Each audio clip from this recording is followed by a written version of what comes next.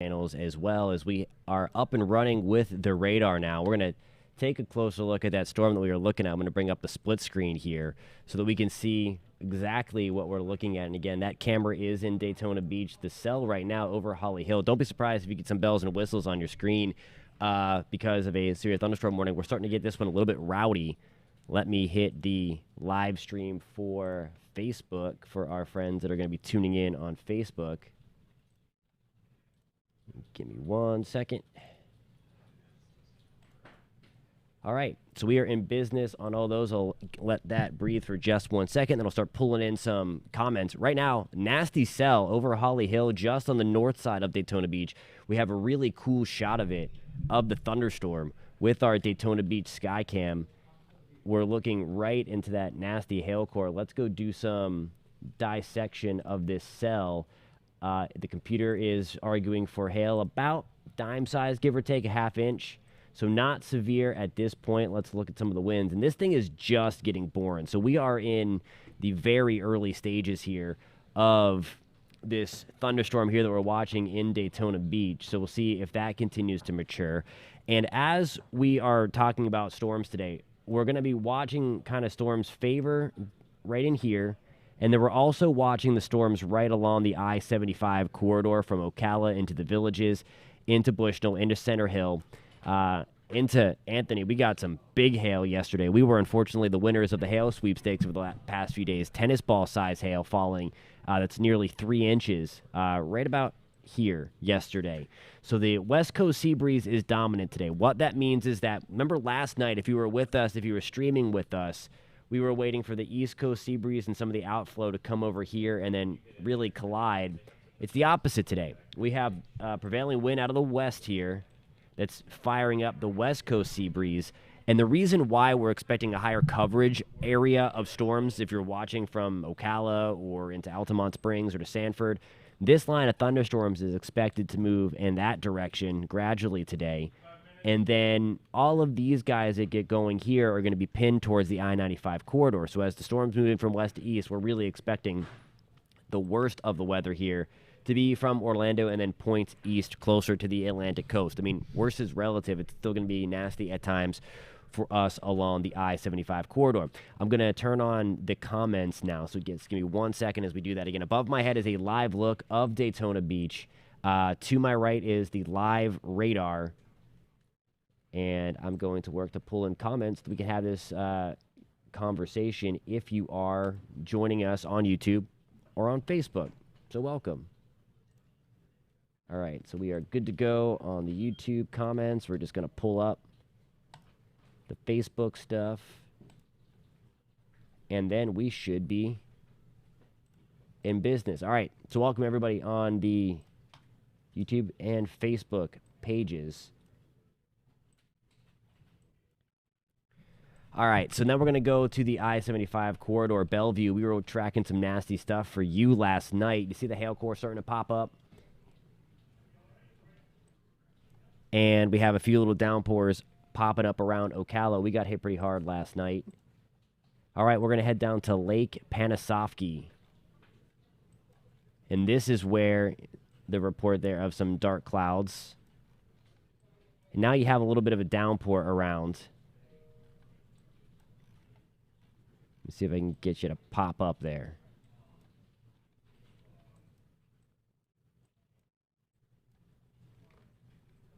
So those are the dark clouds that you are likely seeing just southwest or southeast of Inverness, to the west of Coleman. Some likely hail in that storm. Look at this. Look above my head there. And that is the Daytona Beach cam. I want to take that full screen because this is getting really, really cool.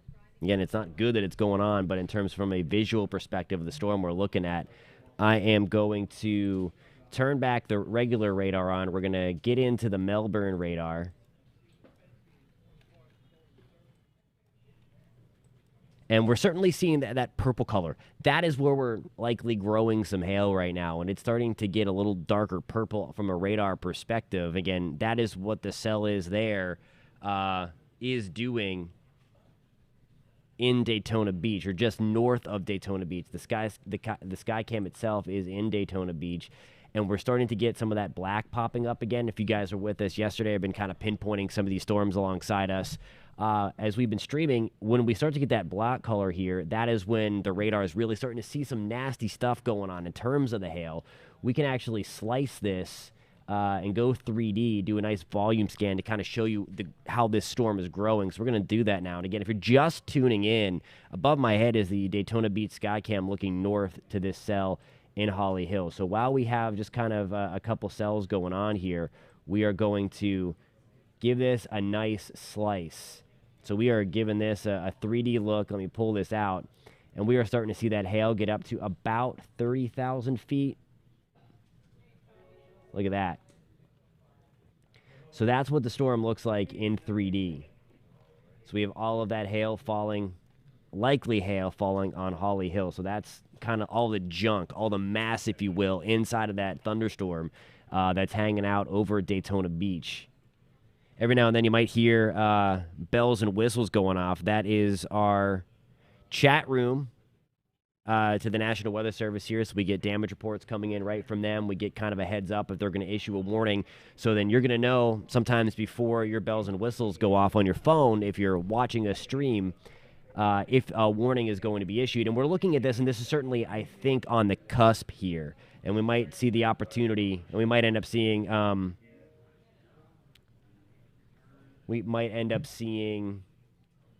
a warning with this one as this continues to grow. So we're going to watch that closely. All right, we're going to take this back to the home screen.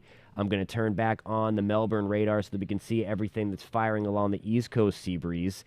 Some little growing storms, if you will. There's nothing too concerning. Again, a really cool shot. If you're just tuning in, right above the buildings, you can actually see the sheets of rain falling down. We call that the rain shaft of the thunderstorm. If you're tuning in from Clay or Putnam County, we have a new severe thunderstorm warning, so you're going to see that pop up. And that's with these guys right in here. So you'll see that warning pop in a little bit on the radar computer. Hey, Maureen, she says sunny and in Davenport.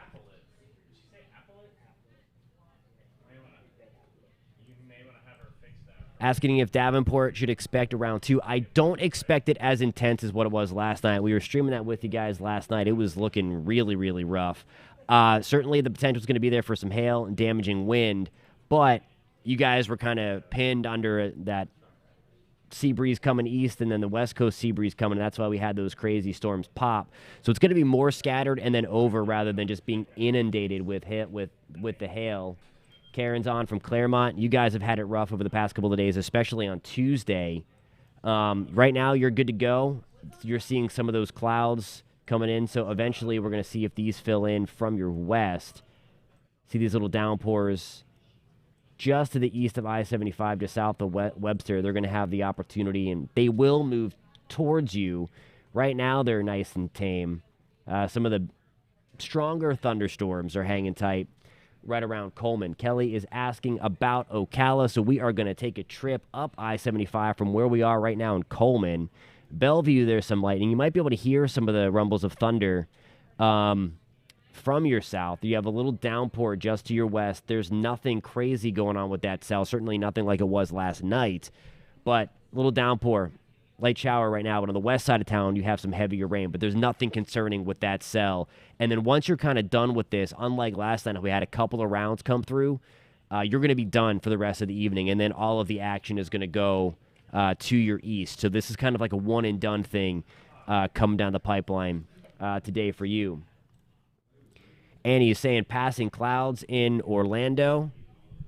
Let's take a look at that Orlando Skycam where she's talking about, and there you go. That's what it looks like. So we're kind of building up some of those cumulus clouds here, taking advantage of a little bit of the instability that's not as high as yesterday. So that is one of the reasons why that the hail should not be as big, at least for most of us. The exception to that rule is going to be right along the I-95 corridor where the two sea breezes kind of collide. I will show you that in future radar in just 1 second if you guys are interested. Um, but here we go around MIMS. Let me make sure I'm back on the Melbourne radar so we get a better look at these cells here. There's that severe thunderstorm warning for Clay and Putnam County. So the direction that are the ones along the East Coast or along I-95 are just going to kind of meander around I-95. The storms, though, that are building to the west of Orlando, for us right along I-75 in Marion County, Sumter County, right along I-75 into Bushnell, Center Hill, Lake Panasoffkee, we are going to see those kind of drift to the east. So they're going to be moving toward Orlando and then towards the Atlantic Ocean. So that is the direction that those storms are moving.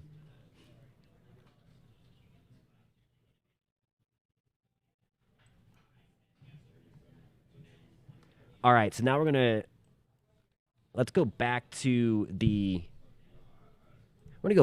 beach cam. Look at these dark clouds here. Ominous, ominous sky here. The strongest cell, and again, there's nothing damaging out there, so I want you to know that as well. There's nothing damaging at this time. But the strongest cell, the heaviest rain is right about over Ormond Beach into Holly Hill. I think the strongest part of the storm now is out at sea, but we're still getting in the purple. There's some very heavy rain. I mean, anything yellow or above is really, really heavy. So LPGA Boulevard, into Hand Avenue, South Beach Street, Riverside Drive, really heavy rain through Holly Hill. And Dora is asking about the Melbourne area. Later on this evening, we do have a few scattered storms just inside. Let me show you some. I'm getting a lot of questions about some of the timing and the storm direction. I'm going to skip ahead here while we have the opportunity. Just looking at some of the things here. That storm is really dropping some big hail already in Clay, Duval, St. Johns County. For that warning, we can go take a look. I know we have a couple of people watching from the Jacksonville area. So let me show you. Let me pull up another computer here real quick. Give me 1 second, and I'm going to show you kind of the future radar. So above my head is still a look at that cell towards Holly Hill, Florida, north of Daytona Beach. The Skycam itself is in Daytona looking north. So here we go at 5 o'clock, so about an hour from now. And again, commute home. Just be on the lookout towards the I-4 corridor. There may not be anything severe. I think it's going to be more of an isolated severe threat towards I-4, but the rain is still going to be really, really heavy. And this is kind of like what I'm talking about. So I just had one of those kind of squirrel moments. This is, I'm not sure where our dot cam is pointed, number 2. It might be on I-75 where we have that heavy rain, or it could be on I-95. But this is exactly what if you get caught under one of these thunderstorms that we're pinpointing right now, that's what it is going to look like.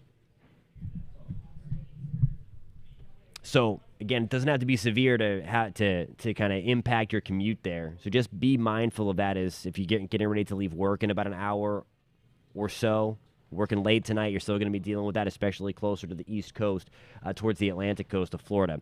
All right, so let's get back to the timeline. So that's 5 o'clock. Here we go at 6, and this is what I'm talking about. Remember I mentioned that I think we're going to see the highest opportunity from Orlando and points east for the real rockin' weather tonight. This is why we have, let me bust out all the telestration. We have our East Coast sea breeze here in yellow. Okay, kind of pinned because of the westerly breeze coming through. And then we have the storms coming west to east. Let me get back to my arrow. As those storms kind of go in, this East Coast sea breeze is going to act as another lifting mechanism to help force those storms up a little bit more. And that's why you see the darker purple here. So the biggest threat, the highest threat for the really large hail, kind of similar to what we've seen over the past few days, is going to be from about Sanford, Orlando, points east. You see those darker purples there. That's where the future radar is trying to indicate there. And then as we get close to the coast, so here we go at 7 o'clock tonight. And we had a couple of questions about Melbourne, and we took it on the chin. If you are unaware, the National Weather Service did go out there. They surveyed some of the damage in and around the Palm Bay, Melbourne area. Came back. I know a lot of people were screaming tornado, tornado. And we were like, no, this is straight line winds. We were looking at it. We had a good, clean look at it from the Melbourne radar, and they did confirm it was all straight line winds. You don't need a tornado for things to be that dramatic with the video that was coming through. So we're going to have a similar situation tonight. The deal with tonight is, since the East Coast sea breeze is kind of pinned here, we're going to have the opportunity to keep our winds out of the southeast. It's going to give us kind of an area of spin at the surface. We're not in a big tornado environment today, but where the two sea breezes kind of play with each other, right along the I-95 corridor, we could get some shenanigans and have a brief spin-up tornado right along the I-95 corridor, right along the Atlantic coast. So again, it's a little different setup tonight where we're going to dial back the hail size in all likelihood because it's a little bit warmer at about 15 to 20,000 feet above your head. It was really cold up. It's always really cold up there, but it was very atypical, very unseasonably cold up at that 20,000 foot level. Today, since we have that breeze out of the southeast, we have that low-level spin in play. Again, it would be brief, likely be short-lived, but as we saw in Miko a couple weeks ago, doesn't matter if it's brief or short-lived, it can still do some damage, even if it's on the ground for a very, very short time. So that is something that we're going to be watching closely for you guys over the next couple of hours. Let's see here. Ethan, what's going on, my man? All right, so he is asking, are the storms already firing east of Orlando going to cool the air and make the storms later be less severe? So I don't think so, because what we have going on tonight is that the sea breeze still being there as we talked about. So the storms are going to hang there, and yes, it is going to act to stabilize the atmosphere a little bit, but we're going to have that forcing mechanism to kind of overcompensate if any area has been destabilized or stabilized, I should say, from that rain-cooled air. We will have the opportunity to kind of overcome that a little bit. Dizzy's asking about Port St. John. We're going to be back under the gun into that 6 to 8 o'clock time frame. Again, you see I've got kind of that paused for you guys right in Brevard County. So asking about Port St. John and then into Titusville, kind of the same deal. Hey, Kelsey is asking about Jacksonville. So while we do have rock and storms in the Jacksonville area, we're going to take a trip up I-95 from Daytona Beach where we're taking that live look for Kelsey. And we're going to go, there's some really nasty storms up there. Let me get back to the picture, to the radar picture. We have a question about Sanford. We're going to be under the gun in Sanford in about an hour or two, and it's going to be because of these storms that we see that. Is there an echo in here? Is there an echo? I hear something about That is the greatest sportscaster of all time, Jamie Say. You just said that in front of Ryan. Tied for the second greatest sportscaster of all time. Putting me under the spot here. I thought we were. Wait, is that a spaceship coming in? That thing is so dark. It does look like a little UFO up there.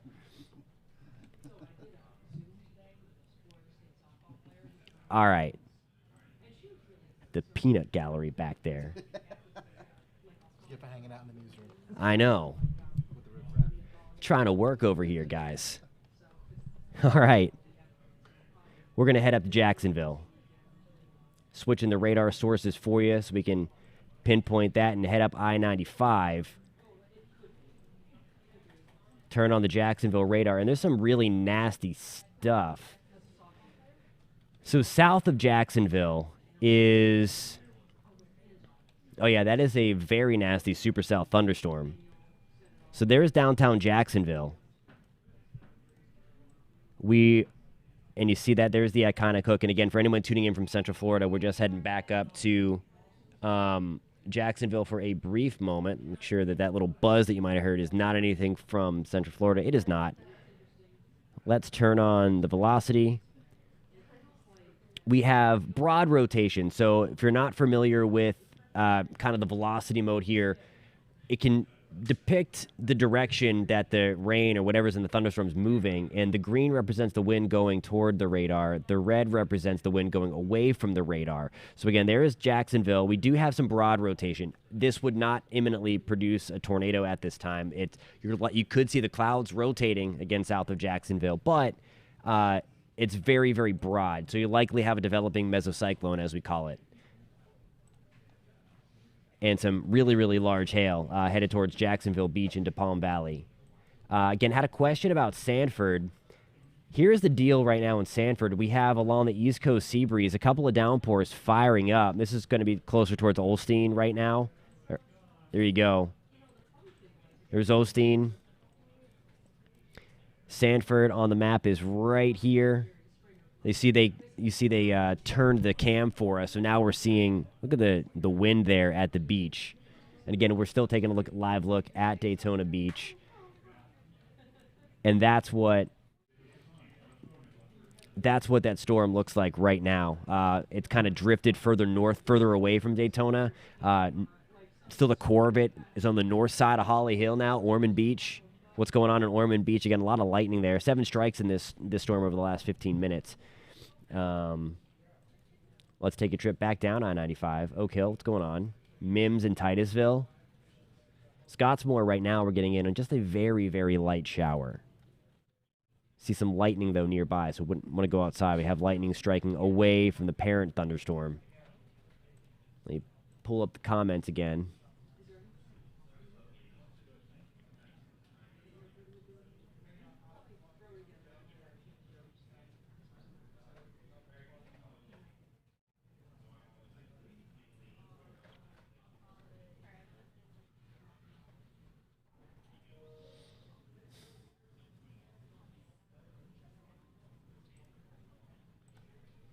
Hey, man, we're just talking about the weather. I know it's nothing new. Some of these could get a little rowdy, though. That's why we're on. You can head to a different feed if you'd like.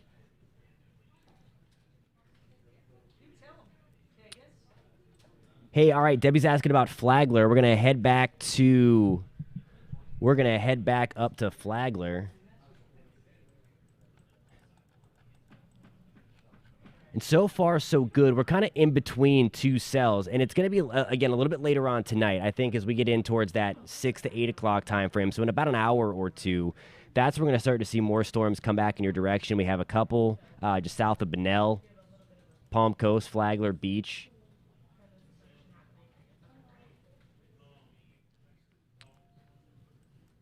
But I think our main threat for stronger thunderstorms is going to come in the next couple of hours. And it's going to act very similar to this, too, with these kind of storms pinned right along the coast. That's because the East Coast sea breeze is hanging out there.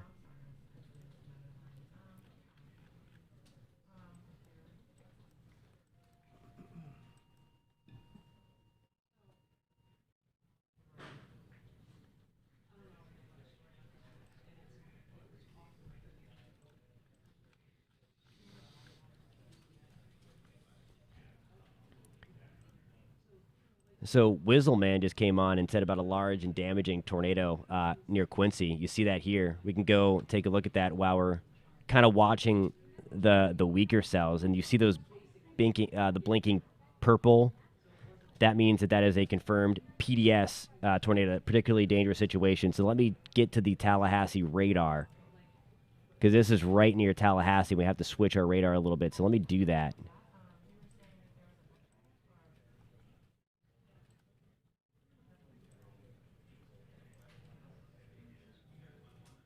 All right, so I've just switched over to the Tallahassee radar. So just to be clear for all of the Central Florida people, we're now into the panhandle of Florida, and these blinking purple boxes here, this was where the main severe weather threat was for today. So how we were in that more elevated risk through the peninsula yesterday, the higher chance for severe weather, really destructive stuff, was into the panhandle. But there you go right there. You can see there's Quincy. Tallahassee's on the right side of your screen. There you go with the iconic hook there, and that purple indicates that there is a confirmed tornado again. That is in Gadsden County, Florida. just south of Greensboro. So if you are finding the stream, we had a lot of people on from different areas of the country last night, different areas of Florida. If you are in Quincy, Florida, make sure that you are make sure that you are getting into your safe place. You're not officially under that tornado warning at this time, but that could change quickly if it looks like that is going to hold together.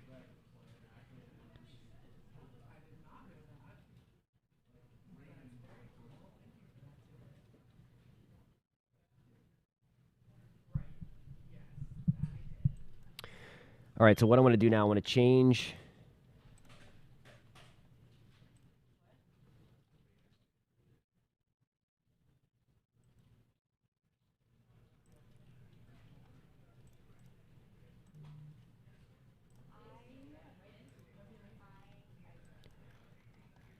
There you go. So there is that would be the tornado vortex signature, the reds and the greens. We were just talking about that. Green is the air going towards the Tallahassee radar. This is to the west of Tallahassee. If anybody is just tuning in from the Central Florida area, really, really dangerous situation going on west of Tallahassee. So again, clear about that for anybody watching on clickorlando.com, the Pinpoint Weather app. We've kind of taken a trip to the Panhandle real quick where we have some really nasty stuff, and there is a certain, what we call a very tight couplet where the greens and reds are right up on each other. That is your tornado vortex signature. So it is not sloppy. It's actually very well pronounced. Again, that is a tornado vortex signature, and it is producing a large and destructive tornado on the ground right now. So it's not sloppy.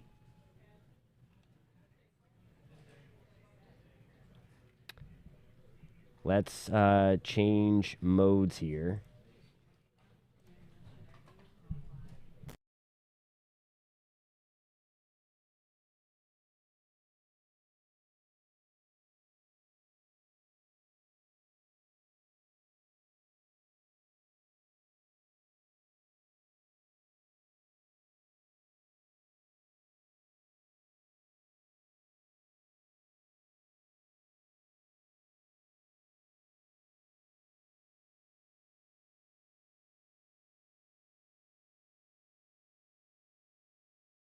JD is asking about Jacksonville, and yeah, we've got some really nasty weather around Jacksonville too right now. Right now, it's mainly south of the city, so depending upon where you are, right now it's not. I mean, this is a supercell thunderstorm around Jacksonville.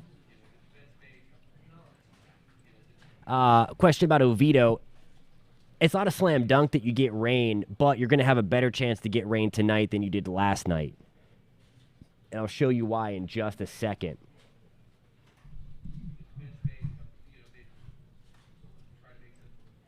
Bryce is tuning in from just north of Jacksonville. There's the strong storm south of Jacksonville. You see, again, this is a supercell thunderstorm. You see the iconic hook echo there, the dovetails in the back. That is going to be shifting towards that big, big hail core, though. That's the main threat with that. Really, really big hail.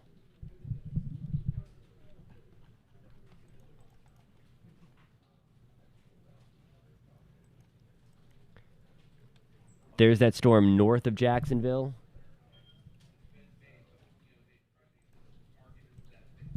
All right, so great question. That was asked, when is this going to get to Orlando or Lake Nona?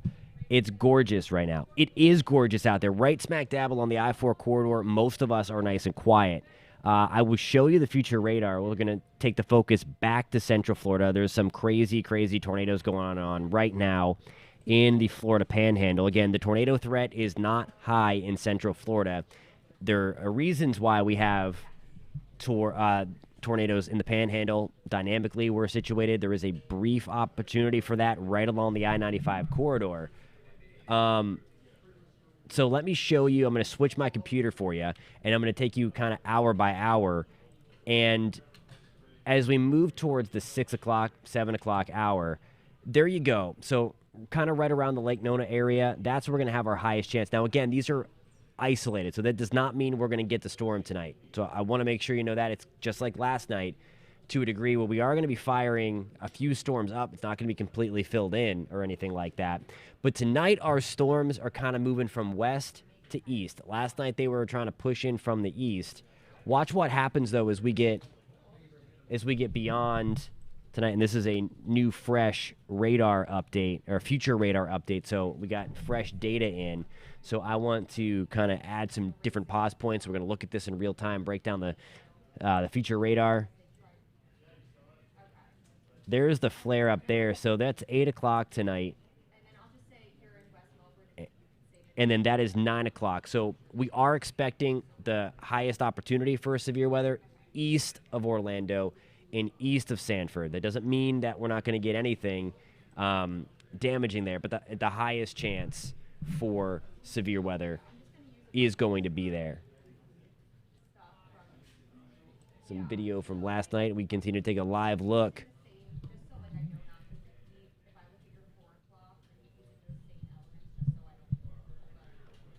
In Daytona Beach with some dark skies are there. We had some rock and thunderstorms a little bit ago. If you are just tuning in on clickorlando.com, the Pinpoint weather app, YouTube, Facebook, welcome. This is the deal. Severe thunderstorm watch in play for basically all of Central Florida. We are not included in that watch for us in Sumter County and for us in Polk County. And the reason for that is we're gonna really fire the storms in that area, and then they're just gonna slowly kind of glide to the east and really develop as they work their way east. So Lake County has a better shot of getting a few stronger thunderstorms, and then the main severe weather threat today is no doubt going to be coming right along the I-95 corridor. Right now we're taking a look towards Callahan. That is up into the Jacksonville area. I'm going to come back down into Central Florida as we do have a few strong thunderstorms. There's that severe thunderstorm warning just south of Jacksonville. Nasty hail being reported there. The damage threat considerable as highlighted by the National Weather Service there. So if anybody's watching south of Jacksonville, again, really strong storm. Into Clay and Putnam County, we have a severe thunderstorm warning. And here we go. This is kind of the start of the Central Florida severe thunderstorm day. Okay, so our severe weather threat is basically firing up as we speak. We have thunderstorms around the villages, south of Bellevue. These are drifting off to the east. They're firing right along the sea breeze with the heating of the day. Further down I-75, there's Wildwood. It's going on in Coleman. We have a couple of lightning strikes. Nothing too crazy out there at all, but just some very heavy rain. Webster, maybe some small hail just south of town.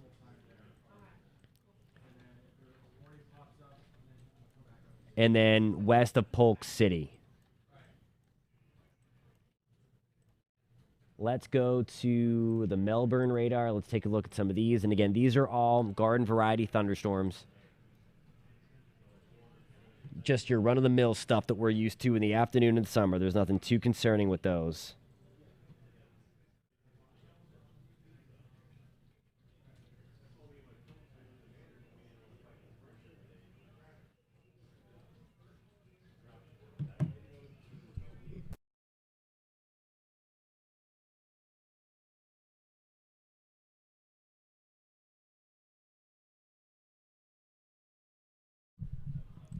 Hey, Tammy, good to see you. Hopefully they do miss us.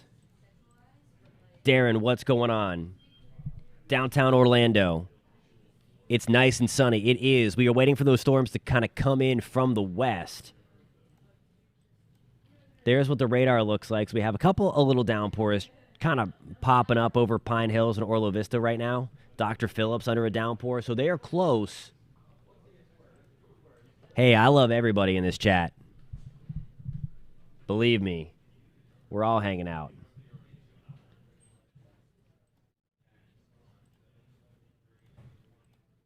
Chris, it depends upon where you are talking about. Right now, everything's just your run-of-the-mill thunderstorms. There's nothing damaging out there. There's nothing severe in the greater Central Florida area. If you're talking about the panhandle of Florida or near Jacksonville, that's a completely different story. Xavier and Fort Pierce, a little bit later, you're going to have that opportunity for some stronger thunderstorms. Michelle is pointing out there about the confirmed tornado west of Tallahassee. Yeah, that's been on the ground for a little bit of time.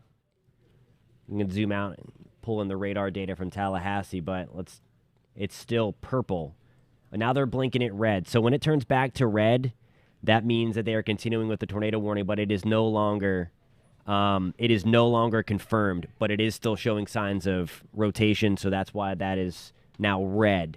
That is, so Doppler radar indicated.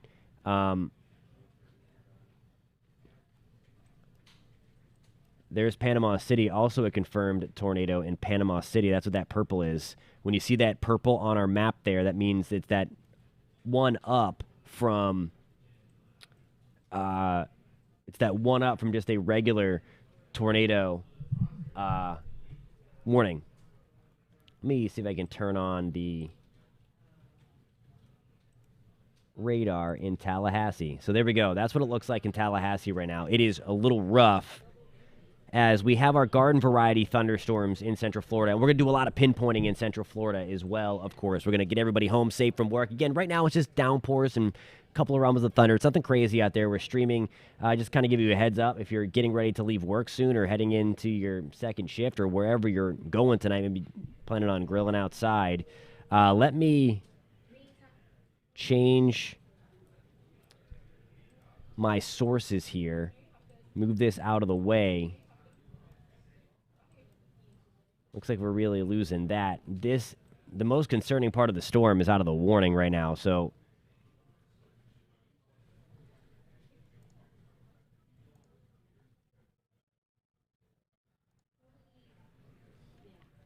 that would be right in here.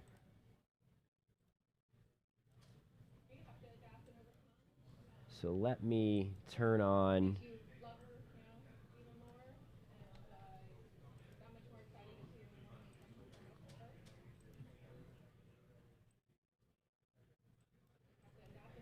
So yeah, to me, it's kind of this is the one north of Mexico Beach, north of Panama City.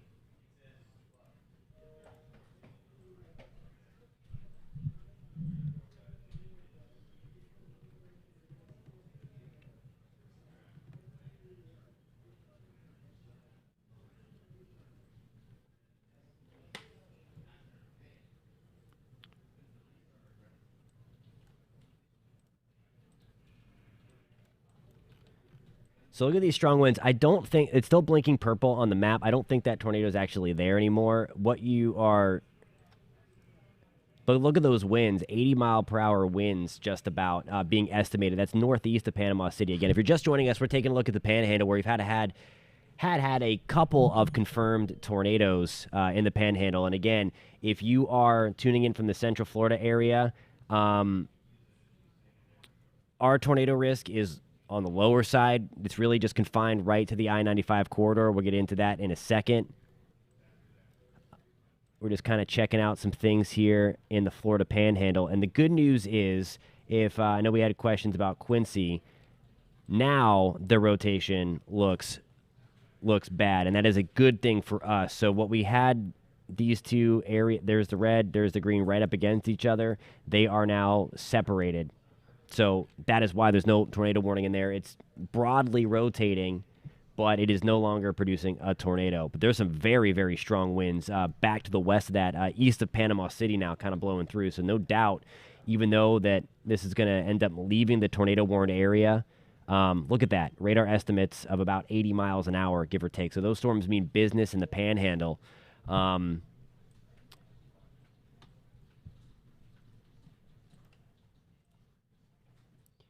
So let's get back to some of the comments here. Thank you guys for posting in the comments. If you are finding this helpful, give this a thumbs up if you're watching on YouTube. Jordan, where are you mentioning that? And that's mainly for so that is going to be in the Panhandle of Florida towards Jacksonville and then right down the coast. So we had supercells last night. It doesn't necessarily mean when you have supercell thunderstorms that they're going to produce a tornado. There's a lot more involved to get the rotation from the mid-levels of the atmosphere, a couple thousand feet above your head, down to the surface. And we're lacking that last night to a degree because of the sea breeze going to be pinned to the East Coast. That's where we're going to have kind of a slightly better chance here for a brief tornado, again, right along the coast. So we are having some requests for Futurecast again. Hey, sir. All right. Good question. He's asking what's up with the hail lately. This is technically Florida's hail season, so if there is going to be a chance and an opportunity for hail, this is the time to do it because we are generating the instability to get those rock and thunderstorms, and what we call the freezing level is still on the lower side. Yesterday it was it was kind of abnormally low. And that's why we had that really big hail in parts of Marion County, picking up hail the size of tennis balls. The night before that, we had baseball-size hail in Lake County. So that rain means business, or those storms mean business. Let me get back to my different radar source here so we can look at something different. We're going to check in on some of these storms in the greater Central Florida area. And right now, everything is relatively tame. There's a lot of lightning in these. The rain is blinding. But in terms of damaging thunderstorms, we are still looking pretty good. So we look like we're trying to develop a few little supercells here. So again, it is in the nature that we are going to pop a few supercells. And it doesn't necessarily mean that they're going to produce tornadoes. But I'll get into that a little bit more in a second. Have a request for Jacksonville. So we're going to take a trip up I-95. There's that storm we were watching together, guys, that was producing those really crazy video from Daytona Beach. That's leaving our shores. And in and around the Jacksonville area, mainly on the south side of town, there was some really big hail just south of downtown Jacksonville. So there, I'll mark it with my telestrator. If you're watching on a smaller screen, look at this. You see where that black color is?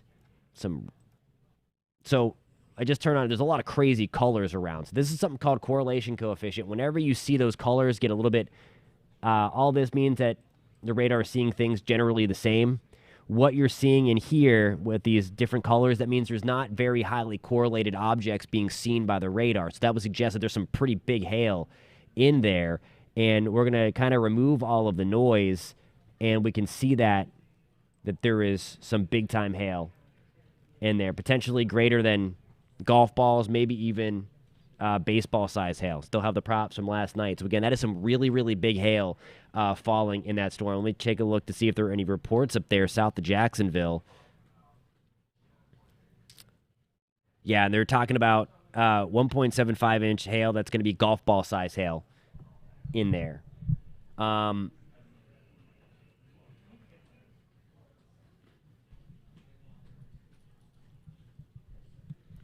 So that's what's going on in Jacksonville. We're going to keep an eye in Jacksonville on that one because as it gets close to the sea breeze, which is hanging tight back to the east coast, that's where the winds are out of the south and east a little bit, and that can provide a little bit of area at the surface to kind of tighten things up a little bit. And that's where we could see that opportunity for a brief tornado. Again, we're not in a tornado-y environment throughout most of the Florida Peninsula. There's more upper-level dynamic support towards the Panhandle and toward the Big Bend where they are dealing with all that stuff. All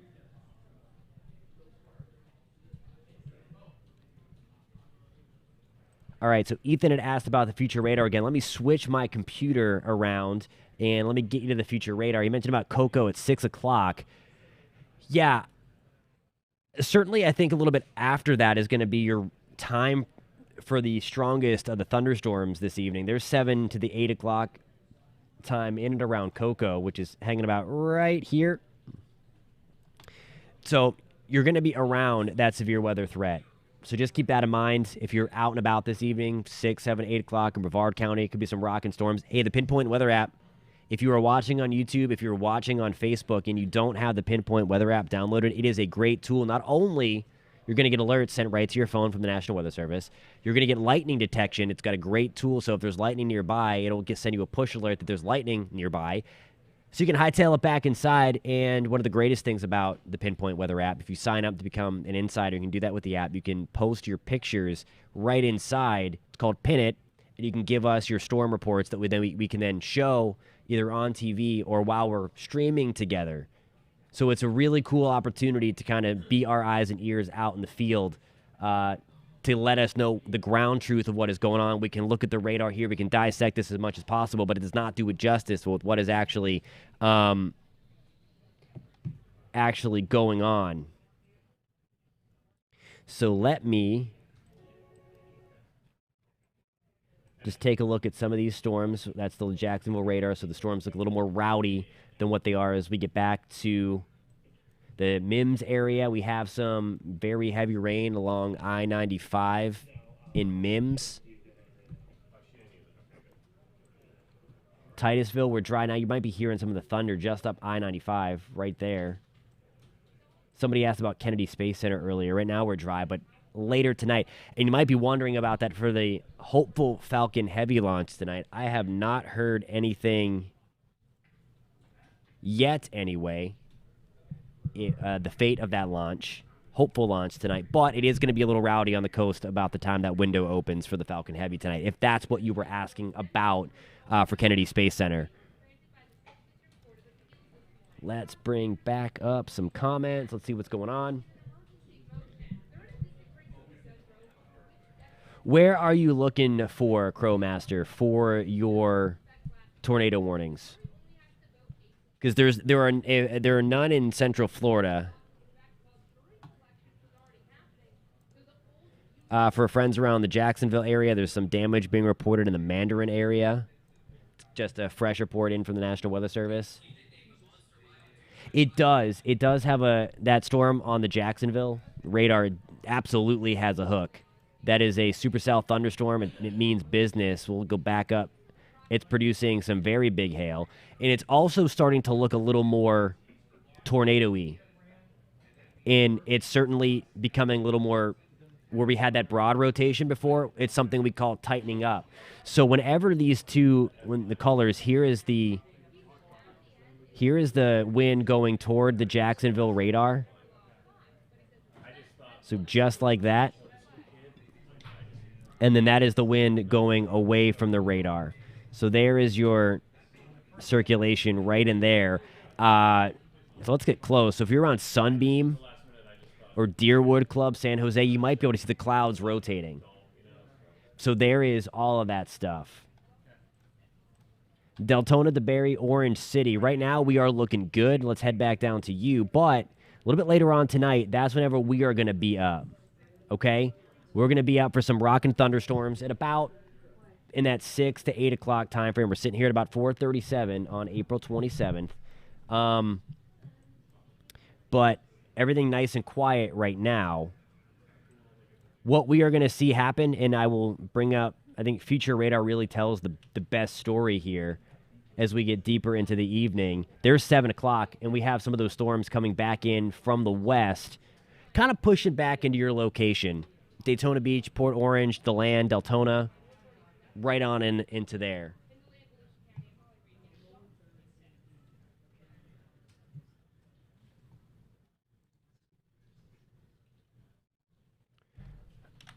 All right, so let's go back up. Somebody mentioned about a new tornado warning in Panama City. So we're also kind of watching some of the craziness that's going on in the panhandle of Florida. Every now and then you hear those. You might hear those beeps through the mic. That is the National Weather Service kind of pushing reports out. So we have a direct line with them.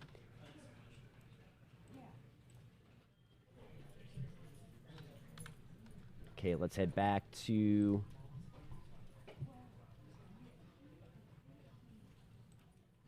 I'm with you on that, Jordan, especially as this gets a little bit closer to the East Coast.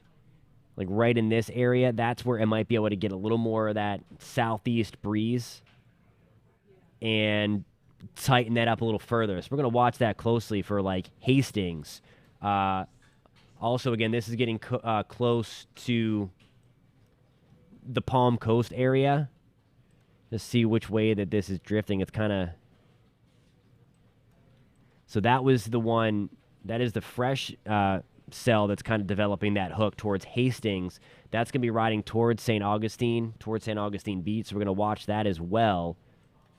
And then there's the really ugly one that has a history of producing some big hail. There's that hail core. And then there's the big-time hook on that. That is your iconic, like, Midwest Tornado Alley supercell. They're the dovetails back here. So that's a textbook supercell. Let's get into that thing. Still trying to tighten up a little bit, okay? So if you're watching, I know there's a lot of people on here from Jacksonville. Heads up in Palm Valley, Jacksonville Beach, as this thing kind of there's the most dangerous part of that storm, and that's going to be working in that direction. Let me put a little tracker on that for our friends in the Jacksonville area. We're kind of pinpointing a bunch of spots through Florida. I'll show you Central Florida in just 1 second. If you're tuning in on clickorlando.com and the Pinpoint Weather app, thank you so much for being here.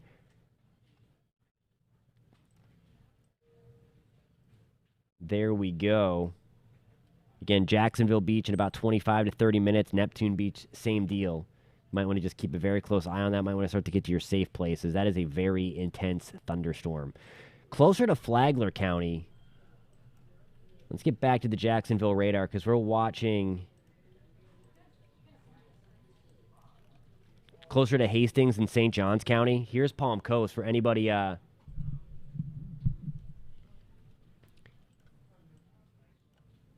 Palm Coast, Hastings, that's the most dangerous part of the storm. Right in here, X marks the spot. And it's kind of moving right towards Hastings. This will likely drift north of... That will likely drift north of Flagler County, but we're going to keep an eye on that. Tile is asking about if any strong supercells are going to develop over Oviedo. Your chance is on the lower side for a supercell. Get back down into the Melbourne radar. We're trying to get one going here in the Bithlo Christmas. There's nothing severe at this time, although look at all the lightning. Starting over Christmas, some very, very heavy rain over Colonial Drive, just south of Bithlo. Watch these guys kind of erupt. I'm going to turn my Skycam to the Orlando Skycam.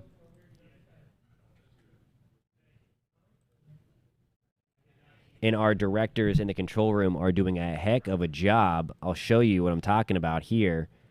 That's what it looks like to the west of Orlando.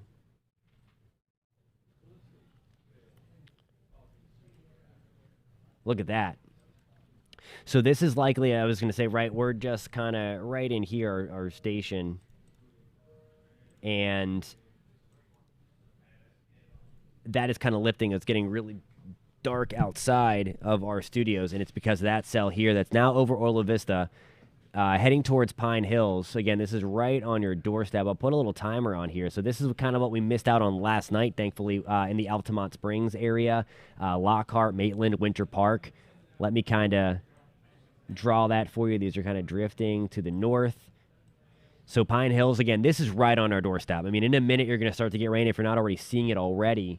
Fairview Shores in about 10 minutes. Lockhart in about 10, 15 minutes. Eatonville, 15 minutes. Maitland in about 20 minutes. We're going to get some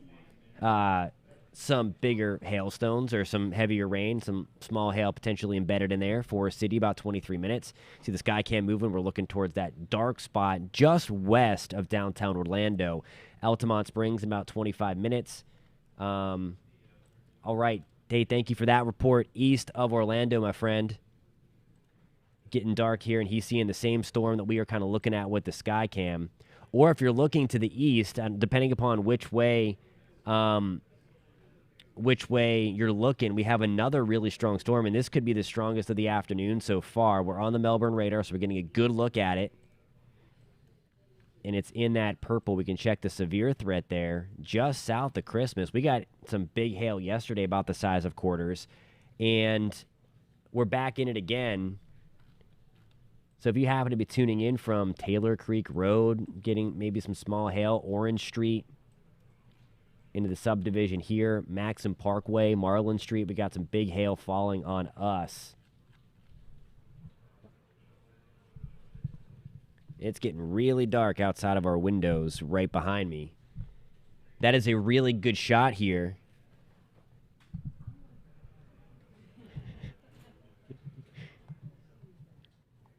Let's see.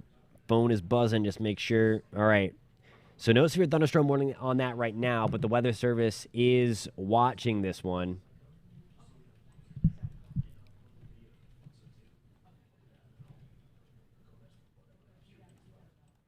I think you're going to have a little bit of a better chance tonight, but yeah, it's still, we're not talking about one of those big sea breeze collisions like we see sometimes in the summer. They're just going to be very scattered by the time they get there, and then it's really going to fill up just to the east. Right now, we're seeing there's the stuff that's coming in your direction, so going to have to play the lottery. And again, it's really playing the lottery a lot of times here because we are watching for that chance for some stronger thunderstorms. Although, again, I will say the highest opportunity for severe weather today is going to be east of you in St. Cloud, Rachel. It's not zero, but it is still that possibility.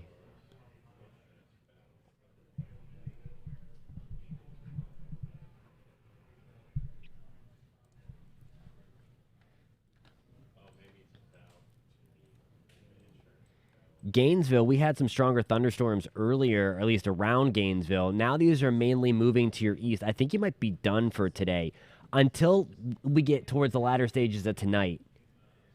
We're going to have another round coming through. I don't think it's going to, we'll have a chance for some severe weather in Gainesville. And then as that line comes through, it's going to weaken. All right, reports getting on Facebook of getting dark around the Conway area. So you could also be looking at one of two storms. If you're looking west, you're looking at that storm that's just to the west of Orlando. And I'm sure that's the one that you're looking at, that you're seeing. You're seeing this guy here that's over Orla Vista, over Pine Hills. That's on the east side of Winter Garden, Ocoee. No lightning with that one yet, but it looks like it's close. It's trying to pulse up. This is kind of leaving the Windermere area and Dr. Phillips. We'll head towards Silver Springs, just to the northeast of Marion County. We had that really strong hail, that really big hail last night. Until I think we're going to be done tonight in Silver Springs, in Ocala, with the thunderstorm threat. We'll have another round come through after about 10, 11 o'clock. We'll have what's going on in the Panhandle right now is going to then push right down the peninsula. It will be on a weakening trend, though, so I don't think we're going to see much in the way of severe weather with that. But just know that that's going to be a possibility for more thunderstorms late tonight and then into the overnight.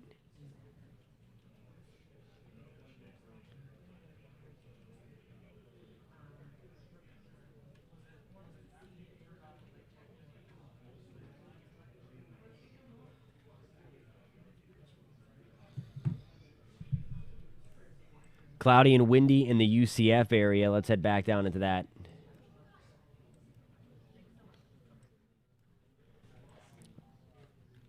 So let's see. This is kind of like a weird radar scan, and we're seeing if that could be a supercell kind of developing there. Again, on the East Coast, we have that possibility.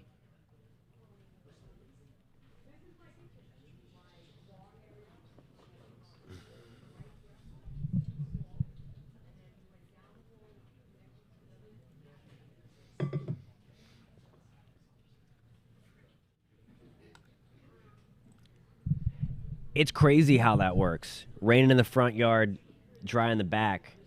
It's nuts.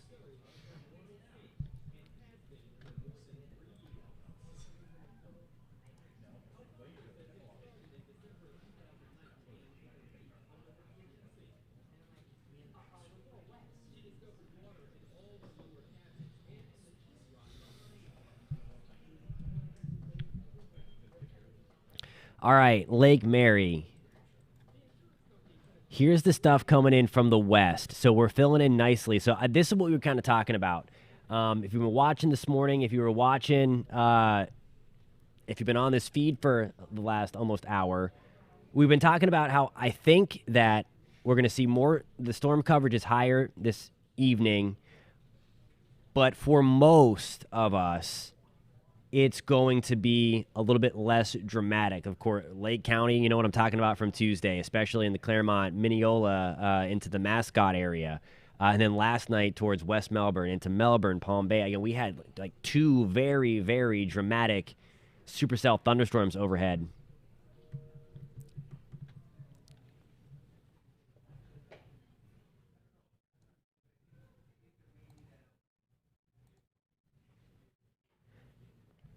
And if you're just tuning in, that live look there that you are seeing above my head, that is downtown Orlando. It is looking to the west.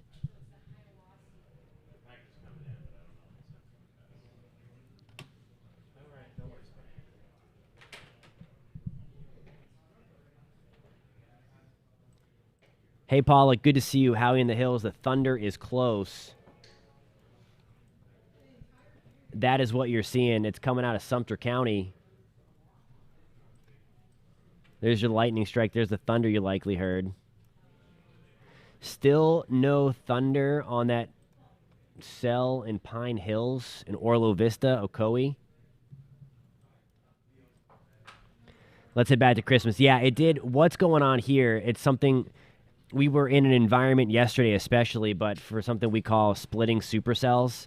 So it forms one, and then they kind of split into two. And then one becomes the dominant, and then one kind of falls apart.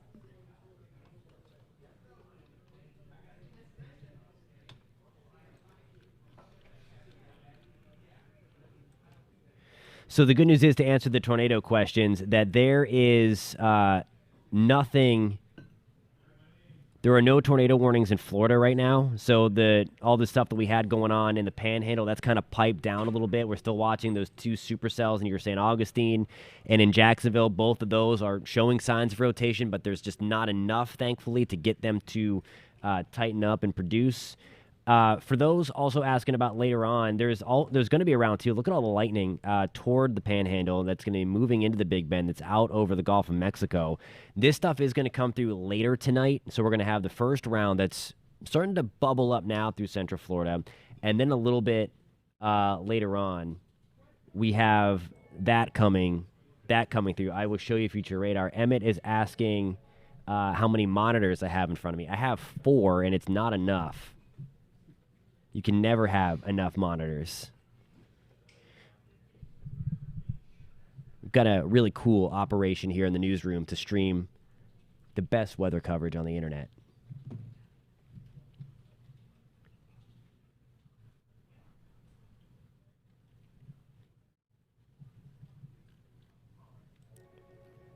All right, so let's go around while we kind of have a moment. I'm going to show you both rounds here on Future Radar. We're going to kind of recap. For those that are just tuning in on the Pinpoint Weather app, welcome. If you don't have the Pinpoint Weather app and you're watching from YouTube or you are watching from Facebook, the Pinpoint Weather app, it's free. It's a great tool. It's going to give you push alerts when there's lightning in your area, so there's lightning detection right in the palm of your hand. The video that you're watching here is also going to pop up.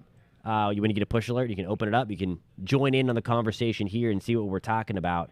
And then you can track storms right to your location. So it's a really, really awesome tool. It's a free download. And you can send us pictures through the Pin It section of the app, or you can go to clickorlando.com/pins and send us what you are seeing. You guys were awesome last night in sending in the pins.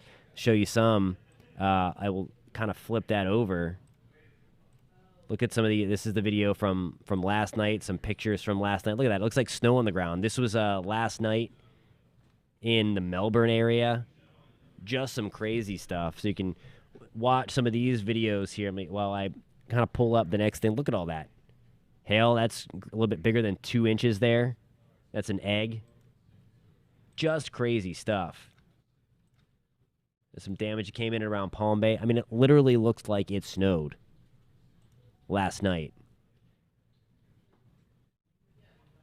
Look at that. That's from West Melbourne last night. And again, I think these are ultimately going to be a little less intense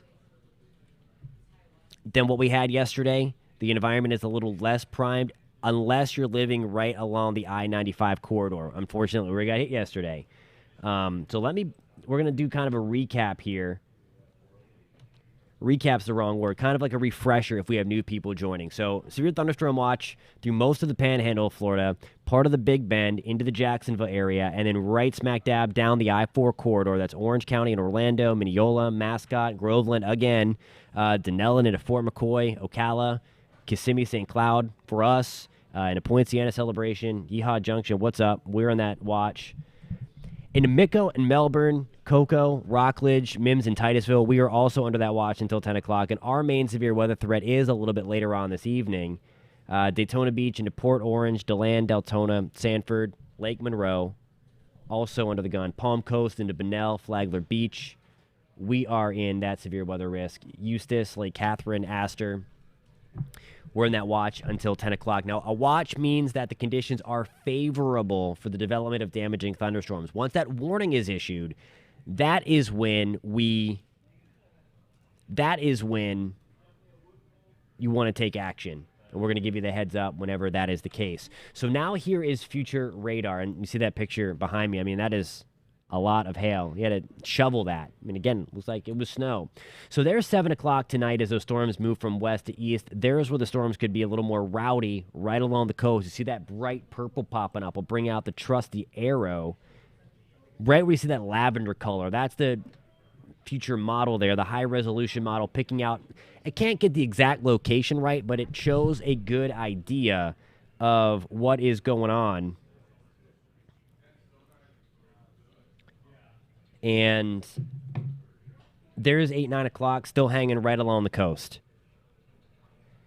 Here comes round 2 tonight. This is what we're tracking in the Panhandle. We're pinpointing these kind of ugly cells here.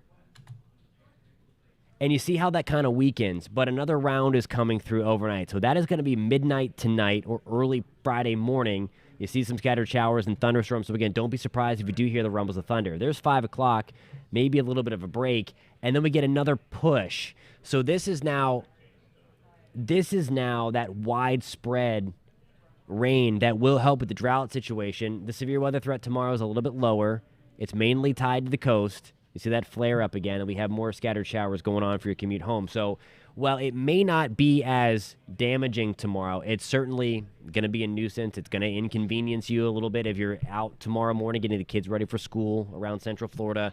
Coming home, they're going to need the rain gear again. So just an early heads up for that as we continue to watch some really, really dark skies. This is, again, west of Orlando. We can see if you look very, very closely there, that is the super, super heavy rain.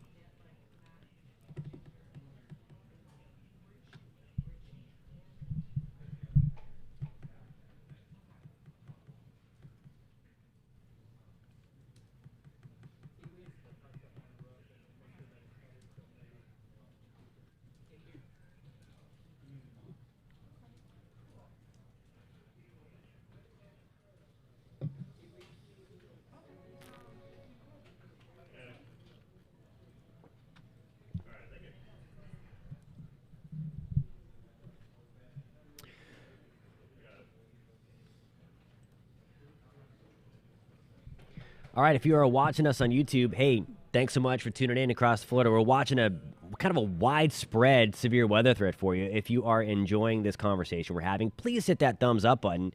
It does help us out a lot. And if you like following the weather through Florida, please consider subscribing as well to the Click Orlando channel as we kind of pinpoint these storms around. We have a lot of people on. Post in the comment section where you're tuning in from tonight, whether it's Florida or somewhere else. Would love to know as we kind of watch these storms that at least in the Central Florida area, or right now just your garden variety storms, but they're going to certainly mess with your commute. The rain is very, very heavy. Again, those storms don't need to be severe or damaging to cause a lot of issues when you are riding up. Ron is asking a really good question. Are the sea breezes going to meet up over Sanford? I think it's going to be a little bit further to your east where they're going to meet up. I think it's a little bit closer to the I-95 corridor. Let me switch my sources back to the main radar so that we can kind of look to see what's going on here. And I think while we may be impacted by some storms, I think that the scattered variety storms from the West Coast sea breeze are the ones that we're going to be dealing with. And I think it's really just to your east. And then right along the coast. My telestrator went crazy there. Whoa. All right. So I'm trying to draw this area. I think just to your east, and then especially along the coast where we're seeing these kind of guys here. And we're watching these supercell thunderstorms. And again, these are supercells. They don't necessarily produce tornadoes. These are those splitting supercells. They went up as one giant storm and then are now kind of splitting. Hey, Bill, good to see you again. I hope everything is going well, doing as okay as possible after that tree last night.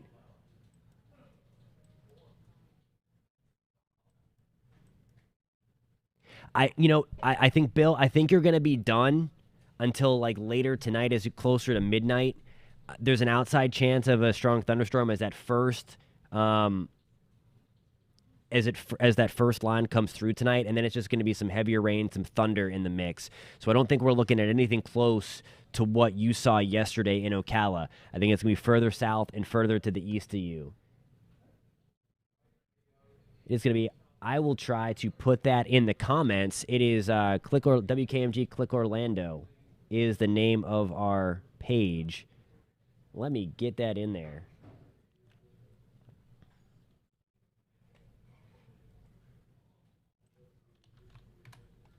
It's going to type away and bring that up.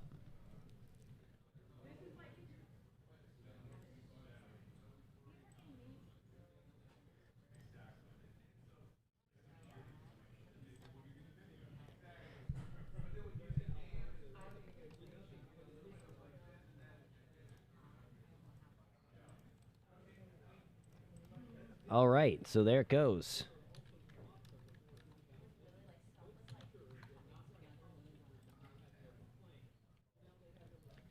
All right, so there is the pin there.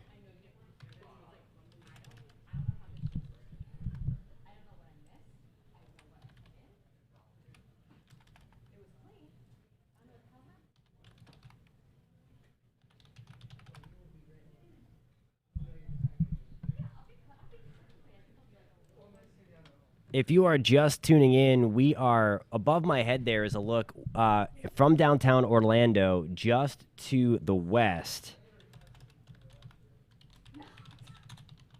The sky, you can see the heavy rain, some of the rain shafts in there.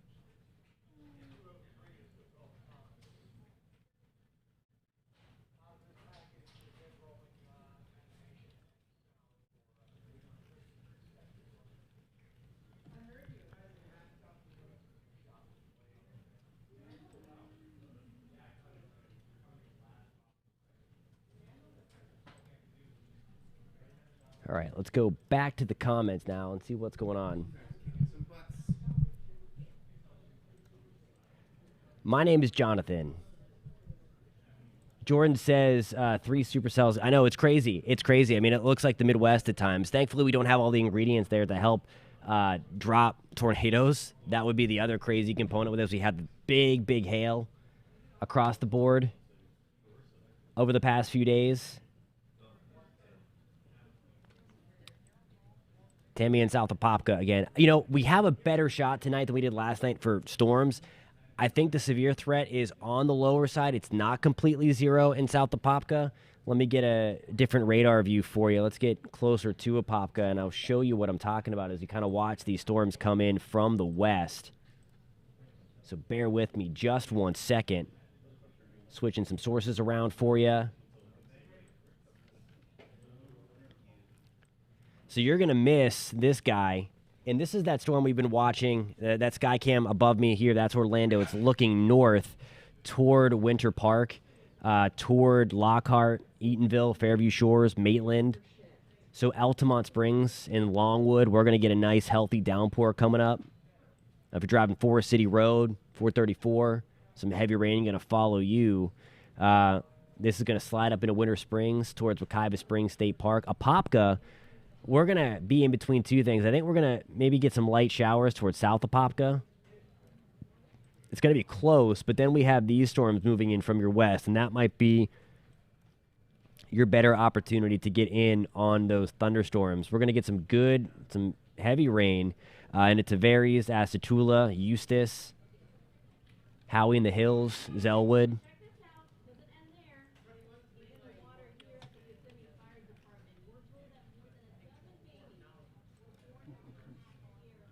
Look at how dark the skies are. Again, that is going to be north of downtown Orlando. And again, that cell isn't even that powerful.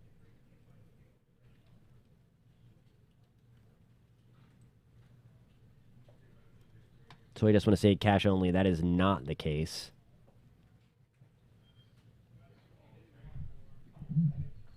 And then there goes the Orlando cam looking back the other direction. There's some sunlight.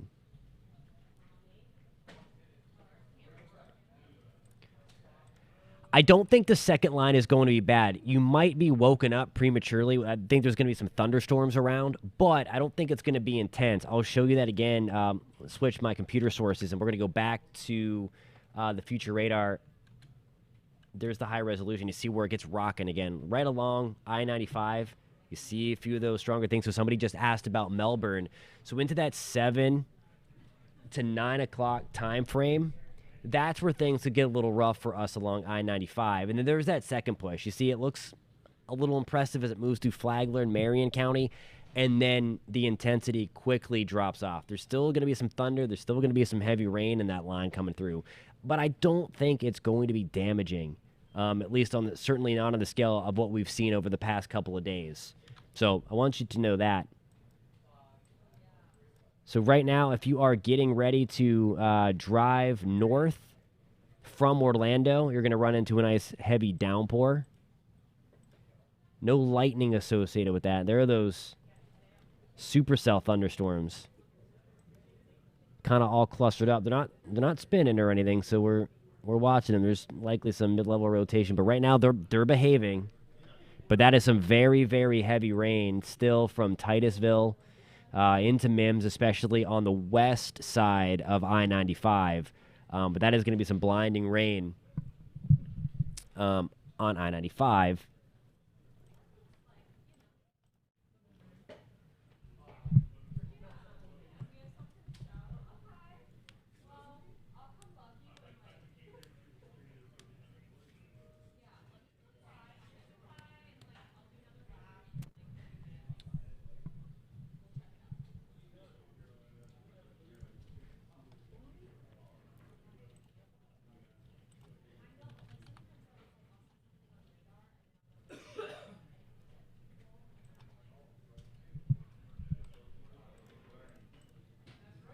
Hey, also, I'm going to put this in the chat. If you guys are a fan of weather content, we also have a kind of a just weather page where we do a lot of kind of national weather as well. Talk about some of the big weather things. We really do some high-level pinpointing and breaking stuff down, too. So if you are a fan of weather, I just pinned that in the comments. You can head to that channel, click that link, and hit subscribe. That'd be awesome to catch you over there as well. So yeah, hit that up. I'd appreciate that. We'd love that.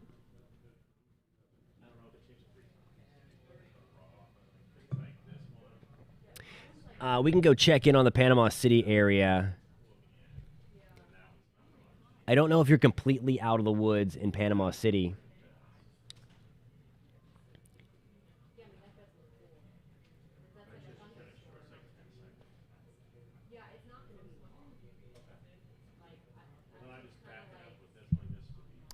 Yes, cash only, and yeah, that's just not accurate. So please don't spread the misinformation on this channel.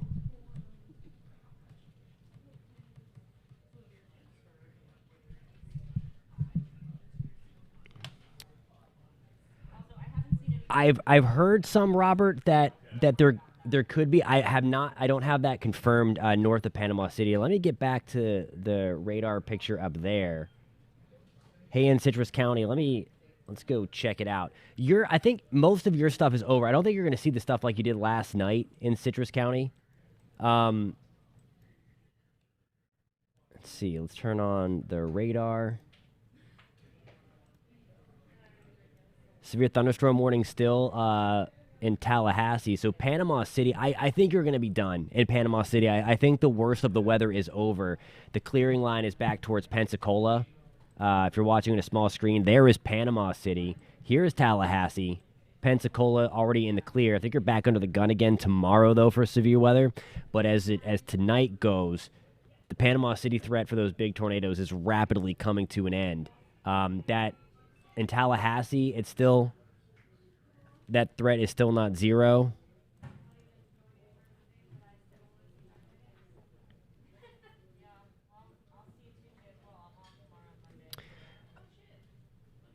We're gonna take a look at that Putnam cell. It looks like it might be getting a little more rowdy.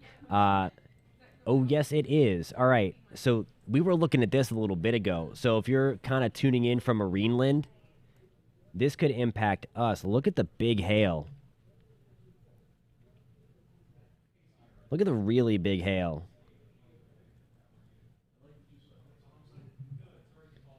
So right here in that black color, that is likely hail the size, at least golf balls. That's gonna be processed like eggs from the store. I mean, you guys, we're in the golf capital of the world here. Golf ball size hail. Got my props still from yesterday because we've had some pretty atypical hail here from Central Florida. There's a lot of H's. It's hard to say in one sentence. But we're watching this hook. Let's just check out the velocity here. Make sure this is. I mean, this is a very nasty storm. Let's get back to the Jacksonville radar. This is going to slide north of Palm Coast. If you're in Summer Haven or Cedar Landing, Crescent Beach, want to make sure that you are certainly getting off the beach, but you've got some very, very big hail coming in your direction. This storm is just going to clip extreme north Flagler County into the Marineland area, so we're going to keep a close eye on that. It should slide to the north of us in Palm Coast. So if you're watching in Palm Coast, we've got an eye on that storm for you guys. Notice the lightning, though. This is striking way out ahead of it. So, I mean, if you can hear the thunder again, you're certainly close enough to get hit. But this storm means business kind of right on the St. John's, Flagler County line. And that is a very, very intense thunderstorm. Look at that, 142 strikes just within the cell within the last 15 minutes.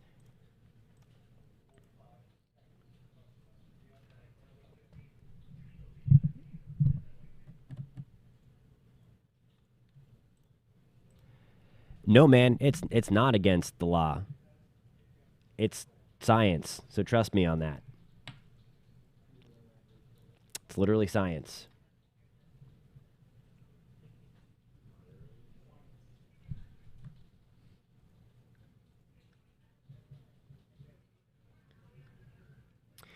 Bill is asking who's going to get hit the worst. It's going to be right along the highest potential for strong thunderstorms tonight is going to be to the east, right along the Atlantic coast. So right along I-95, A1A. It's got the help of the East Coast sea breeze today. Tile is asking, storm in Orlando going to miss the Oviedo Mall area. Let's go down towards... Hey, look, we've now gotten some lightning strikes with that guy we've been watching for the last few hours. It's kind of a wide view of what is going on. Let me get back to the Melbourne radar. Turn on the radar. A few lightning strikes around Altamont Springs and Lockhart. Looks like it's just going to slide. Yeah. I think most of it's going to miss.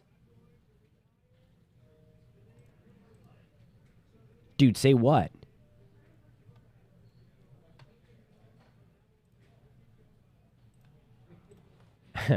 Yeah, Melbourne yesterday, she says, was epic. I mean, it was the video. We were watching the traffic cams as those things came in. The wind was just crazy. We were estimating the winds of 70 to 80 miles an hour.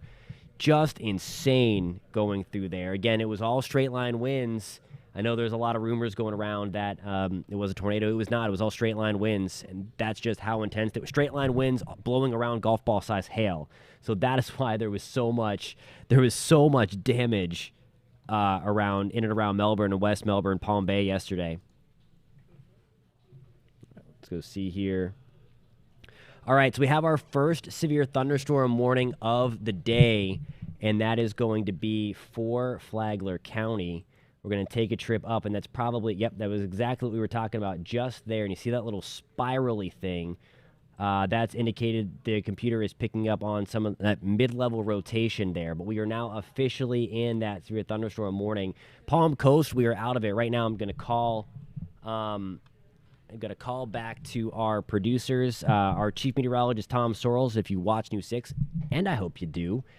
He's back there on TV on News 6. You can also watch the Central Florida coverage on the news. I'm going to call back into the control room real quick to let them know that a severe thunderstorm warning has been issued. Give me 1 second. Hey, severe thunderstorm warning was just issued for Flagler County until 6:15. Just want to give you a heads up. You got it. Bye. All right, so I was just calling back to our producer in the control room. He kind of just gets everything ready to go for the on-air stuff that you were going to see on the news again. If you are watching News 6 again, which I hope you are, that goes until 6:15. So we're watching this guy. There's some really, really big hail in this thing. I think this is going to stay to the biggest hail is going to drift just north of us in Marineland, but we are into that severe thunderstorm warning, so we're watching that closely. Let me just see if definitely starting to get a little more rotation. It's still broad. It's that supercell look. So we're watching that closely for our friends in St. John's and in North Flagler County. That warning is just to the north of us in Palm Coast. So we're going to watch to see if that happens. Let's go back to the other radar. And that's where it's seeing some of that rotation there in the mid levels. I mean, we can estimate the size there. And we're seeing pretty high up into this storm. So this is no doubt overdone here, but the computer is suggesting we at least have hail greater than 2 inches. And again, that's no doubt bigger than golf balls falling there within that storm. Hey, Charles, for Ormond Beach, we have some storms firing to your west. Those are going to eventually, as the evening goes on, drift back. So keep an eye to the west. That is where your storms are going to come from today. We have a couple of showers right around Ormond Beach today after that very, very healthy downpour, depending upon what part of Ormond Beach you were. Some very, very, very big hail. It's crazy, Richard. I know. We'll take a look. We're going to go into the DeLand, Deltona area. Right now, it's all sprinkles. All right, Sanford, we've joined the party. Lake Mary, we have some light rain in Lake Mary, more of a downpour in Sanford. There's no thunderstorms, so there's no thunder around it there. Rock and storms along the I-95 corridor. There is nothing damaging, though, in this area. So I want you to know that.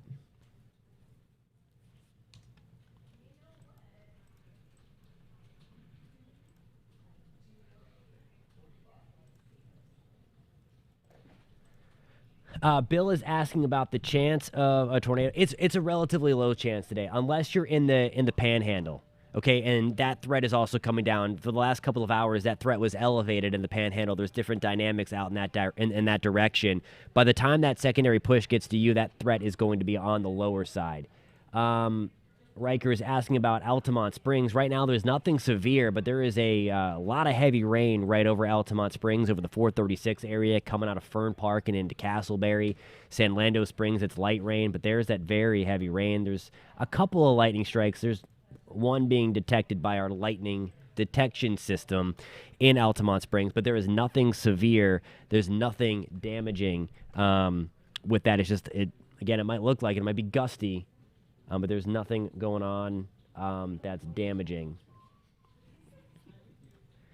NFL Aiden is asking about that second line in Citrus County. Be on the lookout for that. It's going to be on a weakening trend by the time it gets to you in Citrus County, but that severe weather threat is still going to be there for you tonight in Citrus County with round 2 that's coming out of the Panhandle and then into the Big Bend.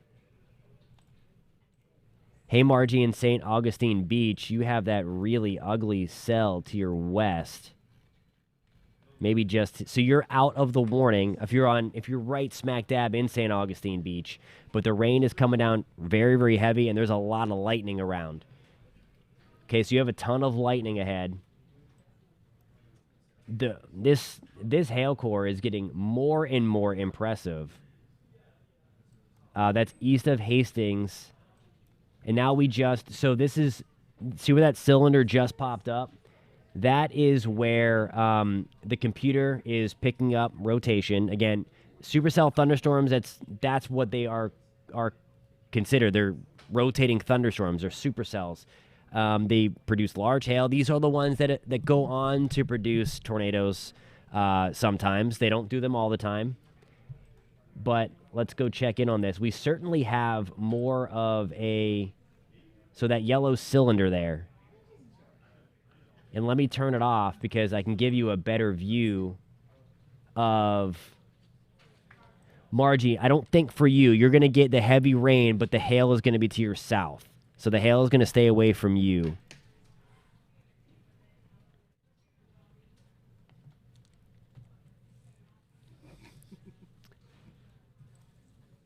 Hey, Cricket, I'll go check in on that in 1 second. Up into Jacksonville, I'm just gonna do some analysis on this one cell that's to the south of St. Augustine, to the north of Palm Coast. I want to give you a heads up in Marineland. You see where this is kind of blinking here. The weather, when it blinks, that's the Weather Service giving it another tag here. So they've labeled it as destructive, and they must have gotten some confirmation here that we have some ridiculous hail. Yeah, so baseball size hail now. Okay, so the size of baseballs. Falling right along the Flagler County line. Let me get back to the actual radar. Let me turn off the cylinder here so that I can show you a little bit better.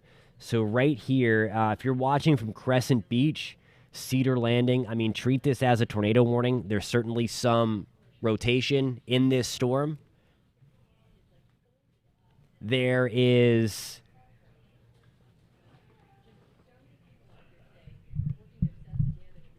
but no doubt where you're seeing this right here, this is ridiculously big hail.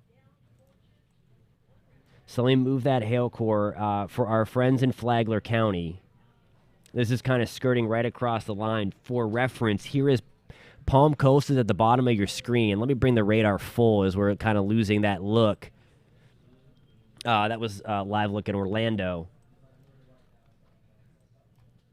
Let me turn on the thing to see if this is drifting south and east. It's jogging to the south a little bit, but this is mainly moving due east. But Marineland, we're going to have some very nasty weather coming through in a short amount of time. Most of this is going to stay to the north of us in Palm Coast. I'm going to turn off the spin here, but you see where it's blinking again. When the Weather Service has the thing blink, they've listed the destructive tag on there, and that is because, again, confirmed report of baseball-size hail coming out that right on the Flagler County, St. Johns County line. That warning runs until 6:15, so that's 45 minutes from now. The hail is mainly, kind of back this up. Let me turn the radar off real quick so I can show you where the county line is.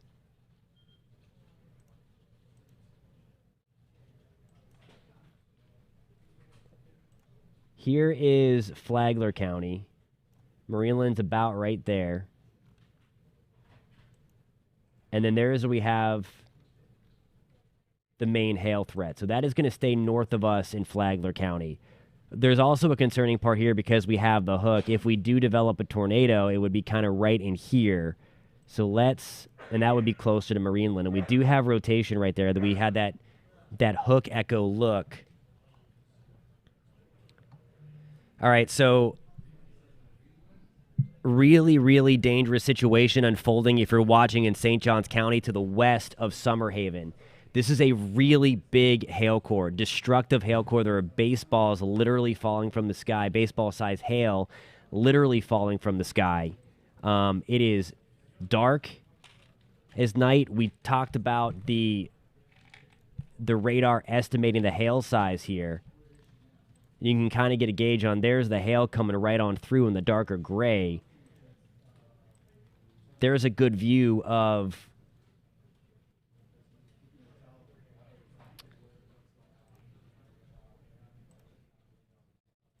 just crazy stuff.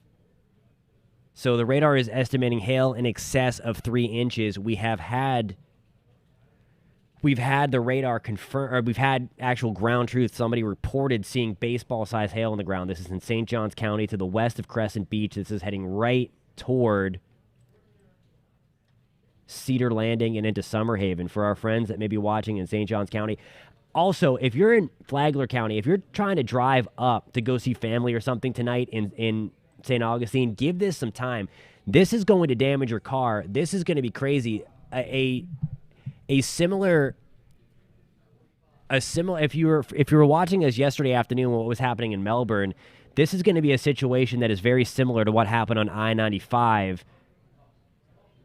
in Brevard County yesterday, towards West Melbourne and Melbourne.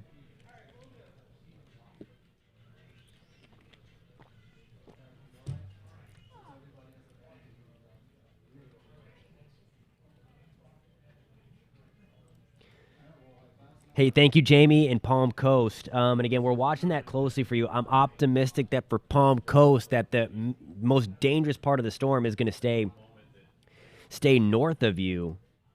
But man, we have, again, a very dangerous situation unfolding in Flagler County, mainly in St. Johns County, as that's sliding through. Let's get back.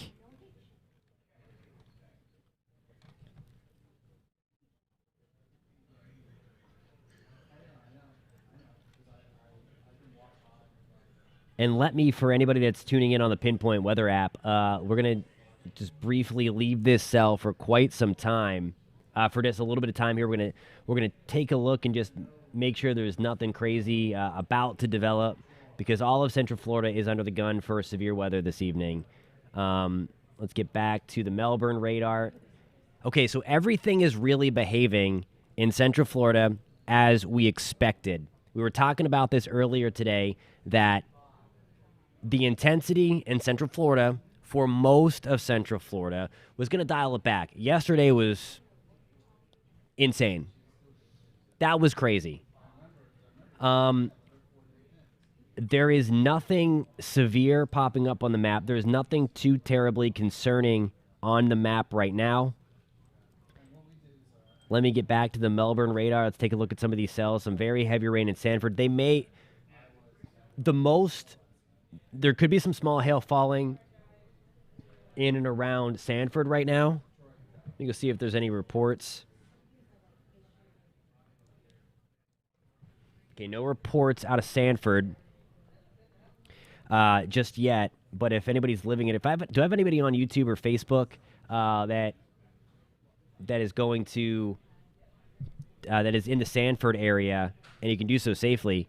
Let me know what you're seeing. If you're in and around Bel Air or Wynwood, Lake Monroe area, there's some nasty hail. Somebody asked about Tallahassee. We can go check in on Tallahassee in just 1 second. I just want to kind of look at the hail that's impacting Sanford real quick. So we could have severe hail. So we're going to be watching here. The radar is estimating. Hey, Ron, thanks for being with us. So if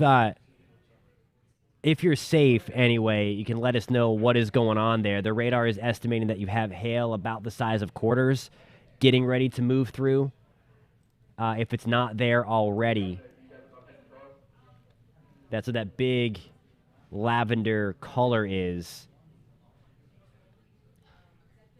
Hey, Dylan in Titusville. Let's just see here if we have any more reports. All right, so while we have a second, we're going to come back here.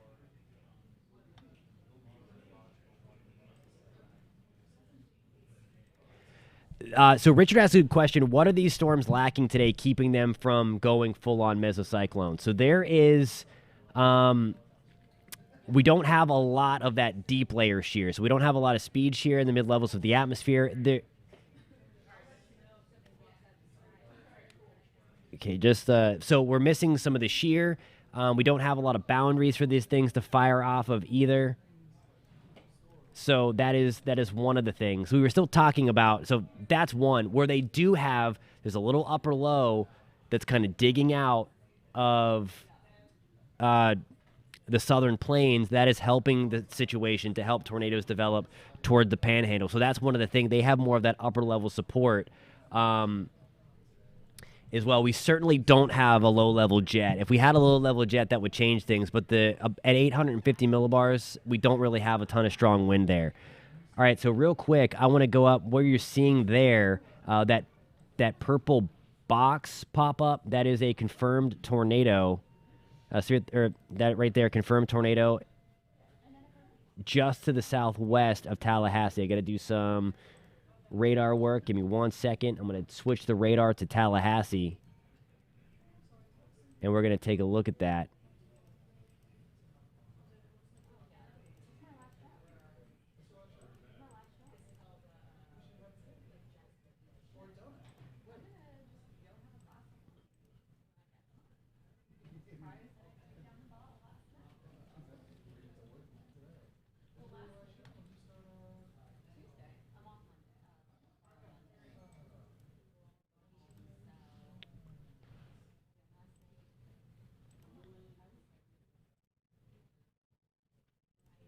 Okay, so here's the deal with that storm. You see that pink box or that purple box?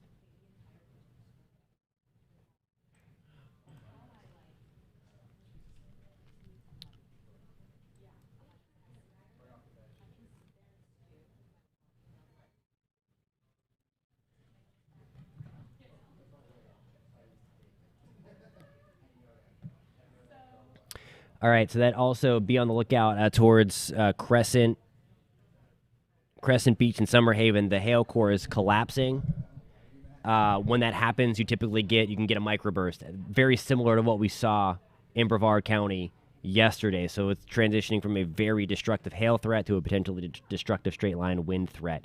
We can go check up on that in a little bit, but we're watching right on here, confirmed tornado to the southwest of Tallahassee to give you some kind of. So kind of going to split the difference between St. Mark's and move on the south side of Tallahassee. That's kind of like lifting up a little bit. Let me try to get more of the high-resolution radar loaded up for you.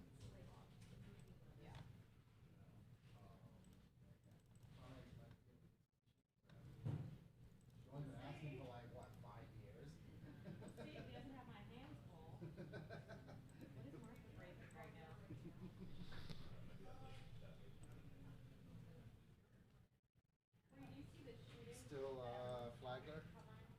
Hail?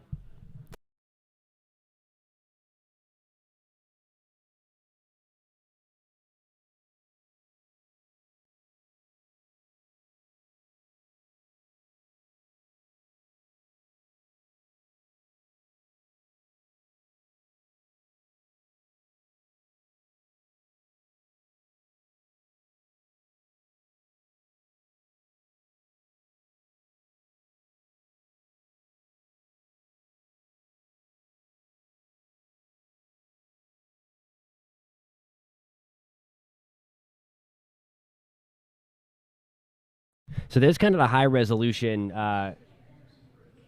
radar, and there's not. The thing with this is that it's in a really bad spot to dissect meteorologically because of the fact that it's so close to the radar. It's like right up on the radar. We had the same issue yesterday. So that is why it doesn't kind of look like your icon. There's also another one back here. There's Greensboro. You see where this bright spot is here? We have some rotation. So back again around Quincy and Greensboro, that's going to be moving that way. Right now it's a severe thunderstorm warning, but that could quickly change. They might end up issuing a tornado warning in and around the Quincy area towards the Panhandle. That purple blinky box there, that is there because there is a confirmed tornado to the southwest of Tallahassee.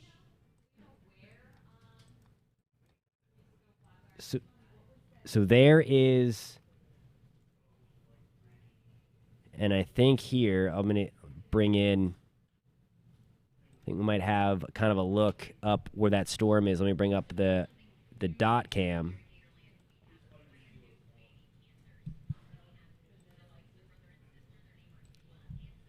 Okay, so this is kind of above my head here. This is a traffic cam of I-95. This is what I was just talking about.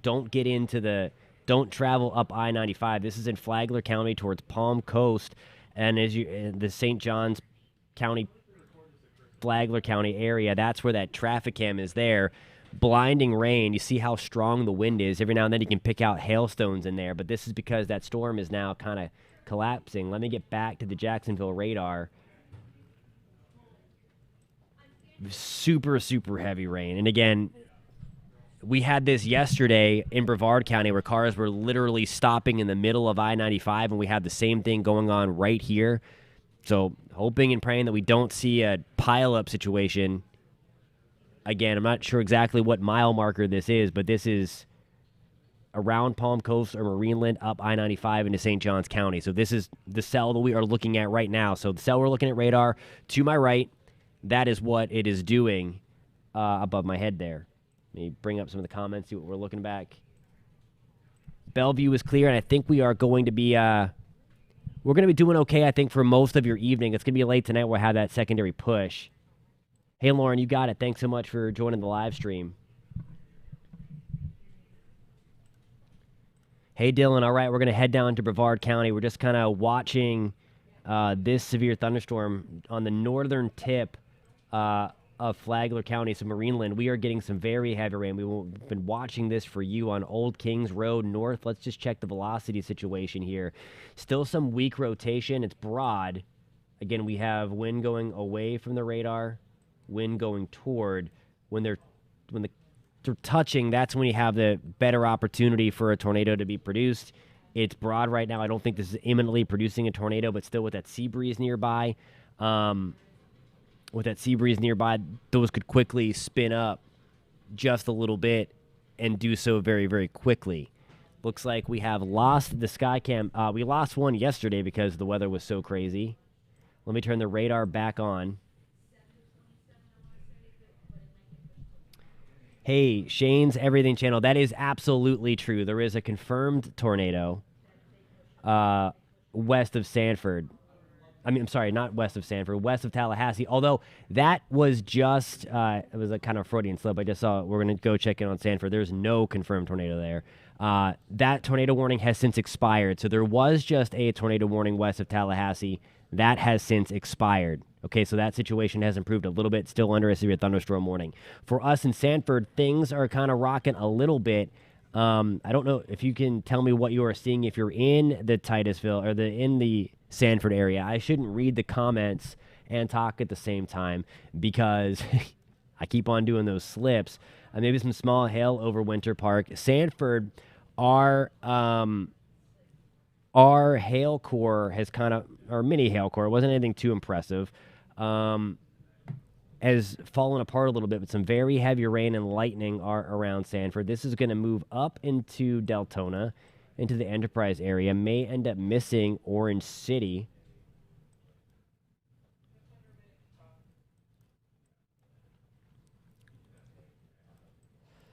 All right, Titusville. Here we go. So there's nothing severe, but the rain is very, very heavy. I'm sure you're hearing the thunder and lightning as a result of that over Titusville right now. Mims, we're getting in on some of the heavy rain. Very heavy rain also down I-95. It looks like our cam is working again. But again, a really dangerous situation. It does look better, I will say. I mean, that is better, but you can see kind of the sheets of rain coming across the highway there. Dylan is asking for a future timeline. I will 100% do that, my friend, into Titusville. Let me switch my computers around for you, and we'll take you into the future radar. So there we go. This looks like it's a new update. It updates every hour. There's 7 o'clock tonight. And again, it's not perfect. It's already kind of incorrect. I'll show you what I mean by that, because we have actually... No, it's actually almost spot on. So there's the 5 o'clock hour. This is from the run before, and it's got a very healthy downpour pretty much in the vicinity. Again, these aren't gospel. We can't pinpoint these right exactly to where the cell is going to be, but it shows the general idea of the storm structure and things like that, and it's pretty close. So it's right on the money, so we have more confidence that it's going to work out. There's 7 o'clock with more of those storms through the I-4 corridor, and then there's the flare-up as those storms from the west kind of meet the East Coast sea breeze.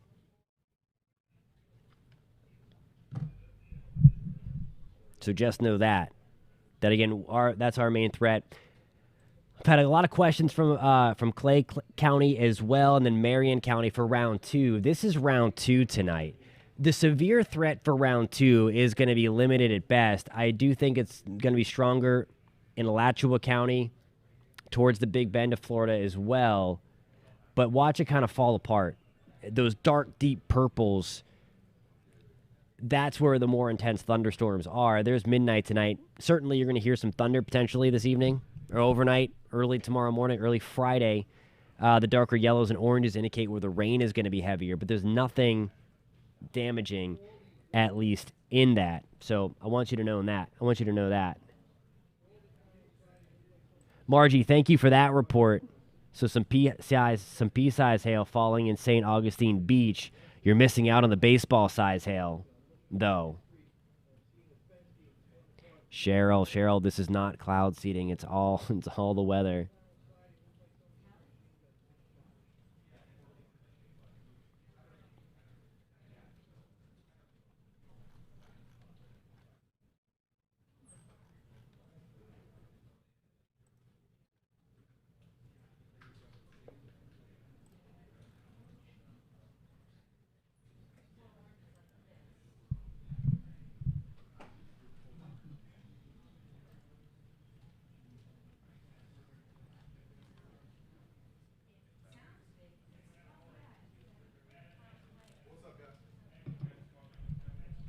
I won't talk about it because it's not a thing.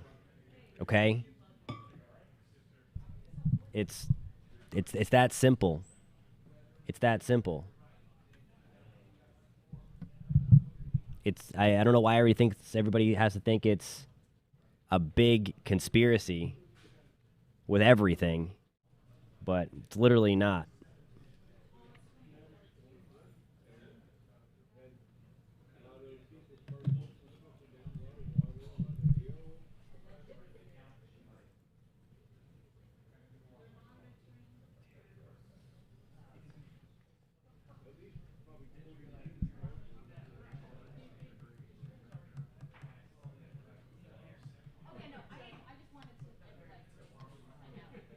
All right, so the video above my head, that's a live look here at dot cam on I-95. Let me go back to the radar.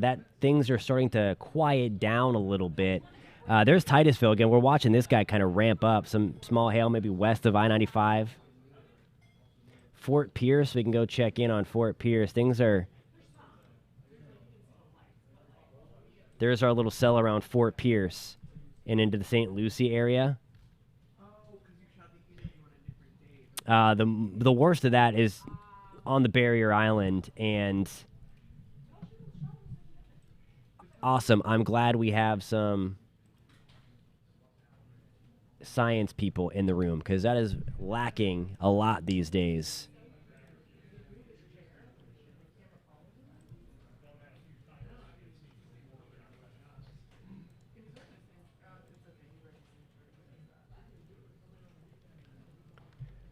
All right, so let's get back up. Flagler, we still have that severe thunderstorm warning. Hey, Kenneth, we'll go check in on Longwood for you. On our way up, I'm going to switch my radar source so that I can have control of the high-resolution radar.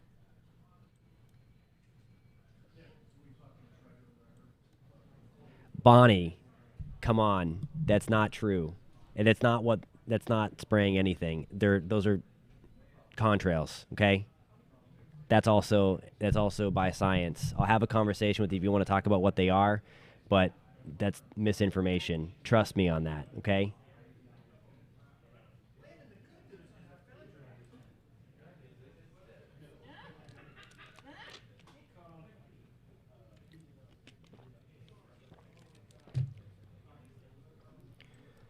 All right, so let's get back into the Longwood area. There's Altamont Springs, Wekiva Springs, Longwood, hanging out right in here. It does not look like there is any hail in these storms. Let me just check to see what all this beeping is about over here. It's an update from the Weather Prediction Center about some heavy rain. So we'll read that whenever that as well. Looks like that tornado warning is back for Tennessee or Tallahassee. My gosh. Parker, what's going on, buddy? All right, attenuation on the radar from the Capitol building. All right, so let's take a look at Tallahassee and see if we can get the high-resolution radar.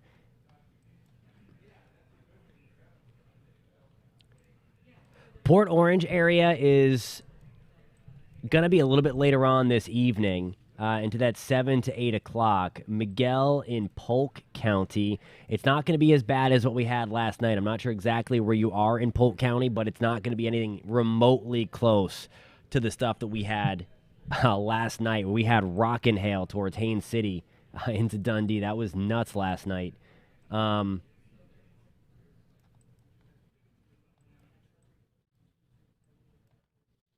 All right, so there's that tornado warning. We were looking at this. So if you were with us a little bit ago, we were talking about that there is something spinning around Quincy, and that there might be an opportunity for another tornado warning, and that's exactly what happened. So let me see if I can turn on. Let's make sure we're getting. Okay, so.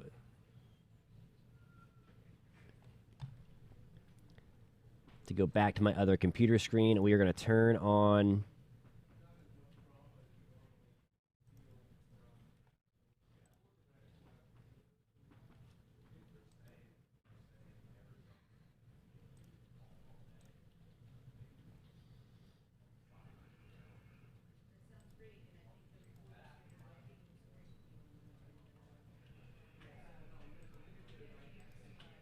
Trying to get to the Tallahassee radar. That's the overall setup.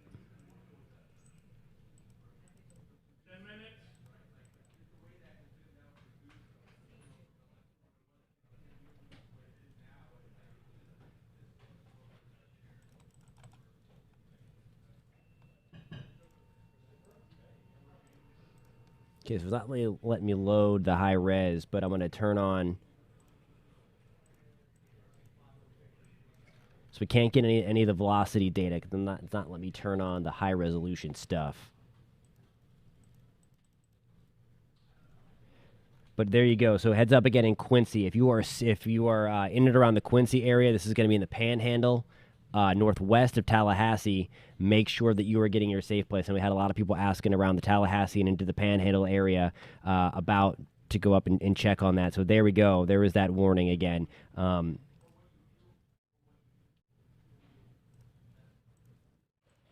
That's going to go until 6:30 tonight. And the strongest part of this storm is over the Greensboro area. This is going to be impacting Gretna, eventually Quincy and Havana. This part of this storm has been warned several times. So it's trying to spin up and then spins back down a little bit.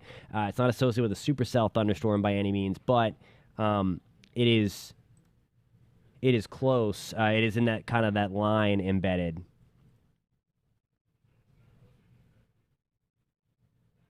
Well, I'm just Trooper Steve is texting me again. There's some crazy video. It looks almost like a wall cloud. And certainly possible because we were looking at some of that rotation there. So that's crazy stuff. We're going to go check in on that. That's, I think, came in from around. And let's check in on.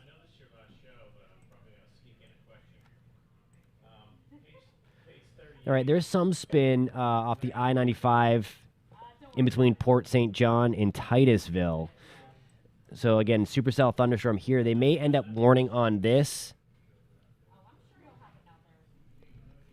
So, Titusville, I know we had a few friends watching from Titusville. This is where we have some really heavy rain north of Indian River City. There's probably some hail here. Let's go in to see what the radar is estimating. About the size of quarters. So we're getting close to having that severe criteria being met for hail once it's observed quarter size or once the radar is estimating quarter size hail, about an inch on a ruler. That's whenever the severe thunderstorm warning will be issued by the National Weather Service. So we're going to wait and see if they end up pulling the trigger on that, if that holds together or not. But it's close to the radar, so we're not seeing too high up into that, to the hail core. We have another little storm developing along the East Coast, sea breeze here. Looks like it's trying to be supercellular in nature. That is kind of a no man's land right now. We have a few roads around Nova Road. If you live on there, Deer Park Road. This is kind of to the east of Deer Park and Holopah. To the east of St. Cloud, there's Harmony. And again, we keep on hearing a lot of people again saying we're keep on getting missed in St. Cloud.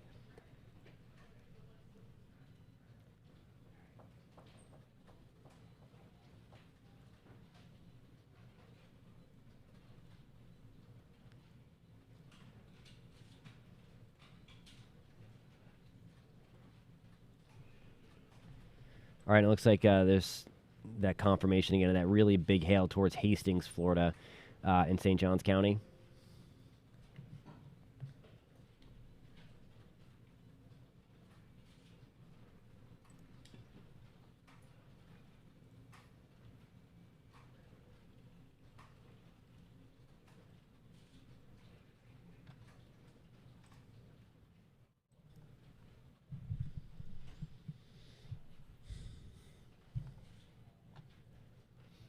All right, so let's see where our other sky cams are placed.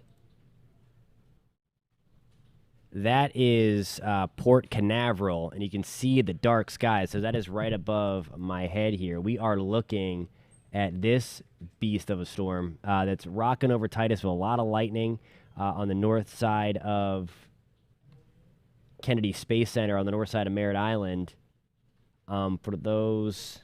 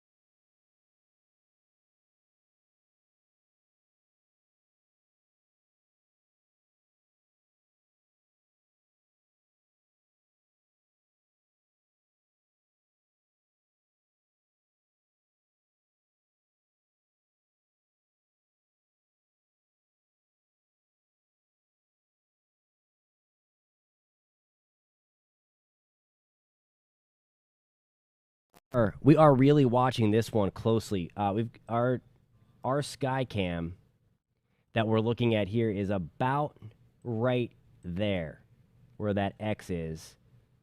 And we have a really clean look at this very big supercell that's hanging over Titusville. We're going to watch this closely. Again, they're showing signs. Let me just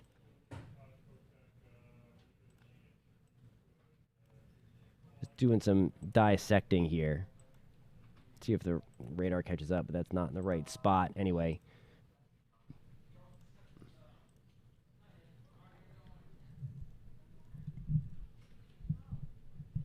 So, Nancy, that's exactly what I was trying to find if they had made an announcement if the Falcon Heavy was going to go off tonight. I've not heard anything, at least from the newsroom. I'm sitting in the newsroom.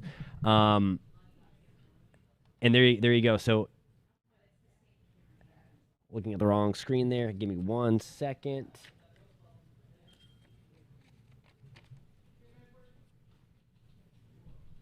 So that's exactly what I was trying to find. If SpaceX had made an announcement yet, if they were going to wait, if they were going to try to punch it, or not. But yeah, it's not looking good because they're going to get more storms closer to the Space Coast a little bit later this evening.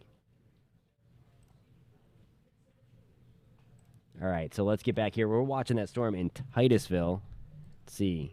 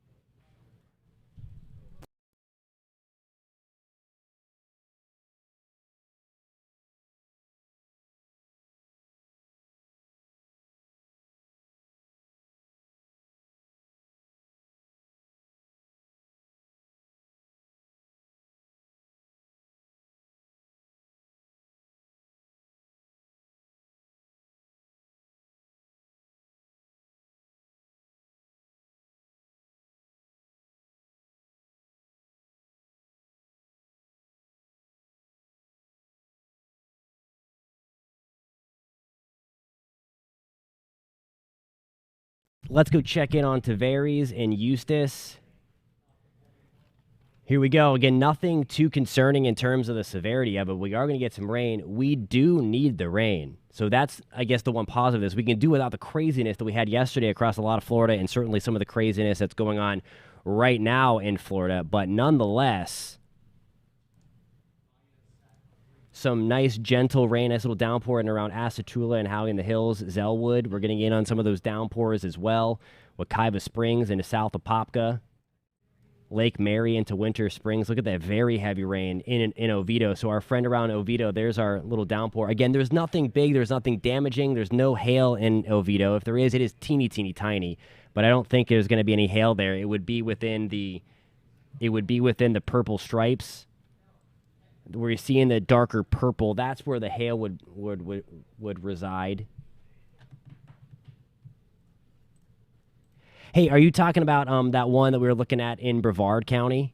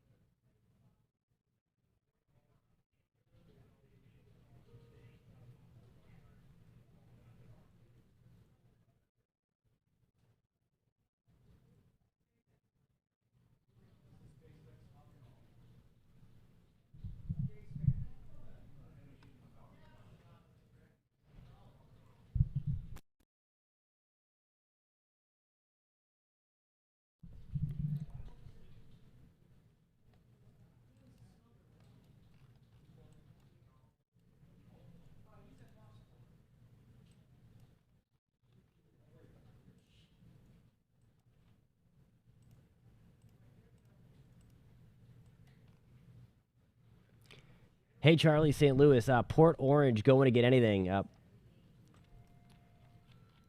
think a little bit later. That's whenever our threat is going to come through. Richard says you're more on like that 7 to 8, 9 o'clock range, and between 7 and 9 as those storms come back. Let me turn on the radar and kind of show you.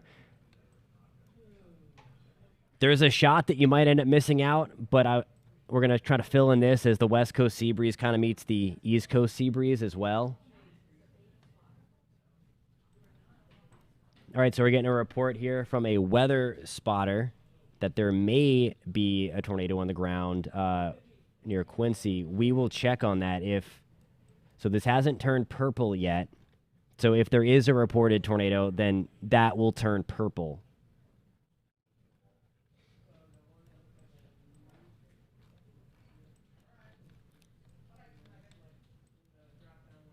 So it doesn't look like there's too much rotation on the... It's just very, very broad on the Titusville one in Brevard.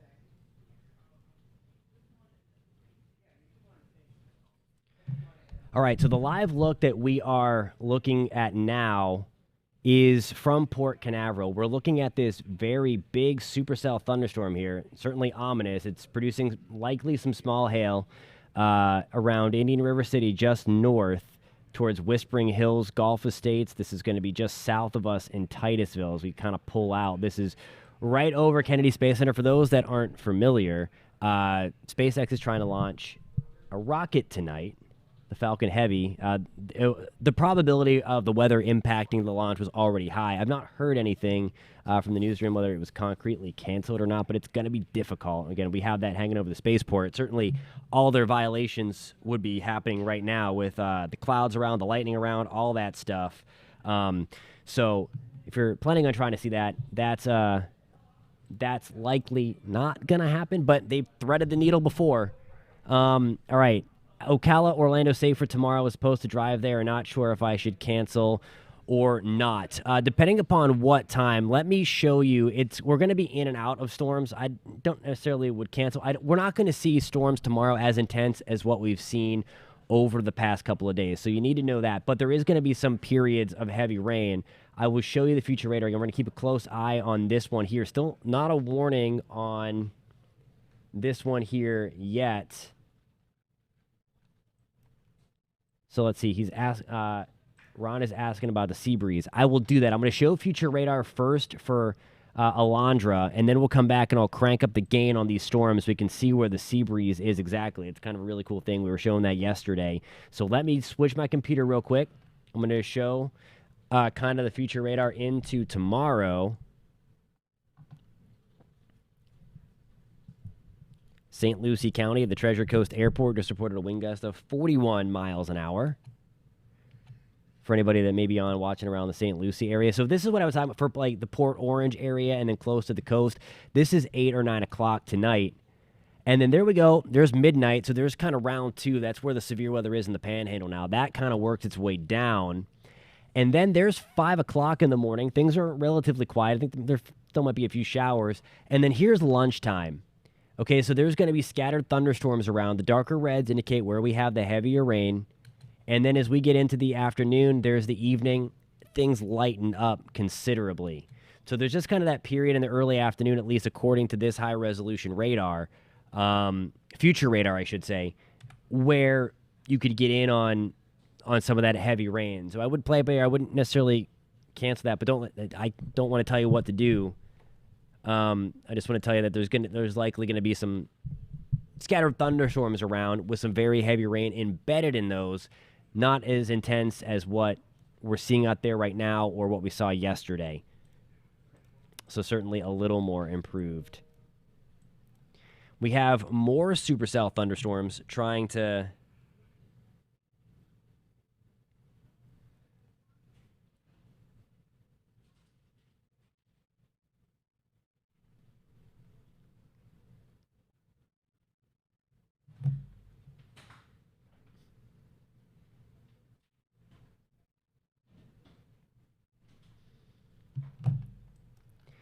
Two more supercells in East Osceola County and East Orange County.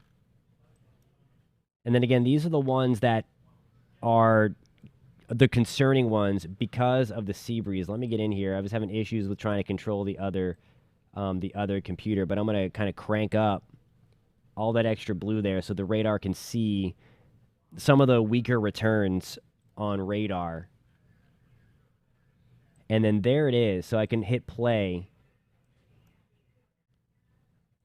So right in here, see that line? That is where the sea breeze is. And it's kind of cool because you can see as that sea breeze moved in, it fired off those storms.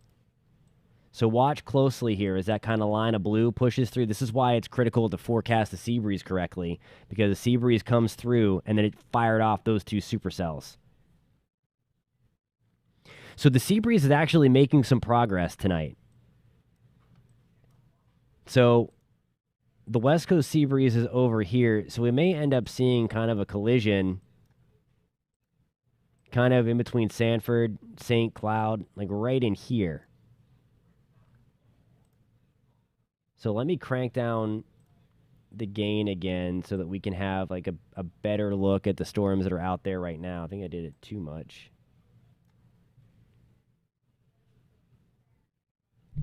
All right, so they just issued a severe thunderstorm warning. Let me call the booth.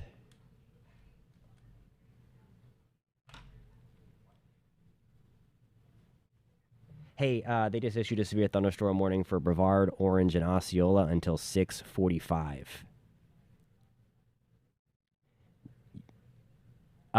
He should, but this is kind of an ugly one. You got it. See ya. Bye. Brevard, Orange, and Osceola until 6:45. You got it. Yep. All right, so that's the storm that we've been watching really for the last little bit, and they also have the tornado possible tag on it, and that's because we were watching that that mesocyclone. It's had that hook. So we're going to get right into there. This is going to be the focus now for the next 40 minutes or so that we're kind of watching this. There are dual warnings here. There's the one for Brevard, and then there's that secondary one for that other supercell that popped along the sea breeze that we were just inspecting kind of in real time. So I'm going to switch to get back into the radar, and we're going to pinpoint this. So yeah, this is definitely concerning. The hook is getting way more well-defined. That is why they have the tornado possible tag. Again, looking above my head here is where it's trying to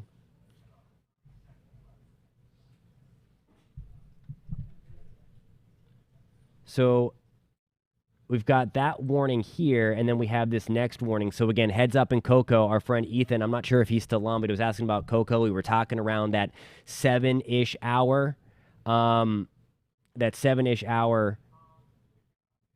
Of those nasty storms getting close to Coco. And then we have the secondary warning here in and around the Merritt Island area. Titusville, we are included in that.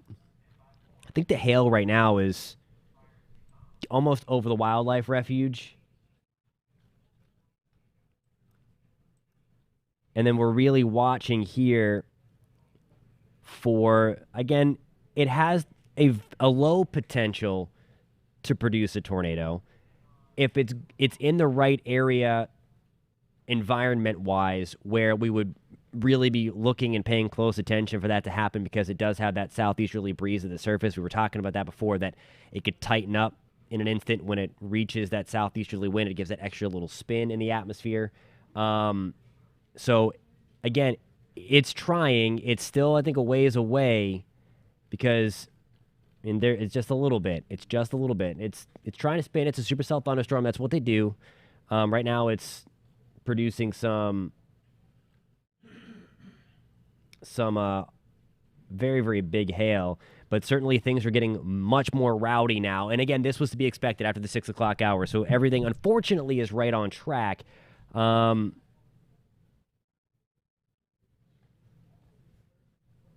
that stuff. Let me get... Knowles, the threat isn't zero, but it's not a tornado. It's not a tornado day.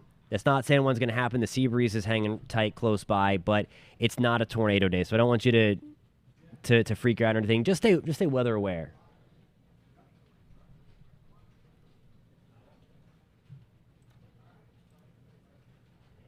It is. Hey, Tammy, you were asking about Lake Wales before. I'm so sorry that I kind of did that, or missed over that before. All right, so let's just see here what's going on.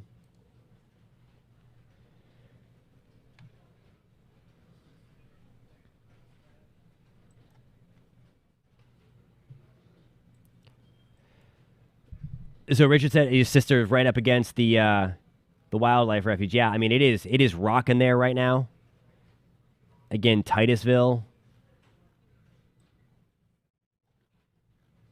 I believe that's the Max Brewer Bridge, if you're familiar with that. If you go to see rocket launches, some very heavy rain. The worst of that is now getting basically onto the refuge, I think. And here are the launch pads, 39A and B, right there.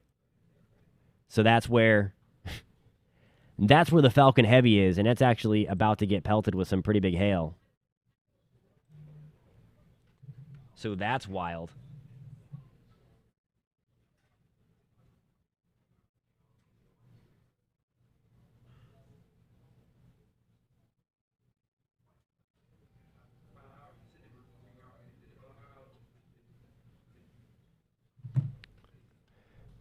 All right, so if you are just tuning in to the Pinpoint Weather app, to the News 6 app, on News 6, and again, Chief Meteorologist Tom Sorrells is pinpointing this on News 6. So again, if you're watching the TV in the greater Central Florida area, you can also pop up the TV. He's going to be pinpointing the same things that we are here. You can have dual screens.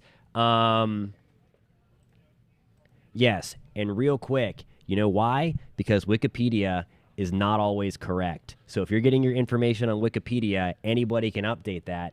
I've got a degree in meteorology. That's the last thing that I'm going to say about this because we're pinpointing stuff here, but I will not allow the spread of misinformation on this channel.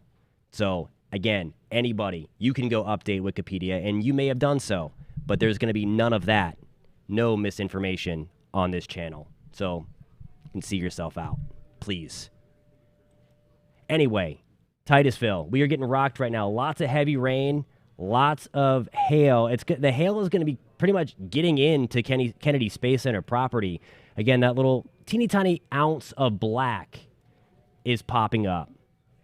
I don't think you have hail in Titusville. I think that hail is going to be just to your south and just to your east, but you have some pretty heavy rain in the darker red. There is Titusville, and then for reference, right here is the Max Brewer Bridge. Okay, that is going to cross. So if you're familiar with the Max Brewer Bridge, that's where we're kind of zeroed in. Most of the hail is close to the wildlife refuge and then Kennedy Space Center property. So here are the launch pads,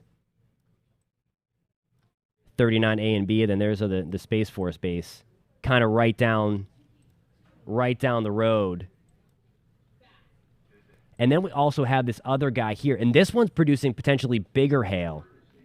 So let's get really close into here. You see where that dark, so Nova Road, Taylor Creek Road, if I have anybody in Northeast. Oh, awesome. So we're right by, you're not seeing hail, correct? You were just making sure that there was no hail? Just to make sure that the radar is pointed at the right spot there. But where you're seeing that dark black, we're close to the radar. We're going to turn on the severe weather threat. And then we can really get in there. We're going to turn the dabber back on. So it's estimating that the hail size in this storm, this is in, let me just make sure, zoom out. This is in extreme northeast Osceola County, getting ready to slide kind of like in the Tri-County area here. And it's even pumped up even further. And this is very close to the radar. So when I mean about close to the radar, a lot of times radar overestimates hail sizes because it's looking straight up a couple thousand feet, like where the ice would be, and of course it's warm, so there's going to be melting going on. It's at a pretty good spot to it's estimating that there's hail 3 inches in diameter or larger. I still think it's overdoing it a little bit, but we could have golf ball to baseball size hail in here. So Maplehead Road, Nova Road, this is in extreme northeast Osceola County. If you live on King Street, if anybody's familiar with King Street, that rolls right on through Cocoa and Rockledge in Brevard County. Let me get my telestrator out. There is Cocoa. Here is King Street. And then getting in, there's Orange County right here. We'll do OC. And then here's Brevard. That's where that hail is kind of lifting up. So let me put a tracker on there. It might not pick up many towns in the way. Yeah, there's not many towns there. Of course, there's people that live there. So all that stuff.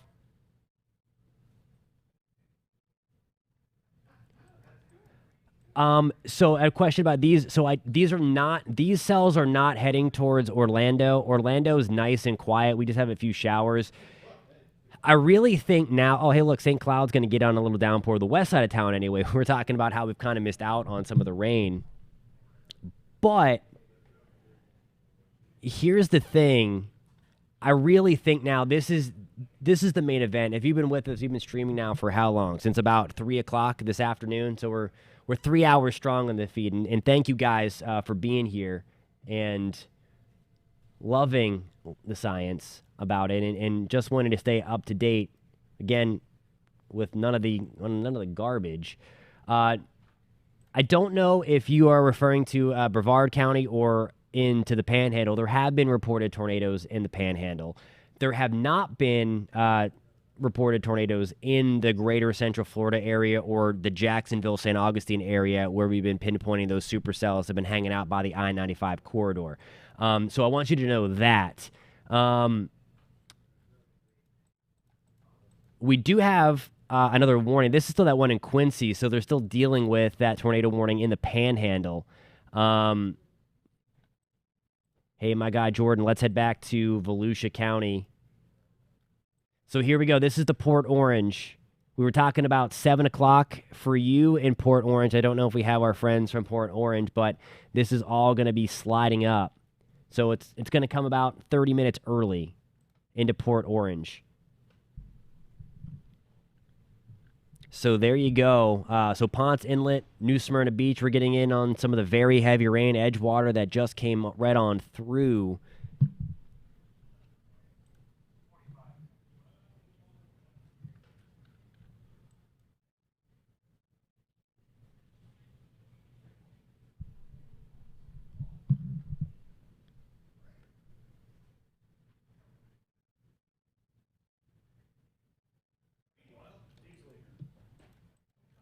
All right, so let's go through.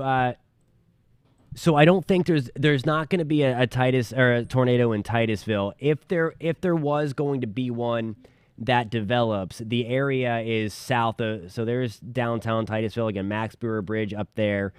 It would be right around here. So now over the Indian River. If let's go check in on. So here is some of that broad rotation. So if you were looking around Port St. John and kind of looking up, so there is the kind of the wind moving toward the radar and then away. There is that broad rotation right in here. It's very broad. It would need to tighten up a little bit. So we'll watch it, but there might be a wall cloud. Certainly, I mean, maybe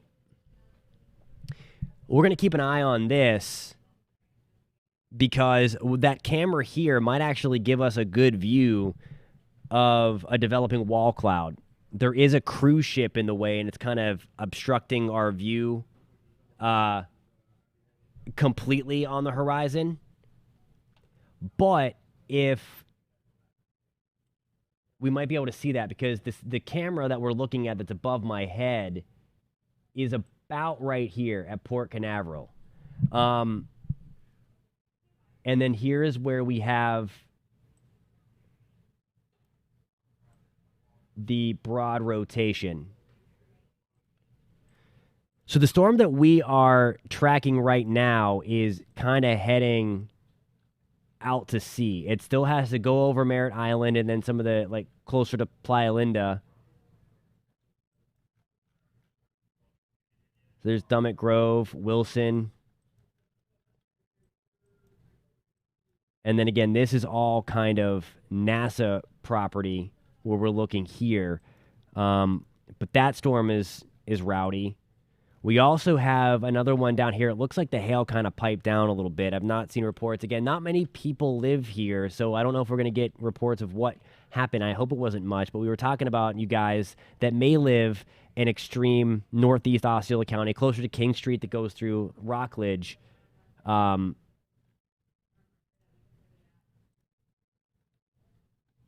As well.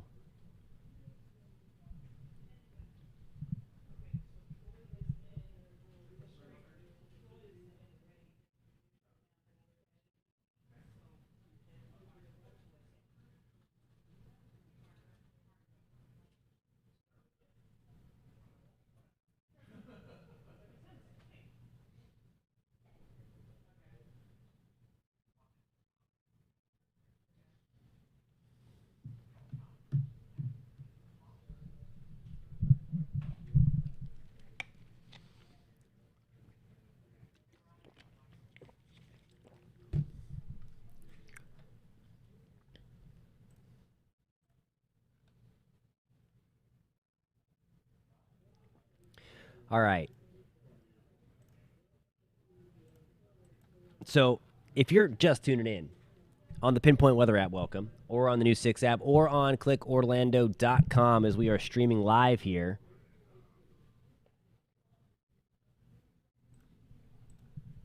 How do you pronounce it? I've always heard it the way that I've heard it. Always.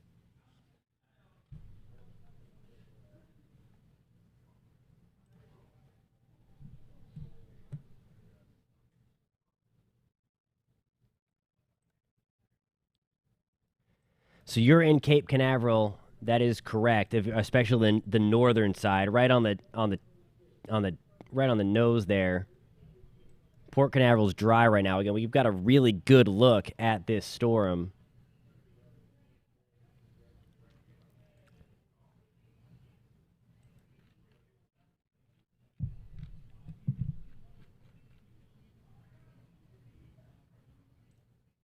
Awesome. Thank you for tuning in. Be safe out there. Thinking around Cocoa might be hail. Yeah, they're gonna get some. Definitely gonna get some hail. Hey, Johnny boy, where are you watching from? Because you can kind of tell us what you're seeing out there. Whenever that comes through, we've got two of those really nasty cells, and then really this. You see, this is really starting to hook. Let's check in on the velocity to see if it has tightened up a little bit, and hopefully it hasn't. It has. So we're really starting to get this to spin. And a lot of times water changes the friction a little bit, and that also helps to do it. So we're really watching that. I do. So the camera at the port is pointed directly at the storm. If you're familiar with the Fish Lips restaurant, that is where it's on top. And that is about right here. Let me get my telestrator out. So the camera is about right here in the Sea of Canaveral. And then they have it pointed. That cruise ship is kind of right there. And it's pointed right at the storm. So we might be able to see if that starts producing something. We have a very clean look at it if that ship wasn't in the way.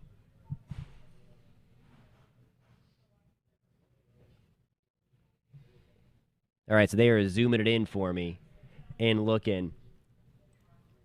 It is the one at Port Canaveral. It is the Fish Lips in Port Canaveral. So if you were going out on a cruise, that's where that one would be. All right, so they are zooming in.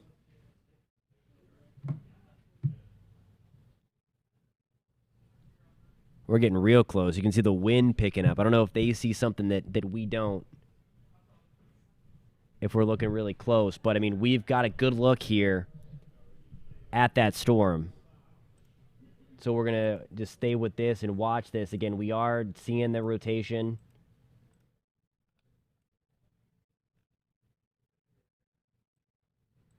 That restaurant is so good. I know. I'm with you. So good. I love it. I'm making myself hungry. So this storm is headed out towards the Atlantic Ocean. No. Go back the other way. Go back the other way.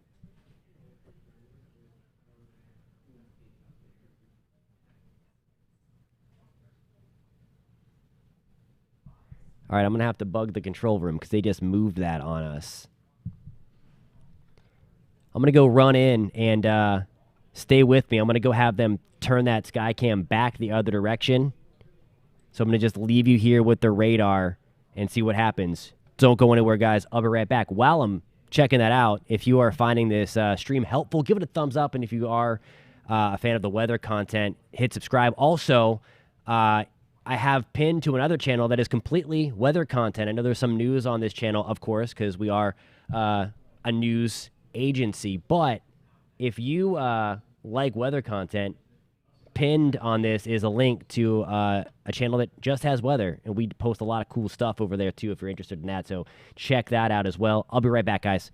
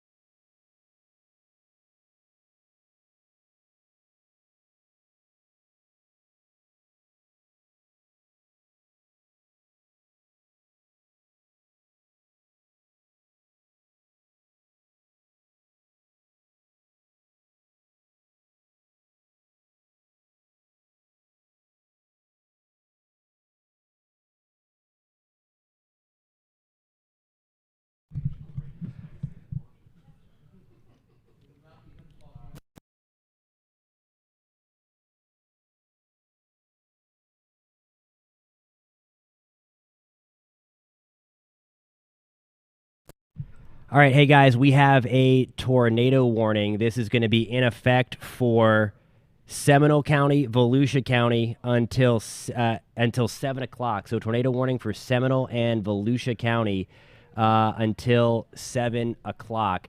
I may have to hop off here to go help our chief meteorologist Tom Sorrells on air. If I do have to do that, I will put our feed in here. But now we have some breaking news. Tornado warning in effect for Seminole and Volusia County until 7 o'clock this evening. Radar indicator, we're going to do some pinpointing with this. So we're going to get in here. If you're kind of watching dual screens, Chief Meteorologist Tom Sorrells is on News 6 right now on TV. So again, Snow Hill Road, heads up. Again, this is going to be the most dangerous part of the storm. Let's look in here to see what they're looking at. This is going to be where the rotation is. Right on in here. So people asking where this is going to be in Seminole County. This is north of Bithlo. This is to the east of Oviedo. So if you live in Oviedo, you're probably getting the warning. Chuliota, you are included in this warning. The worst of the storm is leaving town now. Here is the radar picture. Again, this is the supercell look. This is the hook here. So the worst part of the storm, let's get in real close. Again, we're going to do some street level stuff. This is going to head towards the north and east. So this is going to be, I want you to pay close attention to this in Oak Hill, because by rights, the environment is a little bit better in Oak Hill as it gets closer to the coast. Right now, this is in extreme eastern Seminole County, just for us in Chuliota. So Vista, Groveland Drive as well. Brumley Road, this is going to be in the Chuliota area in Seminole County, Florida.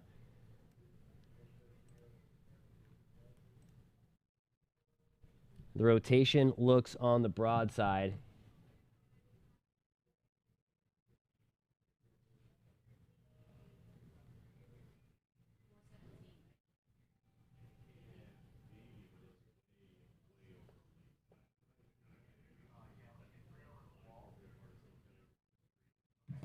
All right, so in a minute here, I might have to run into our news studio, and I'll put the actual program coverage on. Our chief meteorologist Tom Sorrells is pinpointing this as well, and I'll be likely going in to just help him to read off some, if there are any reports of this. Right now, the rotation is pretty broad in eastern Seminole County. We're on the Melbourne radar. We're looking here. It certainly looked a little more impressive. It looked a little more impressive on the Brevard County cell, but they warned on the cell in Seminole County.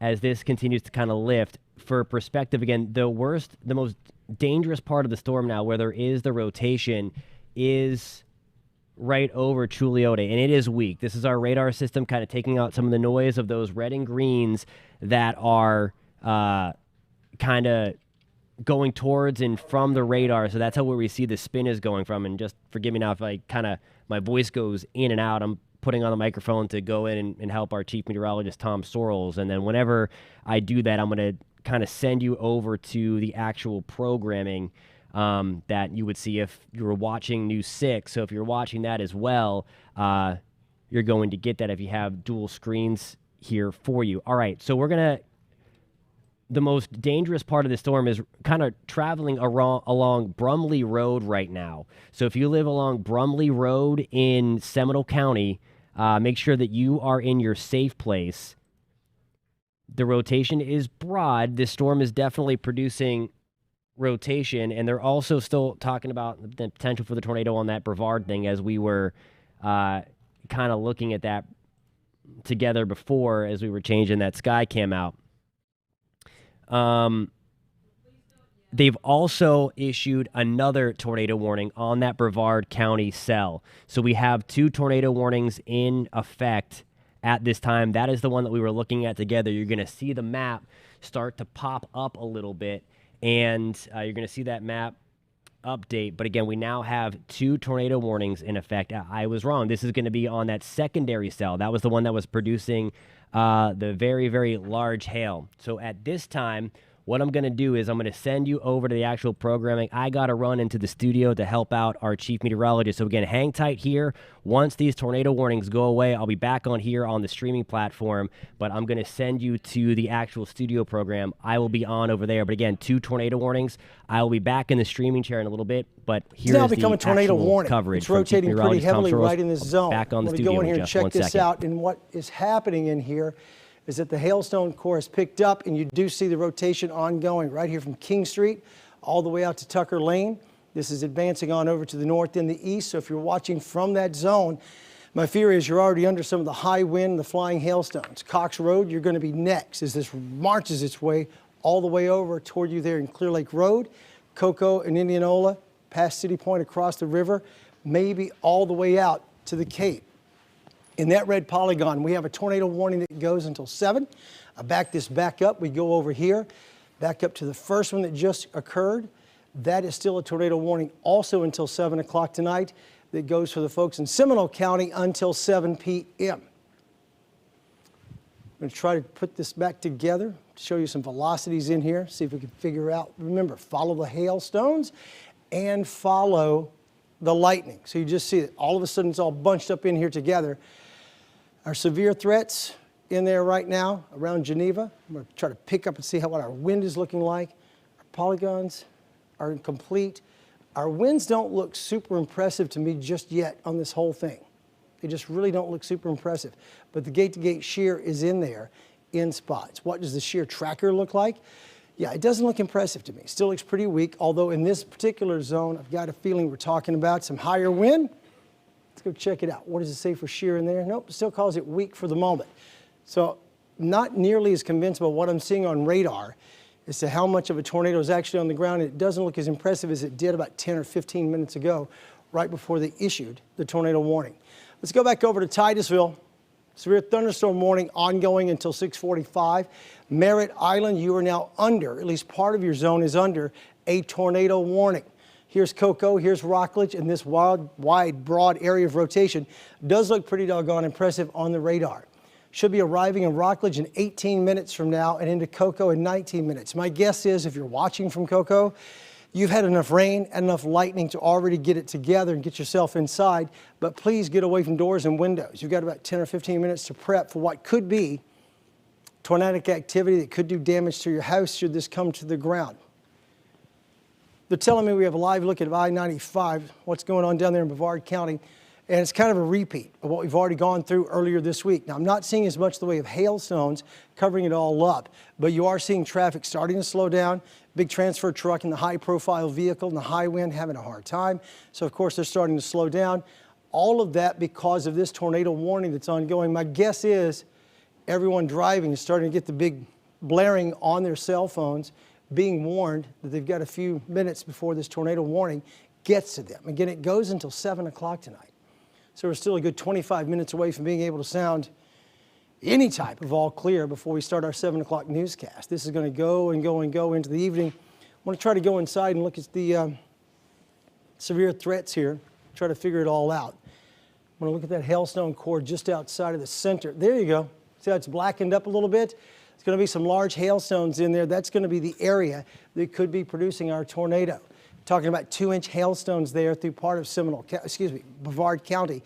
This thing's on its way right toward you there. The zones that need to be taking cover right now are City Point, Cocoa, and Rockledge. The leading edge of the hailstones are about to arrive right in there on top of you.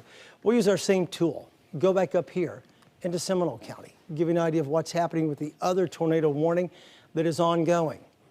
This one flared about 6:25 or 6:27. You doing good? Anything new? That southern one, Tom, it looks like it really has tightened up over the last couple of minutes. Can I hear Jonathan? We're hearing him? Yeah, if they want to send it over to the other weather wall in here, I can kind of show you what we're talking about as Tom gets over. I'm going to widen this back out. You're talking about a tightening of the core of this, and we're just looking at it on radar. And look at it. You can see that it's kind of got the almost a classic look to it, Jonathan. Right now, if there was going to be a tornado, it'd be right out here on the knob, I believe, but it's approaching with the hail core right toward the Cocoa area. You ready? Ready whenever you are. Yeah, so there's Talk the to Jonathan real quick. Let so him just give you an idea of what's going on from the Jumbotron. Take it, Jonathan. So also, if you're watching from Providence Road, this is that secondary cell here that Tom was talking about in and around the Rockledge area, you're going to want to make sure that you are in your safe place. Here's what we're kind of looking at here as we get to, if we can get on max 2 on the weather wall, please, that would be fantastic for us so we can kind of show what is going on here. Yeah, I can tell you, if not, then take it right back here. to Tom, so, Just because look this right is here, just outside of Rockledge. There you go. Okay, there we go, some serious stuff. All right, so here we go at Providence Road. This is what I was talking about. You see the reds and the greens next to each other again. This is the rotation kind of tightening up a little bit as we're looking towards the middle of the atmosphere. And again, this is a really good scan here from the National Weather Service radar out of Melbourne. And so we're getting a good kind of view here. So Lake, Poinsett Road. Make sure that you're in your safe place now. Here is I-95. There we go with the 520. So again, if you're familiar with these areas here as we are kind of looking towards the Rockledge area, again, if you're watching from Rockledge or Cocoa, you need to make sure that you are in your safe place. Here we go, Tucker Lane near I-95 as well into Providence Road. We're getting a new scan in right now, so we'll have to maybe switch some things around. But the important thing to note is here that we do have some increasing rotation, and you see it kind of tighten up a little more, where you see those greens get a little brighter. The rotation, no doubt, trying to strengthen here. This is something that we did talk about throughout the day, that if there was going to be a tornado threat, it would be with the help of the East Coast sea breeze kind of tightening things up a little bit. So again, Providence Road, if you are around 520, Gray Road eventually in the next few minutes, again, make sure that you are getting into your safe place. Pluckelbaum Road, if you're familiar with this area, that's where Providence Road kind of crosses I-95. Make sure that you are getting into your safe place. Again, this one really got its act together quick. We were just looking at this and it did not look impressive at all. But for kind of another look on this, we'll get ready to send things back over to Chief Meteorologist Tom Sorrells. He's going to take you a different perspective here, a closer look at these two supercells, Tom. Yeah, take a look at what's going on right now. We've been watching these for like hours on end, waiting for something to pop. Just as we looked at it and said, wow, it's got an index of better than 4, and they're not issuing on it, they did. And here's the traditional look that Jonathan was just talking about. He was showing you that gate-to-gate shear beginning to brighten and tighten up a bit. Right in this zone, if you're watching from outside of Cocoa, this is almost right on top of you. Heaviest of the hailstones here, I got a feeling the wind is going to be in there too. So all of a sudden, this thing's pushing right towards Cocoa, right across, getting ready to make its way all the way back out, crossing the river out to the Cape. So all of a sudden, we're talking about a tornado warning now that goes until 7 o'clock. Farther to the north, here we go into the zone up around Seminole County. This one also issued a tornado warning. Let me see how we're doing now with this. Yeah, still some rotation ongoing. Hailstone size has dropped just a little bit. My feeling is this particular cell may be collapsing just a smidge. I don't want to give you false hope for fear that all of a sudden things are going to go crazy. All right, we've got a live look over I-95. Can we take it up? They're telling me it's looking like hailstones are flying out there. Maybe so. Maybe so. Traffic seems to be moving pretty quickly. If I was driving through the hailstones, I don't think I'd drive that quickly, but it's for the folks down along Brevard County that we're talking about, the zone right in there along 95. We have a lot going on. Tornado warning here. Hopefully looks like it's slowing down. Severe thunderstorm warning here from Titusville out to Merritt Island, and then just south of that, kind of overrunning it, this particular storm cell. We were just looking at I-95 coming right up through here. Here's Cocoa right now, right in that zone. This should be arriving in Cocoa in 13 minutes from now, Rockledge in 14 minutes, and the hailstone size in there is down to about 1/2 of an inch. I really thought those hailstones were going to be bigger when we first jumped on here. We'll wait and see how big and how large the hail is. But it's the circulation of the wind that's got everyone concerned. So the Weather Service issued that tornado warning that goes until 7 o'clock this evening for the folks right there in Brevard County. Let me go ahead and talk about what is happening with this storm system. Go back. No, I want to turn my radar on. Make sure we get rid of the box there and go inside this storm.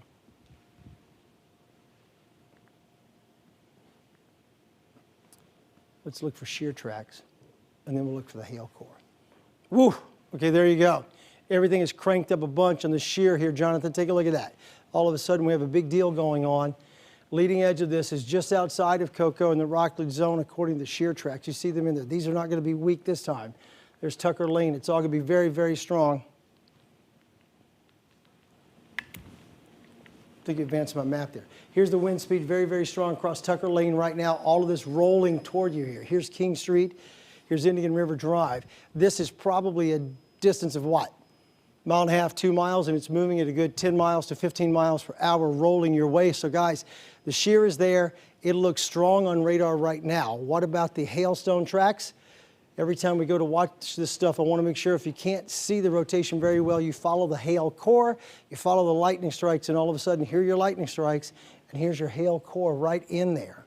So we're talking about hailstones that are flying from Providence Road all the way to Lake Drive, right over Pineda Street, getting closer and closer, edging into Cocoa right now. Put our velocity back on, try to figure out where we have that gate-to-gate shear. It's going to be down in this zone here. Jonathan was talking about the brightening that was going on. Anytime you're looking at one of these radar images and you're trying to figure out where the highest winds are, the darker colors are the lower wind speeds, and if it goes brighter, all of a sudden you're talking about a faster wind. 27 mile per hour wind there, 17 here. See the difference? Differential in there. You get a really bright green, all of a sudden you're talking about a faster wind. So it's not overly impressive to me, but the gate-to-gate shear looks really good to the shear tracker. So all of a sudden, high shear in here, strong, maybe some big-time rotation ongoing. You see the way it looks on the shear tracker. Back to radar. Where's this thing going? Faster and faster, making its way from Tucker Lane all the way up there, ready to cross Tucker Lane, still giving me an arrival time in Cocoa of 12 minutes, 15 minutes down in Cocoa and Rockledge in about 14. The tornado warning goes for another, what time is it now? Yeah, 6:43. We got another 15 minutes to go. You're zoomed in on Tucker Lane over there, Jonathan. I didn't show the gate-to-gate. You got the gate-to-gate numbers? Yeah, so we can look over here. We certainly have that rotation. So again, we're looking, we don't want to see Christmas colors on the radar. Okay, we have that red color going away from the radar. That's the wind going away from the radar. The green represents the wind blowing towards the radar. So we have that circulation there. Tom mentioned about Tucker Lane. Again, I want to give you a heads up in just a couple of minutes. The most dangerous part of this storm is going to be heading towards you and Hooper Road. It's already rocking there, but if there is a tornado with this, again, this is going to be right up on you in Hooper Road. So make sure that you are in your safe place. Again, lowest level, interior room, all that jazz. There's the 520 again. The circulation, the strongest part of this storm is going across the 520. Here's the intersection of I-95 and 520. So we do have anybody in the control room that can pull up a sky cam, one of the traffic cameras around the I-95, 520 area. The most dangerous part of that storm is going to cross that area. Again, there's the 520. Here is Cocoa for a heads up. So again, this is still about 10-ish minutes away from you. Make sure that you are in your safe place right now. Going to do some more kind of street level here. A lane in Brevard County. Again, make sure that you are in your safe place. This is very close to Snow Goose Lane as well, as we're going to just kind of work our way up a little bit ahead to give you an early heads up. I know there's just a lot of red on the screen, but I just want to show you here. There's, of course, lightning everywhere. Fenner Road into Gray Road. Again, this is a couple minutes away from you. North Range Road into Lake Drive. It is raining heavily. The wind is rocking. The most dangerous part of that storm is just off to your south and west. And then again, I want to pull this out here to kind of show, again, Michigan Avenue, there's the 501. If you're familiar with that, into City Point, here is Cocoa. So again, this is about 10-ish minutes away from you. The storm is over your head right now, but where the storm is rotating, if this storm is going to produce a tornado, that most dangerous part of the storm is about 15 minutes away from you. Again, there's the St. John's, there's Indianola. Here is the 528 for more perspective. That storm is just a little bit off to the southwest. And to give you kind of more perspective, we'll kind of hightail this back a little bit to where we started off to check up on where the rotation is. And that couplet here, that green and red next to each other, it's still relatively tight. It's certainly not the most impressive thing, but I mean, it's looking relatively healthy. That is a bad thing for us. There's the 520. There is I-95. So Peachtree Street. Here's Rockledge. Again, so we need to be in our safe place as well. I'm going to send things back over now to Chief Meteorologist Tom Sorrells. Stand by, Jonathan. Real quick, things have changed suddenly and rapidly here. I have no more severe thunderstorm warnings. They've all gone tornadic. So I have not one, not two, but 3 tornado warnings ongoing at the same time. This one in Seminole County fired first. This one down here from Rockledge to the Cape that looks really impressive on the radar fired second. And then this zone right here, south of Titusville, right up on top of you in Merritt Island. We were talking about it going away as a severe thunderstorm. Well, it has, because it's been upgraded now to a tornado warning in this zone south of Titusville over the river going toward you there in Merritt Island. Goes until 7:15, so we're going to be here for a while. We're now up to 6:46, and you see this activity right over the river in here. The skip marker gives me little bit of rotation at a 2.6 and a cloud top, which is not overly impressive, but again, it doesn't have to be that tall to be producing a weak tornado. The rotation is there, so if you're watching from over here around Merritt Island, right on the coast at Merritt Island, you guys kind of have a double punch coming. This is moving toward the area around Kennedy Parkway. Tornado warning goes for you on Merritt Island right up until 7:15 in that boxed-in zone. Farther to the south from the Cape, Merritt Island back out to Cocoa. Here's the one that scares both of us, Jonathan and I, the most. This looks super impressive on radar, has that good rotation put together. What would be the tornadic area of it should be arriving in Cocoa in about 12 minutes and into Rockledge in 12 minutes. Still rotating, still causing big problems and big concern till 7 p.m. tonight. I want to show you the entire viewing area together and talk about what else is coming our way tonight. Obviously, we're super busy right now. Every single one of you is under a severe thunderstorm watch until 10 p.m. tonight. And then once we get past that 10 p.m. hour, everything still continues because back up to the north and the west of here, all kinds of big problems are ongoing. We're looking at I-95. Is that I-95, guys? Near the 520. This is the area we were looking at yesterday that looked just awful, with some of the traffic slowing down to a crawl. Some of the hailstones were overrunning the entire area. So we've got not one, not two, but 3 tornado warnings ongoing. 2 of them in Brevard County, 1 in Seminole right now. And later tonight, once those die down, we still have another slug of moisture. Big damaging stuff could be coming through later tonight, sometime between 11 and 2 a.m. Hopefully not this wicked and crazy. It won't have the East Coast sea breeze to run up against, but it's going to be a tough run tonight as we head in through the evening hours. I'm going to be here till at least 2 a.m. Meteorologist Troy Bridges would be the one to come in and relieve me then. I want to go back up here at 6:48. Allegedly, this is going to go away, starting to slow down a little bit. The lightning doesn't look like it's abated, but this polygon is going to start to collapse just a bit in the next 15 or 20 minutes. Tornado warning goes till 7 p.m. I want to go deep down to street level here, try to show you who's at risk and who is not. What is here? What street levels do we have here? Southmere, right there. Street we're talking about there looks like, yeah, Country Lane. So if you're watching from over there, this is starting to get just to the east of you now, rolling its way toward you in Brevard County. Highway 1 Scottsmore, you're still in that zone as well for possible damage as this thing's drawing a bead straight over where it is toward you. Now, the tornado warning itself stops shy of there, so it's going to take it dear sweet time getting past this zone out here to cross the county line to get into Brevard County and go just to the north of you there in Mims.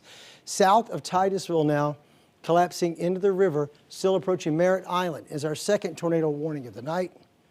Or actually our third, but here's our second one, third one I'm showing you now. From Cocoa to Rockledge, this still looks pretty weird on radar, like it could be wrapping up, tightening up to be a tornado. Here's Cocoa, here's Rockledge, there's Highway 1.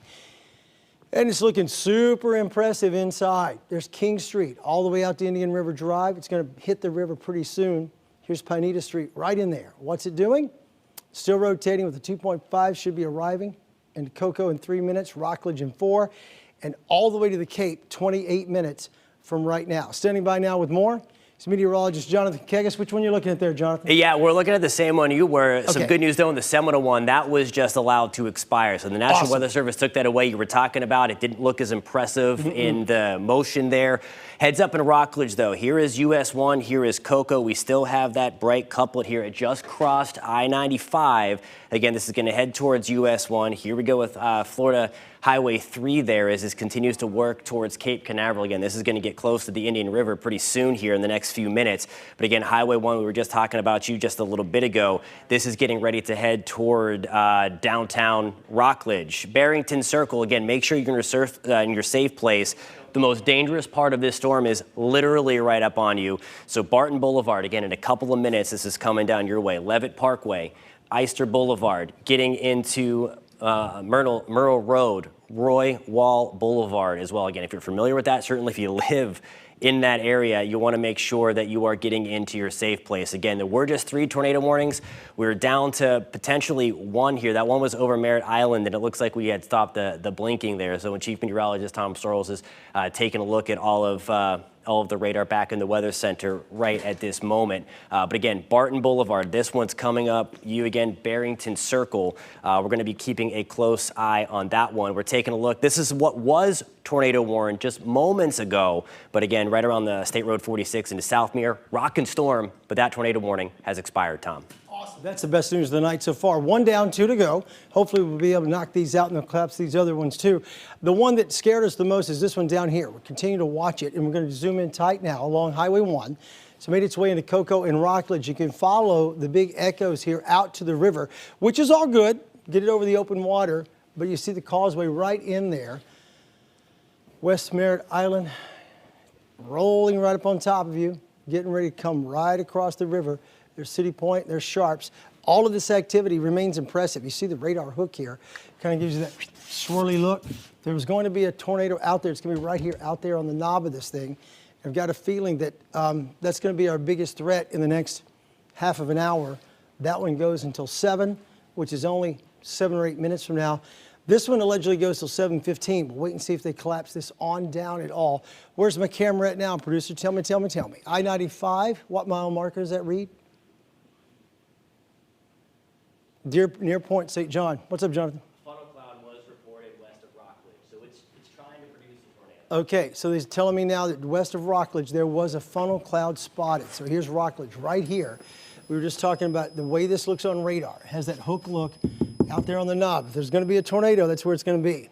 So they spotted it just outside of Rockledge in the air. It's trying its best to get to the ground. We don't want that thing to come down, but if you're watching from this zone, now's your time to take cover. Usually, we talk about tornadoes here in Florida. We get a lot of them, more than just about anywhere in the states per square mile. But we don't get the big one. So hopefully this won't be a big one either. It's really struggling to produce the tornado. We see the circulation here on radar, but it looks like to me like it's kind of filled in a bit. Like maybe it's struggling and trying to keep itself together. Should be arriving into Rockledge 5 minutes from now, but it looks like now it's right in there on top of Rockledge. Cocoa in 4 minutes, still rotating, but the index is beginning to drop a bit. When I see this number go down, makes me a happier man. If it would drop down to a 1.9, I would say, hey, this thing is totally collapsing and we're going to be done soon. This warning goes until 7, so that only gives me about 6 more minutes. But if they spotted a funnel cloud, my guess is they'll collapse it and maybe reissue momentarily for the Cape. We'll wait and see what happens with that. But it's drawing a bead on the Cape right now. There's one, there's Cocoa, and there's Rockledge, and it's making its way straight out to you there. All of this activity looking super impressive. Jonathan? Yes, sir. Did you touch the other? I did not. Remote? Okay, because it's locked up for the moment. So give me an idea of what's going on with this storm system right now. You're telling me that all of a sudden, from Cocoa to Rockledge, you see this right here? If I had to guess, that'd be the spot I would put it. I wouldn't put the skip marker here. I would have put it like right in here to try to figure out what's going on. Yeah, Tom, if they want to bring up Max 2 on your screen, I've got it. I've got a pretty good look at it. Okay, throw up Max 2, guys, if you can. Oh, there you go. So yeah, there's Rockledge. You see the gate-to-gate shear ongoing. Here's Peachtree Street right in here. Here's Highway 1.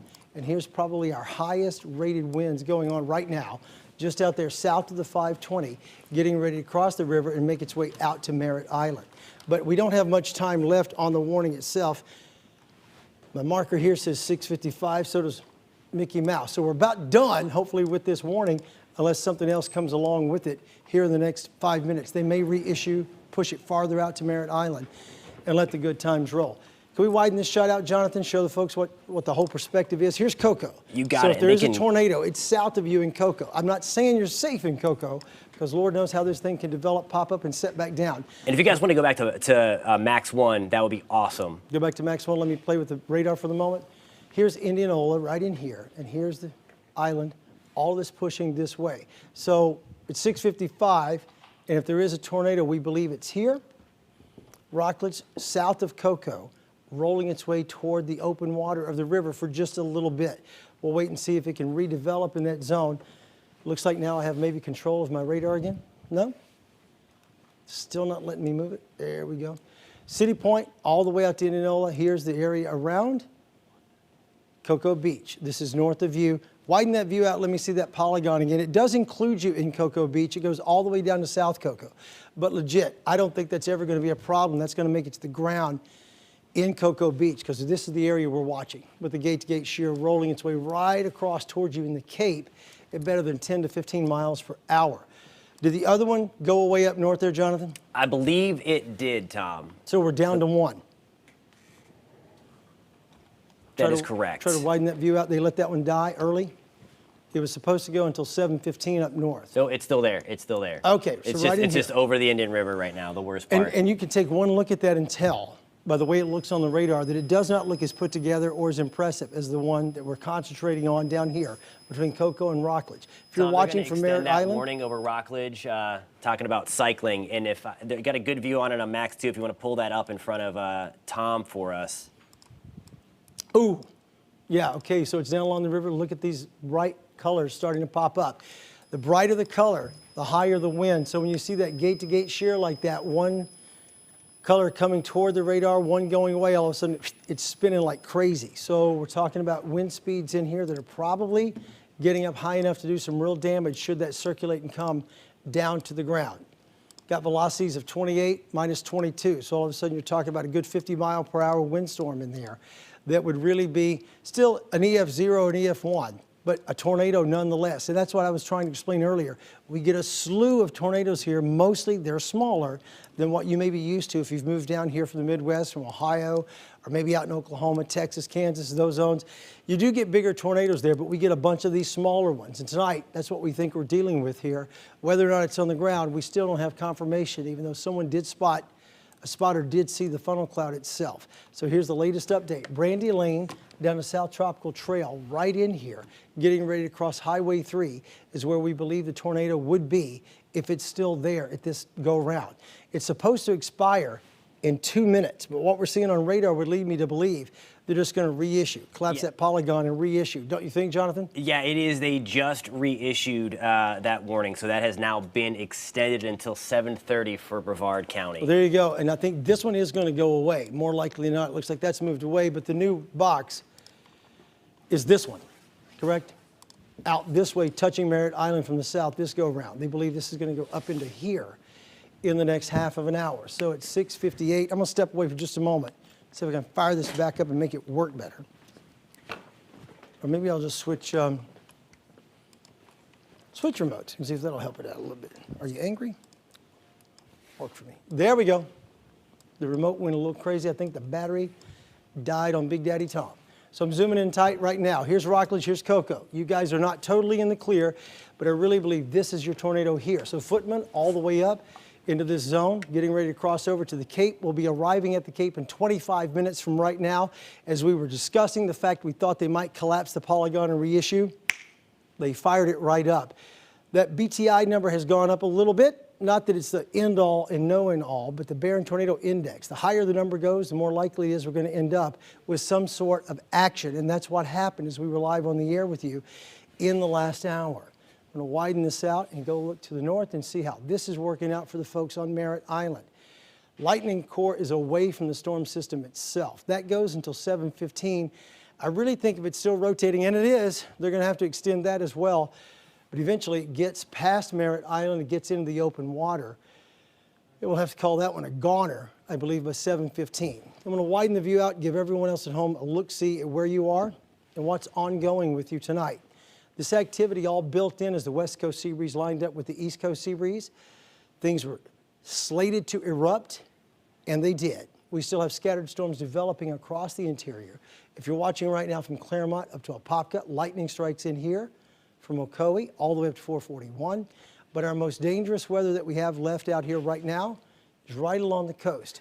Flagler County, I know you got thumped earlier, and you did have a tornado warning or a close tornado warning going on for you, a possible tornado that did not totally develop, made it to the open water. Let's come back to Brevard County, to our area of concern. First of all, south of Titusville, you're watching from the zone over here, from Titusville all the way down up to Mims. You guys are not in the clear for rain. You are in the clear for this warning. This is beginning to collapse on down into the river and then eventually out to the open water. Jonathan, can you back me up there? Hey, bud. Yeah, if we can come out to Max 2. No, see what you're doing when you take it. Was me. No, it is. Was it? Yeah, it was you. Come back to my right there, Jonathan, take it. All right, so here we go. We're taking a closer look here. Fortenberry Road, this is where we're going to see the most dangerous part of that storm coming back to you in the next few minutes. Again, the reds and greens are right here. Here is the 520 as we, again, pass Rockledge now around the Angel City area, Banana River Drive. Again, make sure that you are in your safe place. Again, this has reported now, it's had reports of producing a funnel cloud. Again, not necessarily touching the ground, but it is trying to, and as it tries to get closer to the ocean, it's going to feel that change in friction, and it's going to try to tighten up a little bit to produce. So again, now, just the fact that it's producing, trying to produce funnel clouds and has done that, make sure that, again, that you're taking this seriously. Make sure that you are getting into your safe place. All right, so here we go on South Sykes Creek Parkway, right around the 520 into Plum Avenue, South Banana River Drive as well. A little bit closer into Island Drive, Triangle Road, and then into back to North Banana Drive again into Summers, South Banana Drive, also you again, the 520 there. Here is a wide view again. So right here where you see that little teeny tiny ball popping up, that is that iconic hook echo that you see a lot of times in the Midwest. Rockledge and downtown Rockledge, we're in the tornado warning still. Our threat is over. This is now again heading over the Indian River, heading toward Cocoa Beach and into Cape Canaveral. Some big hail likely falling there. But as we kind of take you back into some of those streets, again, watching South Sykes Creek Parkway, the most intense part of that storm, if this is still producing a funnel and if it's going to produce a tornado, is right over you right now. Again, Plum Avenue, right, this is the 520 as you're heading right on over to the coast, heading toward Cape Canaveral. This is where that rotation is kind of running parallel to. So again, has a history of producing the funnel clouds for us. This is likely going to slide just south of us in Plum Avenue, but you need to make sure that you are in your safe place. Here's another look towards Triangle Road. Make sure that you are in your safe place. Again, if you're driving along the 520, if you're trying to go to Cape Canaveral for whatever reason, make sure that you are not doing that. Again, 2 tornado warnings still in play, although now the one further up on Merritt Island has left its polygon, so to speak. So we'll likely see that one drop pretty soon. It's out almost over the Atlantic Ocean. Still that concerning one time. You see that hook, that iconic hook there, that kind of textbook supercell thunderstorm. Yeah, it's crazy stuff. So if you want to send it back over to Chief Meteorologist Tom Sorrells. Yeah, I was just looking at some wind speeds, and there are big winds that are hitting out there in spots, and then all of a sudden they die down quickly. So we're looking inside the storm system, trying to figure out who's getting the big wind, who's not, where it's going to be, and how this is going to end up. We're talking about the end of a couple of the tornado warnings and a continuation of another. So up here to the north, I keep waiting. That's the one that Jonathan was just talking about. Looks like, boom, it's outraced its polygon. That goes until 7:15, but I think they're either going to have to move it or let it go. Much of the lightning activity, the lightning core, is just about ready to leave the shoreline. I think the hail core, if there's hail inside there, probably doing the same thing. Yeah, it's outrun the polygon too. Hail core still back here based on the last sweep coming through, but it's pushing to the east at a pretty decent clip. So it's just about done. You can see how close it is to being gone. Rolling into Merritt Island out to the open water. The big lightning is the precursor to the leading edge of what's happening. Let's get back down here, check out the hail core from the Cape all the way back out to Rockledge. Jonathan was just talking about the signature and the way it looks. There it is. Rockledge, it's getting to the east of you, past the river now, getting onshore through parts of Merritt Island, getting ready to rock its way all the way to the Cape. Here's Sea Ray Drive. Here's Indianola, coming all the way down. You figure out there's Merritt Island Causeway right in there, and there's the North Banana River right in there. So all of a sudden, we're getting past some of our populated areas.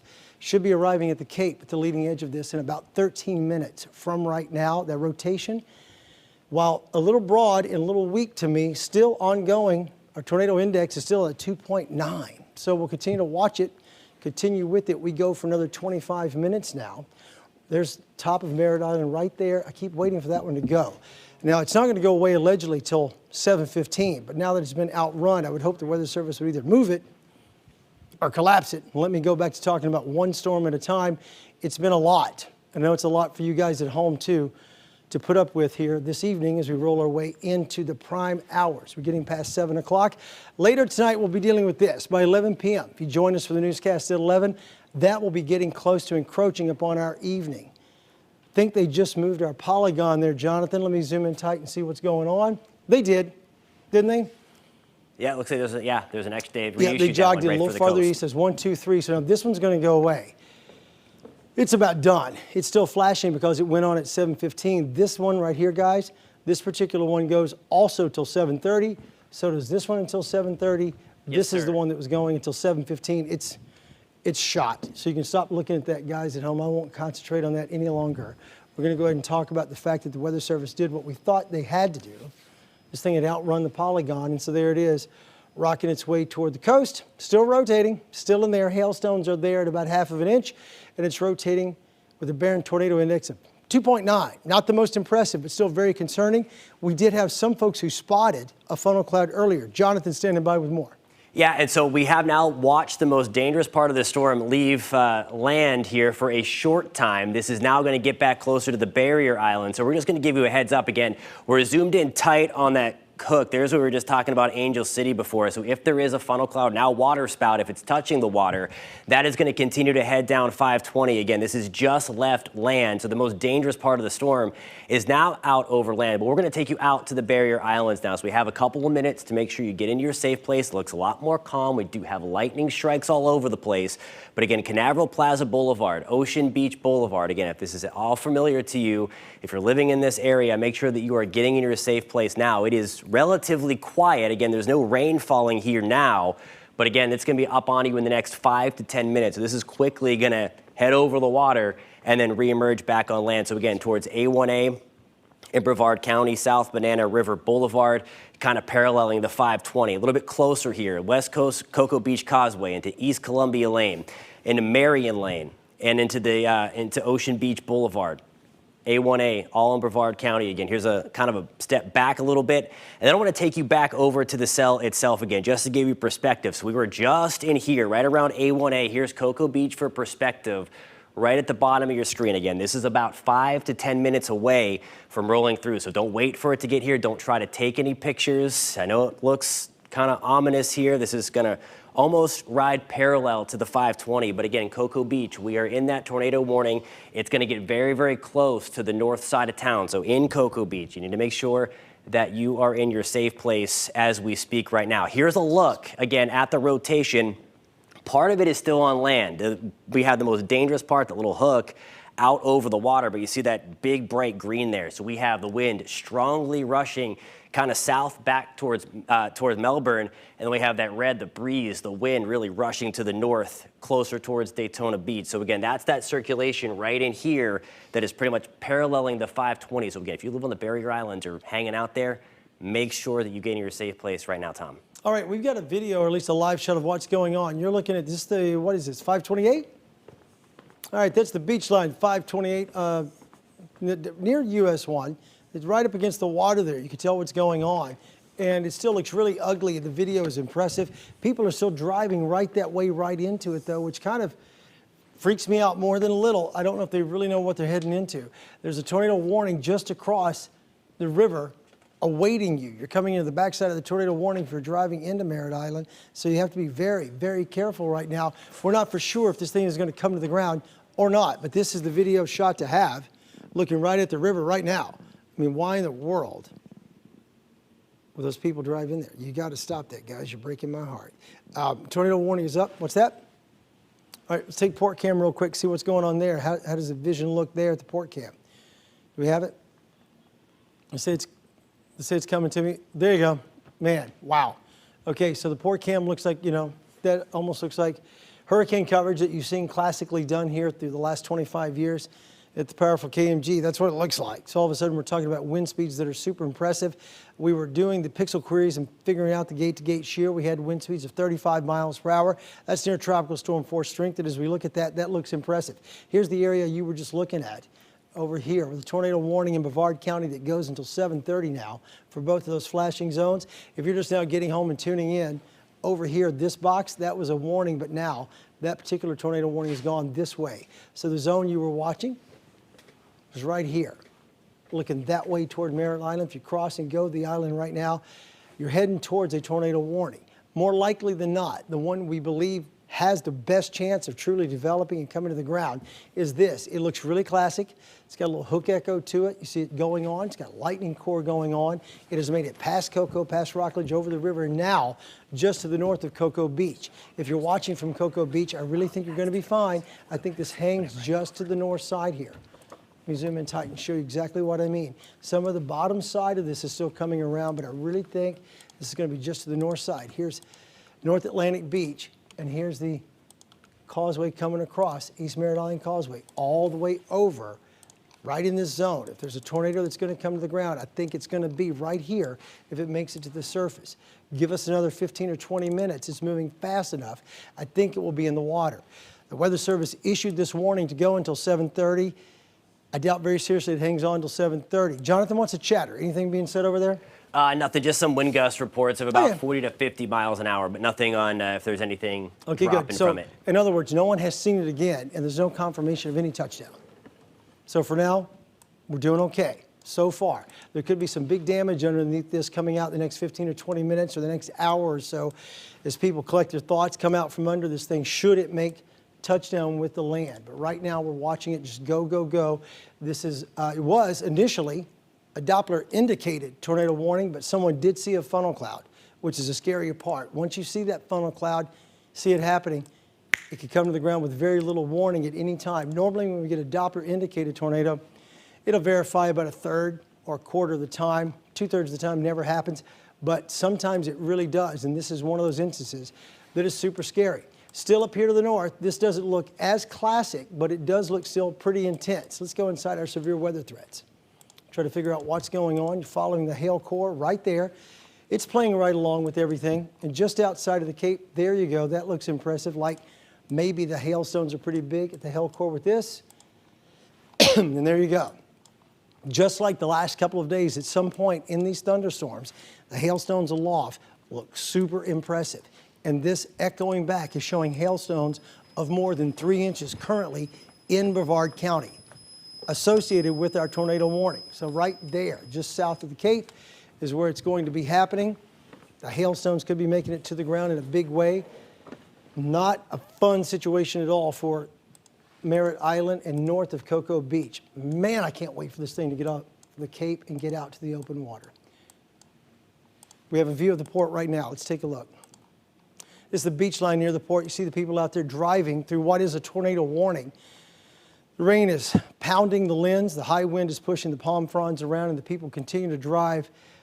Makes you wonder if they know that they're in a tornado warning. I have to believe they do. You see the wind whipping the water across the highway there. That's the kind of stuff we were watching yesterday that was producing all kinds of hailstone action. It looked like it was snowing at times. We don't have that going on this afternoon into the early evening, but we do have the high wind and the rain. Let's go to the port cam right now. Still looks the same. Still looks damaging and nasty and very, very scary. So bottom line here, guys, this is right on top, north of Cocoa Beach, right on top of the Cape. About to leave the Cape and get into the open water. We're very close to being done with it in another 15 minutes or so.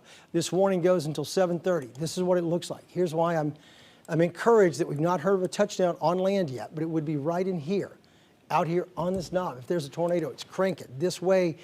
And my fear is something could still happen in the next 15 minutes as it works its way to the open water before we can start to sound a little bit of clearing going on. Farther to the north, let's zoom in on this one. You see the leading edge of the coastline right in here. We're just about done with that one as it's rolling its way on out. No more skip markers in there. Severe threats and hail core. Still there, still on land, but about to make a move to the open water, which will be great. We'll be able to get rid of that one as well. They overlap right there on top of Merritt Island. This storm does not appear to be slowing down. I was hoping that its intensity was dropping, but the hail core remains right there on top of the Cape. 3-inch hailstones there, 2-inch hailstones there. That's not what I want to see. What I want to see is an end to that. I want to see those begin to drop to, like, you know, back to the purple, back to normal, almost, if you would, manageable, a hailstone size. But Jonathan, you start getting these 3-inch hailstones. I went for years and years and never saw them, and suddenly in the last 3 days, I've seen more than I can count.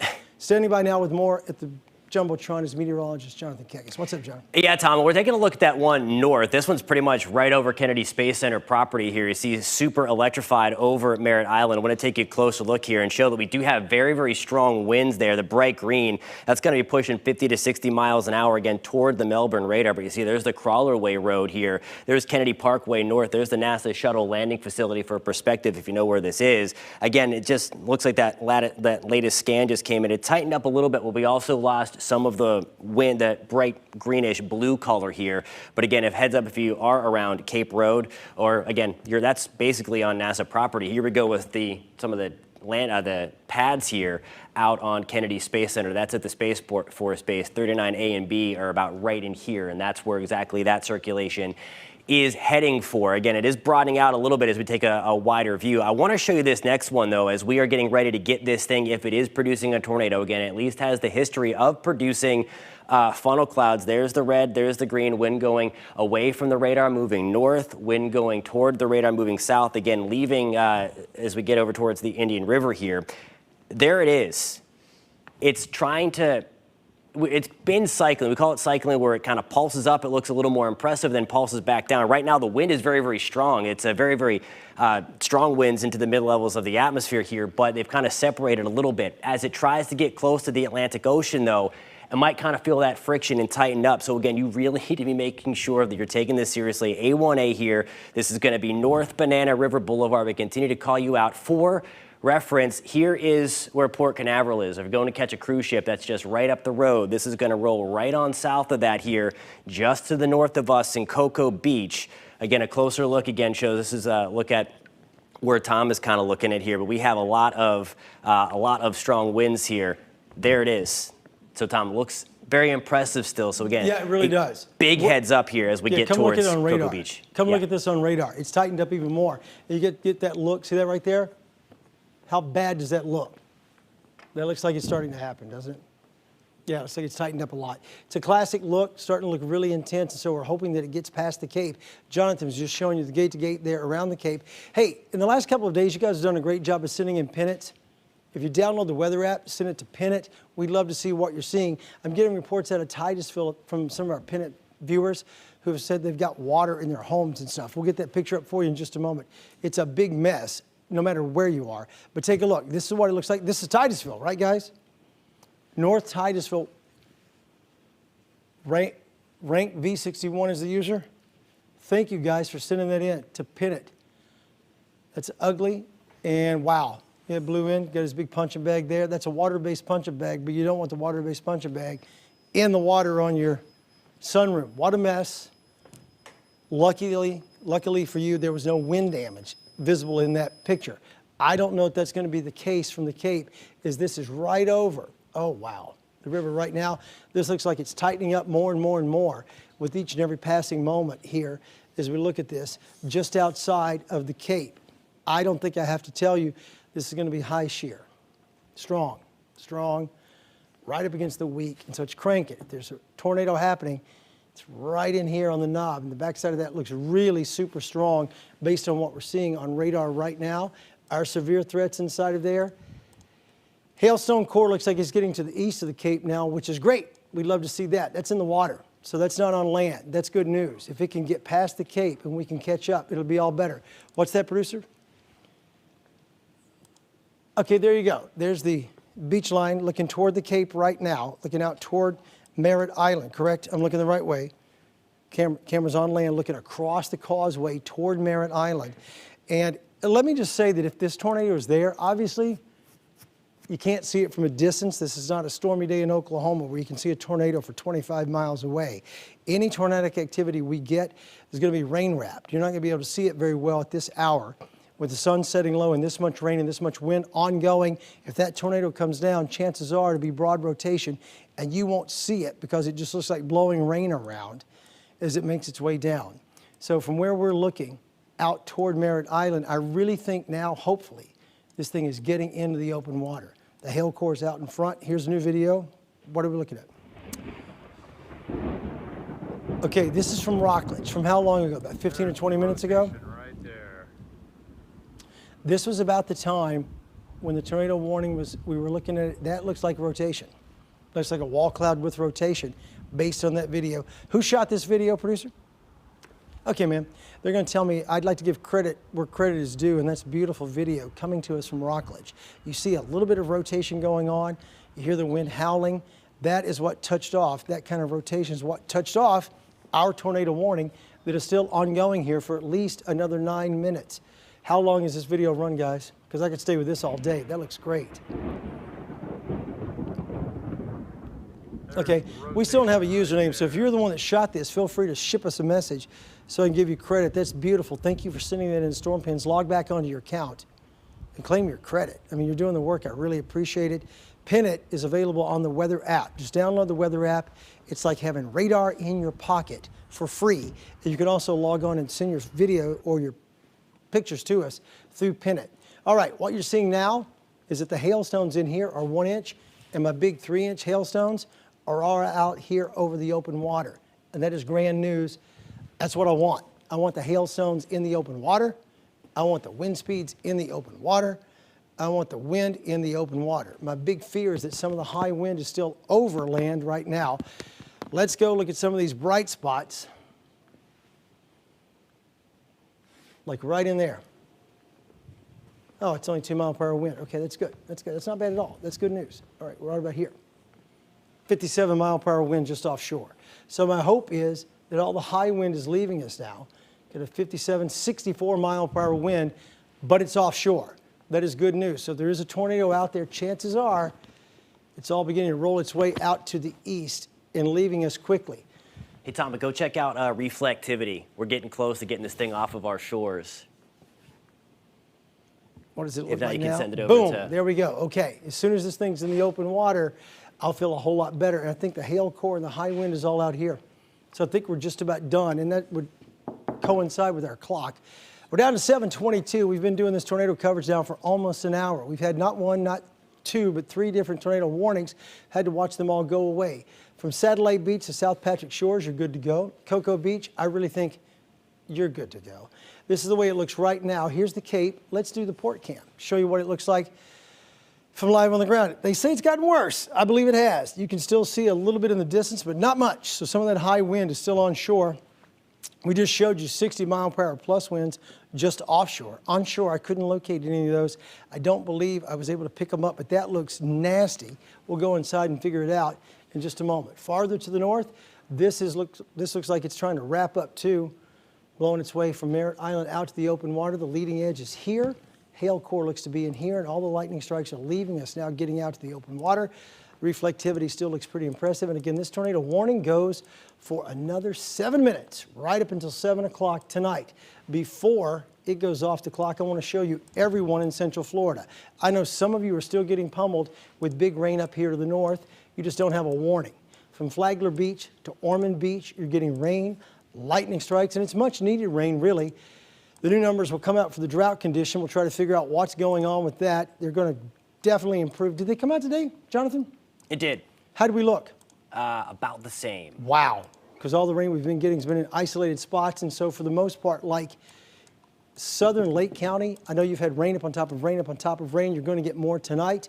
But for the most part, things are starting to calm down across the interior. That's only a breather, because later tonight, we're going to make a comeback with more of our scattered showers.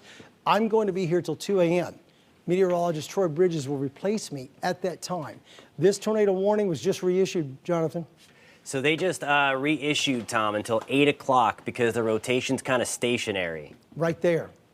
It's not moving. The lightning strikes are out here, but the broad rotation is still in the zone. So obviously, we're not leaving. And when you say they reissued for what? For this one? No, that one's going at 7:30. We believe another 5 minutes. That's going to, yeah. Maybe we'll be able to check this one out, because it does appear to be moving on over to the east. This one to the north. That is correct. Yeah, that is the one. Of rotation right in there. Really does appear to not be moving very well at all. Let's put it into motion for you guys. Let you see what it looks like. Comes right up against the zone there. Just kind of pinwheels around for the last 10 or 15 minutes. So we're ongoing. Lots of hailstones were associated with it, but I really think it's starting to separate from its hail core and its lightning, but the broad rotation is still ongoing. For that reason, they reissued this thing till 8 o'clock for Brevard County. So we're going to stay with you. As long as we have a tornado warning, we're certainly not going to go anywhere.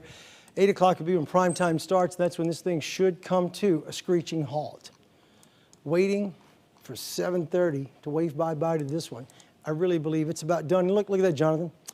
Here's our identifier. You see our tornado vorticity signature beginning to develop, but it's offshore and it's out of the zone.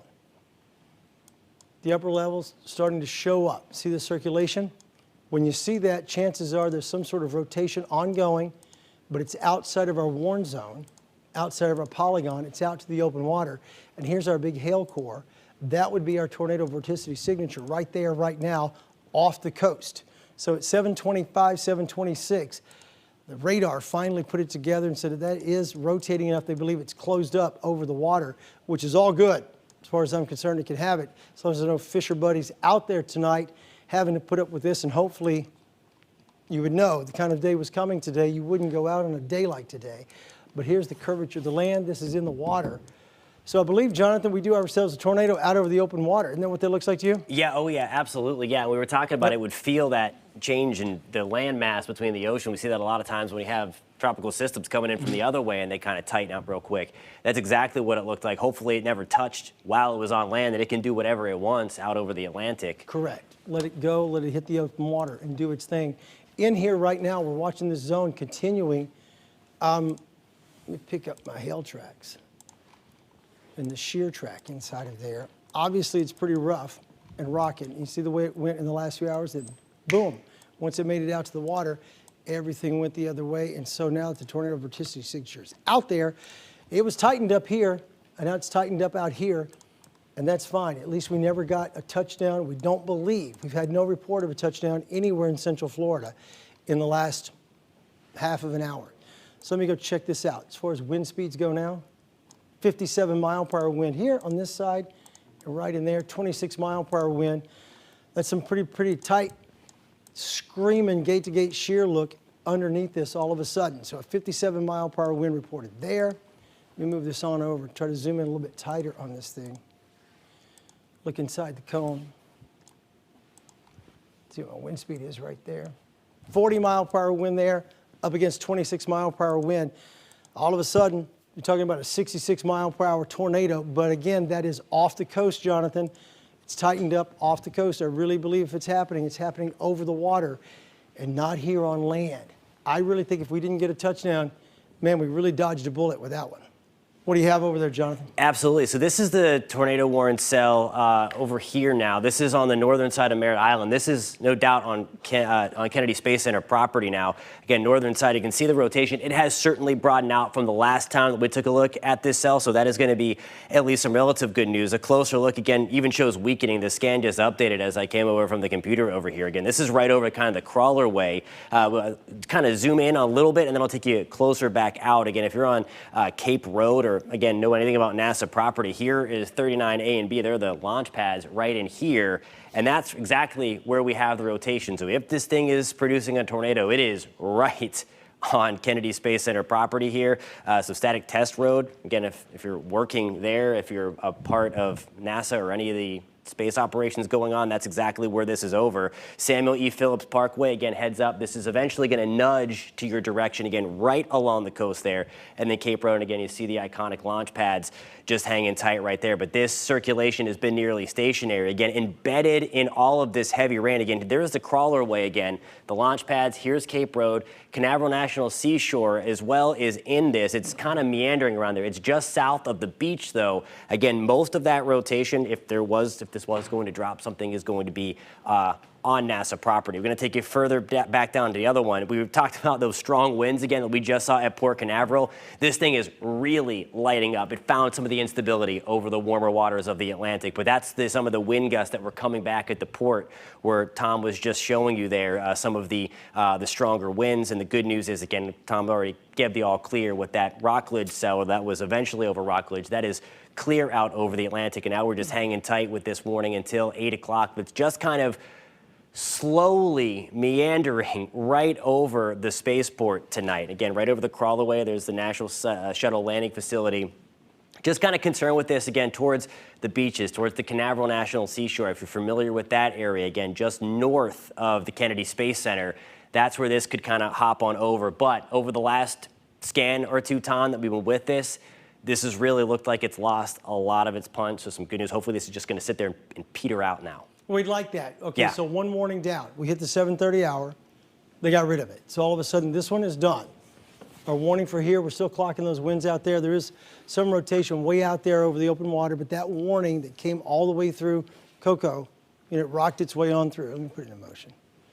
It came right through here. Cocoa Rockledge, right out to the southern side of the Cape, north of Cocoa Beach. I believe it is now producing a tornado. We showed you that gate-to-gate shear and the height of the winds out there. That is now over the open water. That is all good. We're done with that one, so let that one go. And the one you were just talking about, Jonathan, or showing us, that's the one we're going to continue to focus on just to the north. I'll put the reflectivity back on. We'll check out what the rain is doing all across the area.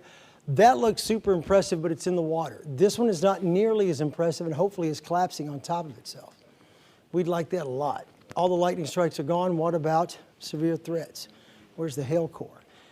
Still in there. Funnel cloud report. The Playa Linda? Yeah, saw that one? Okay. Yeah, right around Playa Linda, someone said they spotted a funnel cloud. So we've had 2 funnel clouds spotted this afternoon. No touchdowns. That's all good. At least we believe no touchdowns. This particular cell, still rotating. Hailstones are smaller than they were earlier. Goes until 8 o'clock tonight. Let's back it up. Get rid of that. Come down here. Try to figure out what is going on with the bottom side of this. You see the hail core in here is producing hailstones of less than ½ of an inch. And it's still rotating too on the back side here with about a 2.5. The bottom side of this should be in Merritt Island in about 11 minutes from now. Okay, so while we're waiting on that one to go away, continuing to watch it, tornado warning goes from Merritt Island until 8 o'clock, right up here. As Jonathan was just showing you, it came right up here and just sort of widened out. Widened out its whole being, if you will. All of this activity was looking pretty impressive at times. Let's go back to everyone. Show you what's happening. That's our one warning that we do have left. Later tonight, I keep talking about being here till 2 a.m. Here's why. Later tonight, we're going to end up with more rain coming in from the west, right over here. Look at what's going on the Gulf Coast tonight. This has been rough and crazy and rocking during the day today. This big line of activity is going this way, but propagating toward us in Central Florida. Eventually, later tonight, we will be dealing with more and more of that. Let's go back to our local weather radar. Try to figure out what is going on down here in Brevard County. Radar for me. There we go. And a severe thunderstorm warning has been issued for southern Osceola County. This just popped up on me in the last 15 minutes or so. We've been so concentrating on the tornado warnings, we've kind of neglected the rest of the viewing area. But right here, along 441, this is also rotating pretty well. Osceola County, rural Osceola, you have a severe thunderstorm warning until 8 o'clock tonight. It will also be on the chart right up until the time when we finally get to say goodbye to our tornado warning. We'll go back up here to Brevard County. Should this go away, then we would certainly turn it back over to you, let you have your regular programming. But right now we have a tornado warning, so I can't let you go. Whether or not we believe, even though it's weakened a lot, that there's a tornado there, this still looks impressive. On the backside of it, outside of the warned zone. It looks to me like the heaviest of this is still on land here, where I think the hailstones are still flying. And with the hailstones flying, we can't let it go. Yeah, that looks the same way. We have a new pennant from Cape Canaveral we're going to show you here in just a moment. This is the entire area that's been rocked in the last couple of hours. Hailstone tracker in here. Put the severe threats back on and try to figure out how large those hailstones are. My guess is they're not going to be super big. You can tell by looking at that. About an inch. About an inch. And about an inch. I want to zoom in tight on the area around the Cape. Here we go. All of this activity has been blowing through here in the last couple of hours. Started late compared to recent days. Now our tornado threat for the southern side of Cocoa Beach and the Cape is out to the open waters. We're still watching this one zone up here in Merritt Island. That tornado warning goes until 8 o'clock. Here's a look from Pennant. Elaine, go breath. Elaine, go breath. Yeah, we're looking west from the Cape. The rain is spinning around. Hard to see. I don't see much of the sky, but man, the rain does look impressive. You see it swirling and going in circles. It's a big mess. That's what they were having out there at the Cape. Now, hopefully, still no reports of any touchdown, control room, right? We've had no one call in, and on the weather service, no touchdown. So for now, I think all we had, or say all we had, what we had was a Doppler indicated tornado warning, and now that is in the open water, and that is all good. And this one, I hope, is going to end up being the same. Since this thing came over here and became basically stationary, just rotating around, it's become the area of concern. I want to zoom in tight in some of this area right here around Titusville and give you an idea of what that has going on. We showed one pennant earlier that had rain inside of a house a sunroom with outside exposure blew all the rain in. Here's another pennant from Titusville right now. This is from our friend Hillary. Oh, wow. Look at the flooding. That is Route 1 at Titus Landing and Hobby Lobby. Wow. Wow. Okay, guys, I can't say it enough. Don't drive through water like that. Flooding like that is a huge problem. It only takes about a foot and a half of water to really lift your car and take you down by the ocean. This could really screw up your car, take away your life. This could have been a bigger mess. And when people are going past one another like that, suddenly you're dealing with the wake of the car beside you. Anything could happen in a hurry. I feel certain these people got trapped out on the business of the day, didn't have any way to get around except to keep on driving. But anytime you see flood water up to the edge of the car like that, it really freaks me out. Please, turn around, don't drown, don't drive through flood water. I just don't know how else to say it. That was the Titusville area earlier this afternoon, within the last hour. The pennants are really coming in fast and furious. If you'd like to add your photo, please download the News 6 weather app right there in the lower right-hand corner. Pin it. Ship me your photo. I'd love to see what you're seeing in Central Florida. And here we are, 7:37. Here's our tornado warning that's ongoing now for parts of Merritt Island all the way out to the edge of the shoreline. You see it right here. Here's the leading edge of the ocean. And in that zone, it looks to me like the biggest hailstones are out to the open water. And the severe threat appears to me to be weakening quite a bit. These hailstones are about an inch, but no more 3-inch hailstones and no more 2 inches, I believe.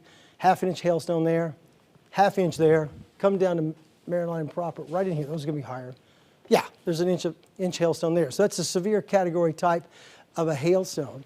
What about our shear tracker? Well, okay. You can't argue with what you see, and there it is. Strong shear, still ongoing in this area right now. So I've got to believe, yeah, well, the wind speeds don't look that impressive when you see them like that.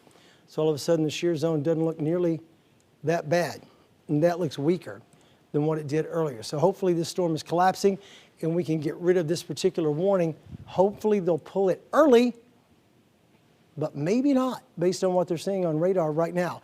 Jonathan's standing by over in the Weather Center. Jonathan, any chatter about pulling this thing early, or they still think it could be rotating enough to be a tornado? There is not. I was actually going to ask them if they were planning on doing so, because it's just really hard to find anything concerning from a point of tornado producing cell at this point of the game. Now, 5-10 minutes ago, different story, but now I think what we were talking about, just kind of trying to rain itself out. It's now ingesting its own rain-cooled air and weakening so itself. It's blowing itself up. Yeah. Falling in on itself. And so that's all good. That's what we want. So while we're waiting for maybe that to improve or, heaven forbid, pulse back up, I want to bounce around and show some other spots here in Central Florida. Who's getting what? Here's Eltona. You guys are dry. Sanford, light rain to Lake Mary. Elder Springs getting the big rain right along the zone here. Greenway Boulevard. Evansdale, what's this? South Country Club Drive Road getting the big rain too. Farther to the south, you see the rain picks it up as we get down to the zone around Goldenrod. A little bit of rain there just inside the 417. And then from Azalea Park, south of Union Park, out to University Park, Lockwood getting big rain. So you guys are getting the much needed rain without the damaging wind and without the lightning strikes too. Devoid of lightning here on the east side. Here's Challenger Parkway. You know that zone pretty well. All the way down to North Alafaya Trail, coming all the way down to Curry Ford Road, where it becomes light rain again, south side of Orlando. Conway is dry. Oak Ridge, looks like maybe you guys are getting in on the rain. Here's the 417 cutting around again. And east of the 417, north of you in St. Cloud, still some heavy rain going on right now in the zones that really could still use more rain. Port St. John, you're not under this tornado warning, but Merritt Island still is. I keep coming back here because this is the reason that we are on television right now giving you the update. Still rotating at 2.5, and the back side of this says it'll be on Merritt Island in 2 minutes, but it's actually, it's there. So I mean, I don't know what to tell you, except there's not much going on with it. We keep waiting to see if anything is truly scary or spinning, and I can't find much to look at that would lead me to believe there's still a tornado out there, but maybe there is. The Weather Service is not giving up the ghost of the tornado warning just yet. They did, it'd be 20 minutes early, and I just don't think they're going to do that. Put the national perspective back on, get back over here to the north and the west of Orlando, give you an idea of what's going on out here this evening. That severe thunderstorm warning up north there goes on and on, but let me push the U.S. radar on. You see what's happening with this squall line. Still producing big thunderstorm activity. This has been a big tornado maker today up in the Panhandle. A couple of confirmed tornadoes on the ground. I don't have damage reports at this hour, but we do have the confirmation that they did touch down. I want to come back to Melbourne radar right now, turn it back on, and get back down to the Titusville, Port St. John area, south of Titusville, out to Merritt Island. They're telling me in the control room you have a picture of what, Ken? Heading into Titusville. That's what it looks like right now in Titusville for the moment. Who's out there, Ken? Does he see any? Troy Campbell is on the road again. We've sent Troy to every storm situation lately. He was out stomping through hailstones yesterday, and tonight he's driving to Titusville. Troy cannot hear me. They're driving as hard as they can do to get down there to where there might be damage. Kenny, they're not seeing any damage though, are they? Yeah, they're not reporting back any damage just yet. Trees look like they're standing up straight. No damage to report just yet. They may find some later, but for the moment, we're just waiting, standing by for update from the Weather Service as whether or not they're going to be able to pull this particular warning. Let me put the velocity in. Here we go to Merritt Island right now. Looking at some of these gate-to-gate shear zones. That looks pretty bright, but it's outside of the warned box. So I got to wonder what's going on with that. The green looks bright. 59-mile-per-hour wind aloft there.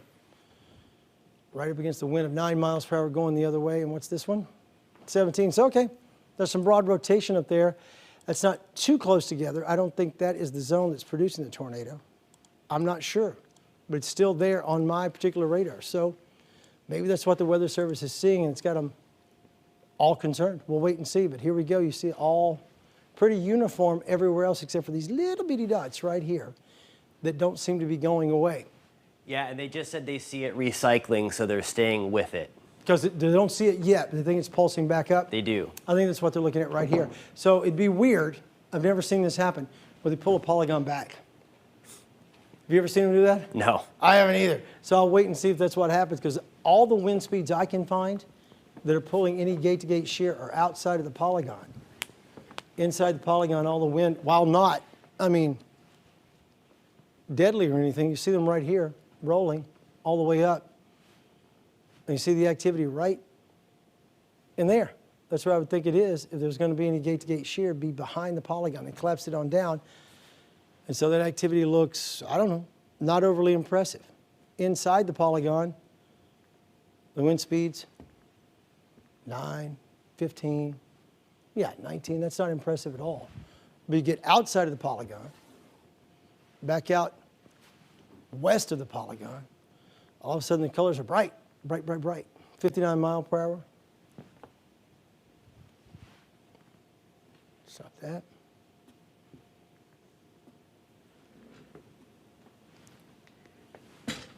Stop rolling. There we go. And outside of the polygon is where the brightest colors are. And right there, NASA Parkway 30, and right there, Tooth. I can't be right.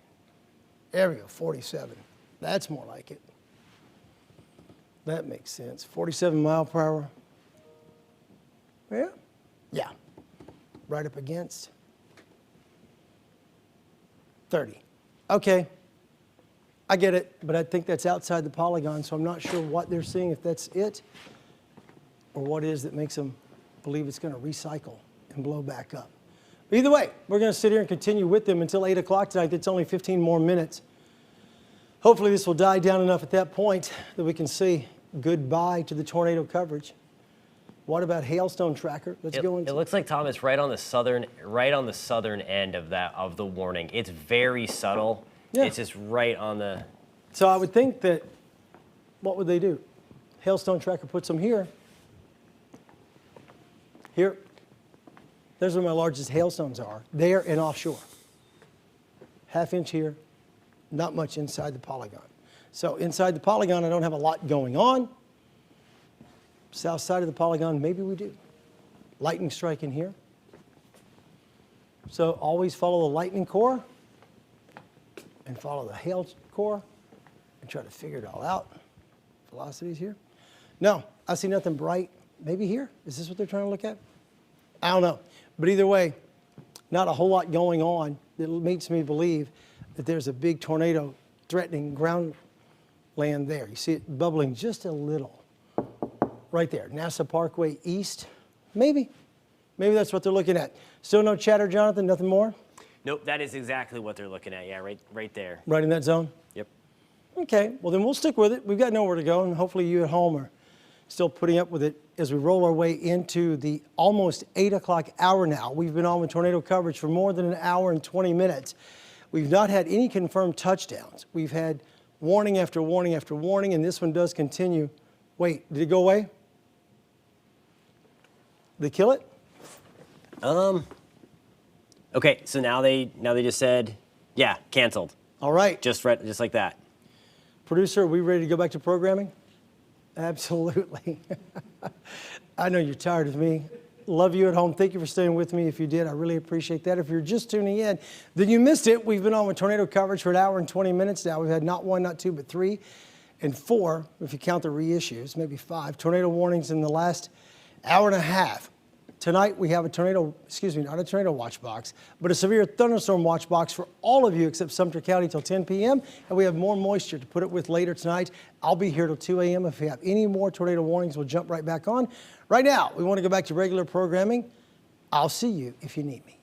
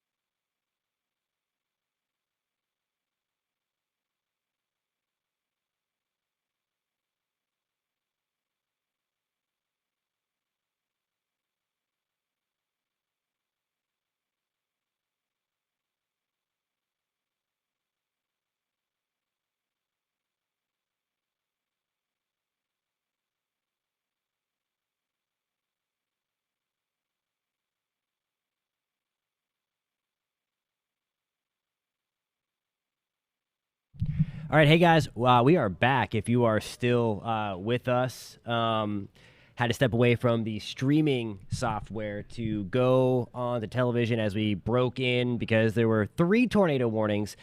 And again, we were talking about the possibility of this, that while the tornado threat was low for most of Central Florida, if there was going to be a few of these storms pop, it was going to be right along I-95 where it met up with the sea breeze, as that typically happens. Just want to kind of look at the radar one more time, and then we are going to head off here. Let me switch my source back off of our studio cam to the radar. Still some rocking storms out there for us. If you're still joining us, thank you guys for being with us as well. Hope everybody is doing okay. Again, there was several reports of on two of those cells in Brevard County towards Cape Canaveral Seashore, National Seashore. A funnel cloud was reported. Then just to the west of Rockledge, we had a report of a funnel cloud come on through. So certainly rocking. We had a pin it video of a wall cloud. Let me see if I can actually pull that up here to load that in case if you guys missed that thing. Thank you guys a ton for sending in the pictures. I mean, you guys have been awesome with our Pin It app to kind of get us all of that stuff. And here you go. This is from Brian Tafoya in Rockledge. And what we are looking at here, let me see if I can get a better picture of this. But you can clearly see that wall cloud rotating. And this is typically, when you're, especially Midwest, where you see these big supercells like this is the precursor. This is that kind of mesocyclone, that mid-level rotation that we see in the mid-levels of the atmosphere prior to a tornado developing. There was also a report that this storm did produce a funnel cloud. So it did get to the next stage of its thunderstorm maturity, if you will, and produced a funnel cloud. We don't have any reports that I can see that a tornado did touch down. Hopefully that's the case. Again, things were looking really, really ugly as it got towards just north of Cocoa Beach and just south of Port Canaveral in that zone. We were trying to give you that heads up. But nonetheless, we have not seen any of those reports, so I'm hopeful that we've not sustained any damage. I mean, it was rough out there. Thank you guys again for sending the videos. Thank you guys for sticking on the live stream. Again, if you found this helpful, please give it a thumbs up. Certainly subscribe. If you like weather content, I have a YouTube channel, our weather-only YouTube channel, and this is also a news channel that we are streaming live now. But if you enjoy weather content and enjoy learning about the weather and tracking the weather like we were doing tonight, please go over and into the pin section, the comment pin, and hit subscribe on that one as well. Hit subscribe on this. And again, I want to thank you guys for tracking these storms alongside us. Again, we can only do so much in the Weather Center. We can break down the radar, but when we get that ground truth like that, and you guys have been amazing with submitting your Pin It video and really seeing that. Look at that. This is in Titusville, Titus Landing at Hobby Lobby. Look at the flooding here. Crazy stuff. So let's just kind of go through the radar, what we're seeing now, kind of regroup. Let me pull up the other radar. We're just going to stay on for a couple of extra minutes here as we kind of wind down, and hopefully the weather winds down as well. Let me get back to the main radar screen. All those rockin' thunderstorms from before are out to sea. Need to bring up my other radar. That's why I can't find it, because I exited out of it. All right, so pulling that back up as we speak so I can kind of manipulate this for you and move around. Still a severe thunderstorm warning for us just north of Yeehaw Junction. There we go. So still a supercell. So I would not be surprised. Again, we're just going to stay up on this for southern Brevard, too, that minimal tornado threat remains for us for southern Brevard, since we do have these supercellular thunderstorms kind of hanging out in southern Osceola, southern Brevard. Those are going to drift back in that direction, and they find that boundary that our other ones did, then they can absolutely spin. Some questions about Fort Pierce. We have some nasty thunderstorms to our west. Those are also going to try to head back to you. So again, heads up, look west. You're going to see a lot of lightning. Here comes the next round. And there are still severe thunderstorm warnings west of Gainesville towards the Big Bend of Florida. And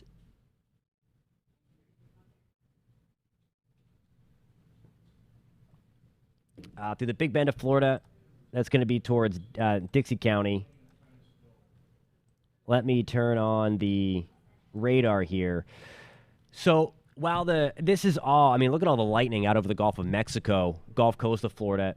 the trend with this line of thunderstorms is going to be to weaken. As your thunderstorm watch is still in play until 10 o'clock, so I would not be surprised if we do have an opportunity here to get severe thunderstorms still in the Marion County late tonight, and then right down the Gulf Coast of Florida. Let's just check in to see if we have any other reports here. So far, so good. Hopefully we avoided damage with that, because those were ugly-looking storms, especially as they left the coast, crossed the Indian River, and then kind of moved back out. There of our supercells from before. Another little supercell here. So again, we're going to dissect that one real quick. But there's round 2 that could be a little loud tonight. Again, the severe threat with that is going to be on the lower side, but it's not 0. So just be careful for that. Let's see. I'll show you the watch area. Let me go to my other. There is the watch until 10 o'clock. So the Storm Prediction Center also believes here, unless they issue one, that the severe weather threat is going to be relatively low, because they've not extended the watch for the Central Florida area or the Jacksonville area, and they've not added Tampa and St. Pete in Polk County, Lakeland, Winter Haven, Sumter County. They've not added us to the watch. So that's some good news there, that they also believe what kind of we are thinking, that while there may be an isolated opportunity for some damaging wind gusts in there, that threat is low and not high enough for thing. While we're on, before I go, I'll take you through the high-resolution future radar. I have to kind of do out of this and kind of walk and chew gum at the same time, but I do want to do this for you guys to give you kind of a high-res look here about what the rest of your evening and overnight are going to look like. So there we go. Let me change the time here to 9 o'clock. So I think this is a little late on the timeline, although there are still some supercells down there. So again, heads up, Melbourne points south. That's what it could look like at 9 o'clock tonight. Here comes our rain coming through. Actually, let me get the one that just updated. Yes, so let me get, okay. So 9 o'clock, things could still be rocking south of Cocoa Beach into Melbourne, towards Mico, Grant Valcaria, with those supercells that are still hanging tight around east of St. Cloud. There is 10 o'clock tonight. There comes that next round, little pulse up. And then for the most part, there goes your afternoon, your Friday afternoon. So that's kind of a little look there for all of your stuff.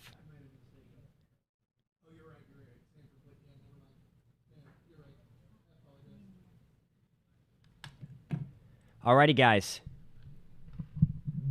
Xavier, I would just be watching those cells to your west a little bit tonight, okay?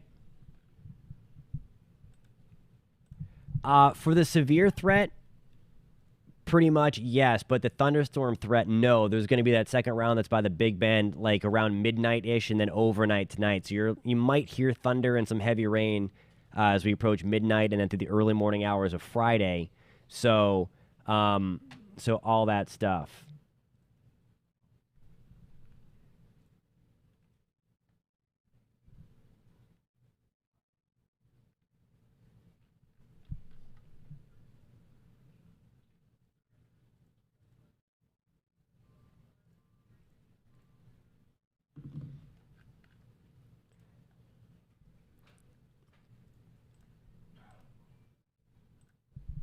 Alrighty, guys. Hey, thank you so much for tuning in. We've been on since about 3 o'clock in the afternoon. If you found this helpful, if you want to stay up to date with weather information through the state of Florida, hit that subscribe button. Give this video a thumbs up. And if you do love weather content, as I was saying before, we have a whole channel dedicated to weather. Please go over there and subscribe. It's called Just Weather. I have the link posted to that YouTube channel. It's pinned to the top of the comment section. You can click that and go ahead and do that. Hugo, I have no idea what you're talking about. I've been pretty specific here. So, no, we're pinpointing right into areas. So I'm not sure what you're talking about. I don't know what information you're looking for. But anyway, if you're a fan of weather, subscribe to that. That link to go do so is pinned in the comments. Thank you guys a ton for doing that in. I will not be because I will be out of town this weekend, but hopefully another meteorologist will be on here from News 6 to do that for you guys. But I will be out of town. We'll be watching that closely from afar and all of the above. And we're watching this closely tonight. We're back in the Weather Center watching these storms for the rest of the evening. Again, I'll give you one last look here of those storms. Let me get back to the Melbourne radar just to make sure. And again, so this is a supercell thunderstorm here. Okay, so this guy here crossing from Osceola into Orange County, this still needs to be watched closely. All right, so this, I'm going to put a tracker on this for you. And again, there's not much in the way of this. I know people live here. There's not many towns in the way, but it's heading towards Port St. John. It's not showing any signs of spinning right now. But again, it found the sea breeze, and that's what it did.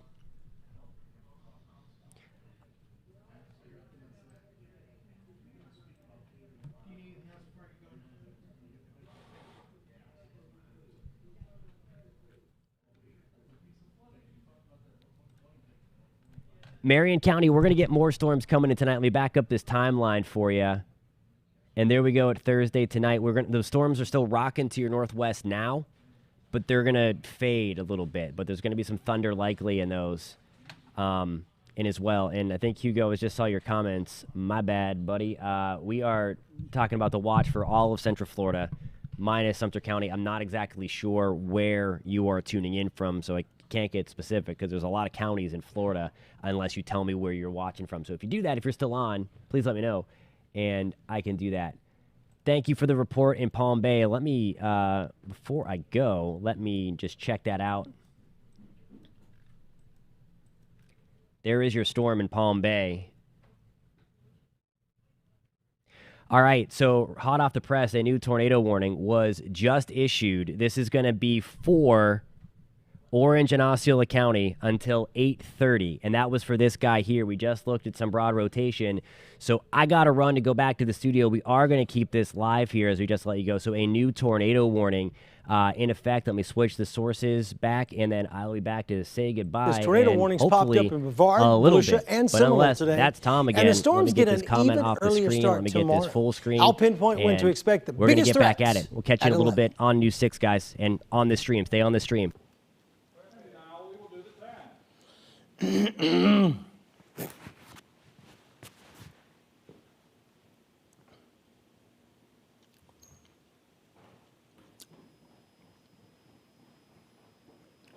Tornado warning, Orange County. God damn it. Until 8:30. Here we go.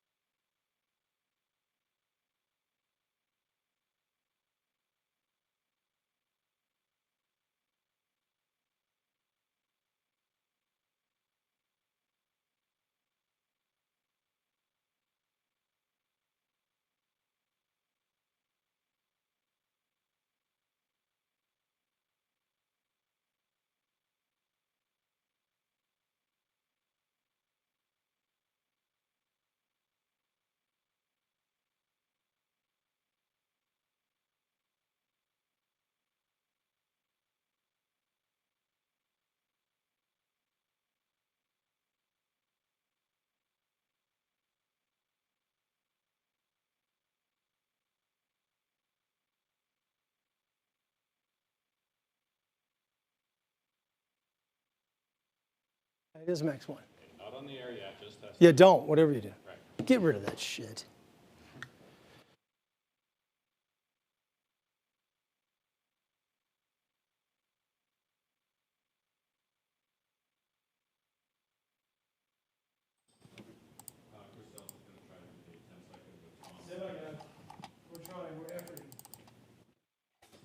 It's not going away.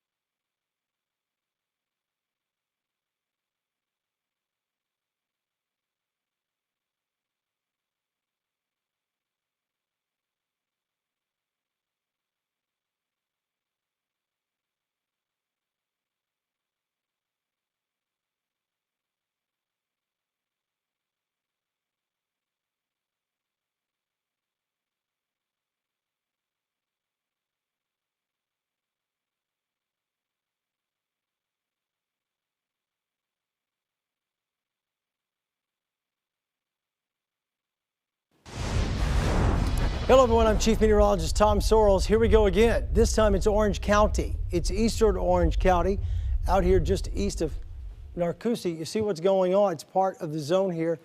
Osceola in Orange County. I've got a tornado warning going on for you guys until 8:30 tonight. Osceola in eastern Orange County. 8:30 based on what we're seeing on radar right now. This has been kind of a tornadic run here that we've had. You see the signature beginning to show up in Central Florida. This is on its way toward you here. It is rotating. Cloud tops at 26,000, about 26,000 feet. Rotating with an index of about 2.8. It goes again until 8:30 tonight. It's the same similar situation we had earlier to where this is a Doppler indicated tornado. I don't believe anyone saw a funnel cloud with this one. It's getting a little bit late to be able to do that, but it's a whole lot of rain and some wind, and it cranked up just enough with the severe threats and the moisture building that we've got a situation here where the Weather Service has fired this up until 8:30 tonight. Hailstone tracker right in the heart of the thing, so it's right there where it ought to be. The hailstone tracker identifies close and seems to identify with what's going on, but the wind speeds don't look overly impressive. Again, this go around with the system. Let me see what's happening here with some of our wind speed indicators, our gate-to-gate shear. We're trying to figure out what they're looking at, trying to figure it out. How high is some of that wind? Looks really broad, but nope. Got a wind speed of 38 right up against gate-to-gate shear of 19 there. So that would be close rotation enough to where we figured out, looks like maybe we have ourselves a tornado, or at least something trying to circulate up and become a tornado. Even though those wind speeds are not super impressive, that'd be enough to have ourselves about a 50-mile-per-hour tornado. And that bright pixel in there right now. Here's Tram Road out there east of Narcoossee. Is that the one that gave me the big, 38-mile-per-hour wind in there? This is going to give me an even bigger one. It just pulsed down to 3 as it moved on up and updated. So yeah, as the system moves away from my queue, it'll drop that wind quickly, and I don't see a brighter one out there anywhere close to gate shear. So let's go back to reflectivity and give you an idea of what's happening. It does look like it's blowing up just a little bit, trying to curl up, trying to do its little thing here, make a big comma look for you. Has that wraparound look on the radar for the moment. Let's talk about some shear tracks. Try to figure out if we have, there it is. Yeah, all kinds of shear going on with this storm system right now. So it's going to be strong shear in that zone right there and weak shear back out here to the west. So it's trying to wrap itself up. The rotation is pretty wide open, not super tight, but on reflectivity, it looks a little more impressive than it does on velocity. So there you go. Try to tighten itself up and becomes a tornado warning. What's that, bud? Got a camera that we're going to check out down around Narcoossee, try to figure out what it looks like. We're going to go Dallas Boulevard and the beach line. What does it look like? Well, okay, it's getting dark, and obviously folks are still out there driving around. You do see the rain coming down, but we don't see any high super wind going on. The trees are looking, peaceful. So, yeah, a lot of rain, a lot of lightning in the distance, but no big wind at this particular junction where our cars are coming on by and everything looks pretty good. So as far as that being in the warned area, it may be, but it's not really under the wind yet anyway. So what you're looking at for the moment is radar. This is set to go to 8:30 tonight. That's 20 minutes from now, up against the area that had the warnings earlier. The entire Central Florida area has been under a severe thunderstorm watch box. That goes until 10 o'clock tonight, and here's typical reaction of why we're still under that watch box. And then once that watch box expires, there's every real possibility we'll get something else issued for us, because coming in behind it tonight is this big line of action that has still been producing severe thunderstorm warnings for the last several hours all across the Panhandle, collapsing now down to the Big Bend. See this warning? That warning is ongoing out in the open water. Come down here to Central Florida, Palm Coast, Daytona Beach. You guys have a breather. You got hours here without nothing. Between now and about 2 or 3 in the morning, 2 thumbs up.